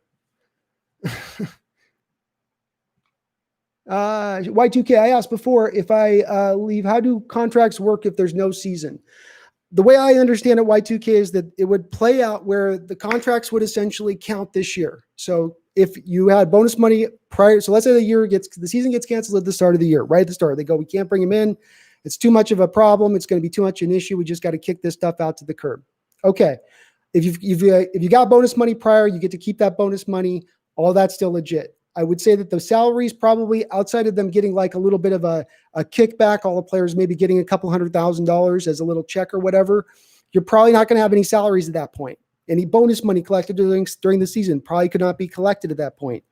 Then as the season starts into next year, everything would just normally kick back in with the salary cap probably adjusted at that point to some degree into next season. But those players that are in the 1-year deals this year or due to be free agents next year will still then be free agents the year after. So it will play out that way, but this is also still in negotiations as well. I don't think that there's anything hardlined yet. The Players Association and the players owners are still going at each other. Like the players I heard wanted to stretch this out over 10 years, the losses from this year. The owners are pushing for 2 to 3 years. So they'll probably try to find a happy site. Jose Rodriguez, thank you so much for being I appreciate TJ, Jose, you guys, Tobias Larson, you guys being my mods. Thanks for checking the chat on that. It helped to get those guys out of there. I know it was a little bit touch and go there, but thank you for doing it. How do a B-boy ask, how do you feel about Bill O'Brien? Is he a good GM or is he a toolbox AKA? He's the worst general manager ever. But D-boy, part of this is that head coaches should never be general managers, in my opinion. I think that the game's become too complex and too hard to where it's too many hats to have to wear. I mean, you see with a guy even like Sean McVay down with the Rams, he had for years where all he had to worry about is the offense. They had Wade Phillips for the defensive side of the ball. That's plenty enough for him to deal with. Asking a coach to be the head coach, and I think Brian calls the plays too, and he's the general manager. It's too many hats to wear. You can't do all those things, Like science says you can't. They say multitasking doesn't work. Well, this would be an indication of that, I think. D-boy. V-Hawk, thank you. I appreciate it, man. Thanks for hanging in there with the stream on me. No worries, Ringo. I understand, man. I'm going to get you their 50 questions here, D-boy. Do you think the Browns put it together? Maybe. Yeah, I got the Browns at 9-7 or 10-6, D-boy. I like their offseason. I like where they've taken the team. I think Chubb is a really good underrated running back in this league. Doesn't get as much doesn't get as much hype as he probably should for the couple of years he's put together there with Cleveland. But I think they have a pretty decent team, man. I think they can get there to that 9-7, 10-6 mark, man. I really do.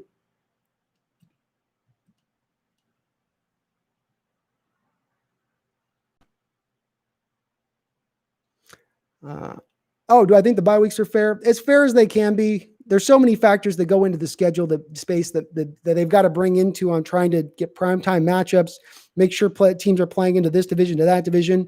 It's already really hard, I think, to put the schedule together. I think they do the best they can with it.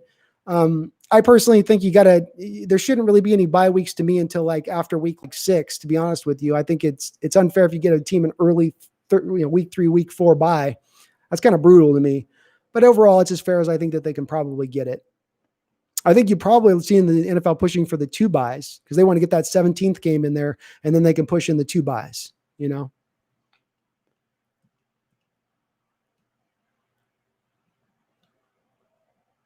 Thank you, user Hitstick. I appreciate it.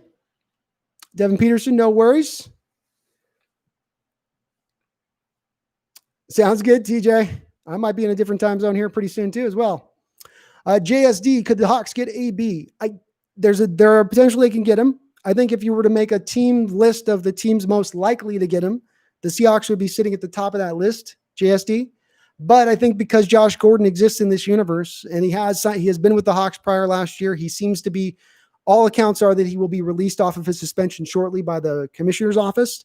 It just is an easier path to go at for a talent that's probably very similar from the Seahawks standpoint and Gordon to what you would get with AB. AB's better player probably, but probably very similar from their standpoint versus the risk-reward aspect of things.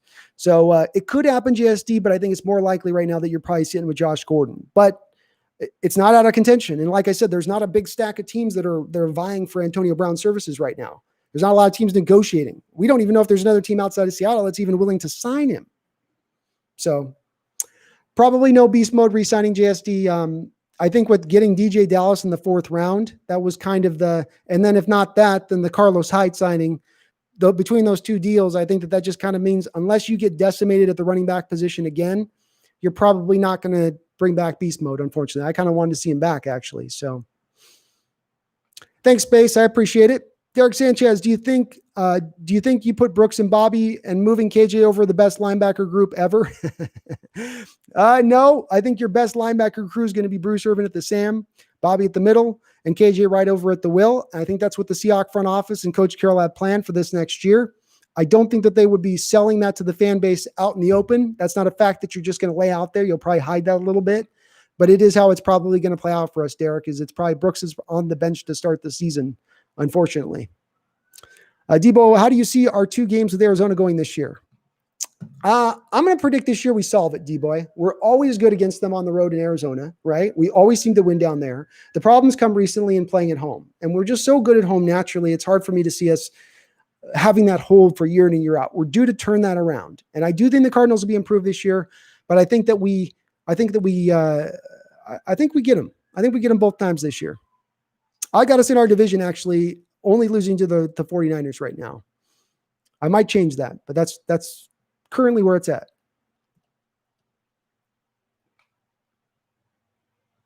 Hawks Nest, vote for us. We're trying to make the Beatles an NFL team. Okay.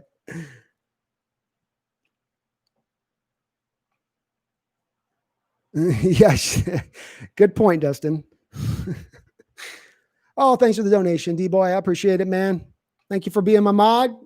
I salute you for being the mod, man. All right. Well, I think we got our deal. Adrian Gordon, thank you. Too many Skittles. I love me some beast mode though too, but thank you for joining the chat. I appreciate all of you guys out there. Please hit the like button on this. If you're not subscribed, come on now, subscribe to this guy. Subscribe. I could use it. We're going to be pushing here to 3,000 in no time whatsoever. So just one more mark to hit, and then we're going up on next. No stopping us now. All that stuff. Jose Bisalon, go Hawks, man. Chicago 12s, represent. Thank you so much, guys. I appreciate you guys keeping the chat lively. Dustin, thank you so much. Appreciate you. We will see you guys in 2 weeks. I am pushing D-Boy to try to get this to a weekly thing, but it's a slow process for me. Hovan, did you have any questions you wanted to ask before I head out, man? I know you were just waking up when I got on here. You got your coffee going? I'm just about to sign off, brother. So I wanted to, if you got a couple last questions, put them on in here and we'll fit them through.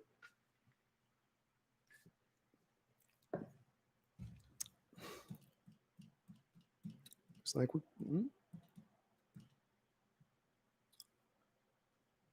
JSD says, as a Hawk fan, I was crying during Super Bowl 48.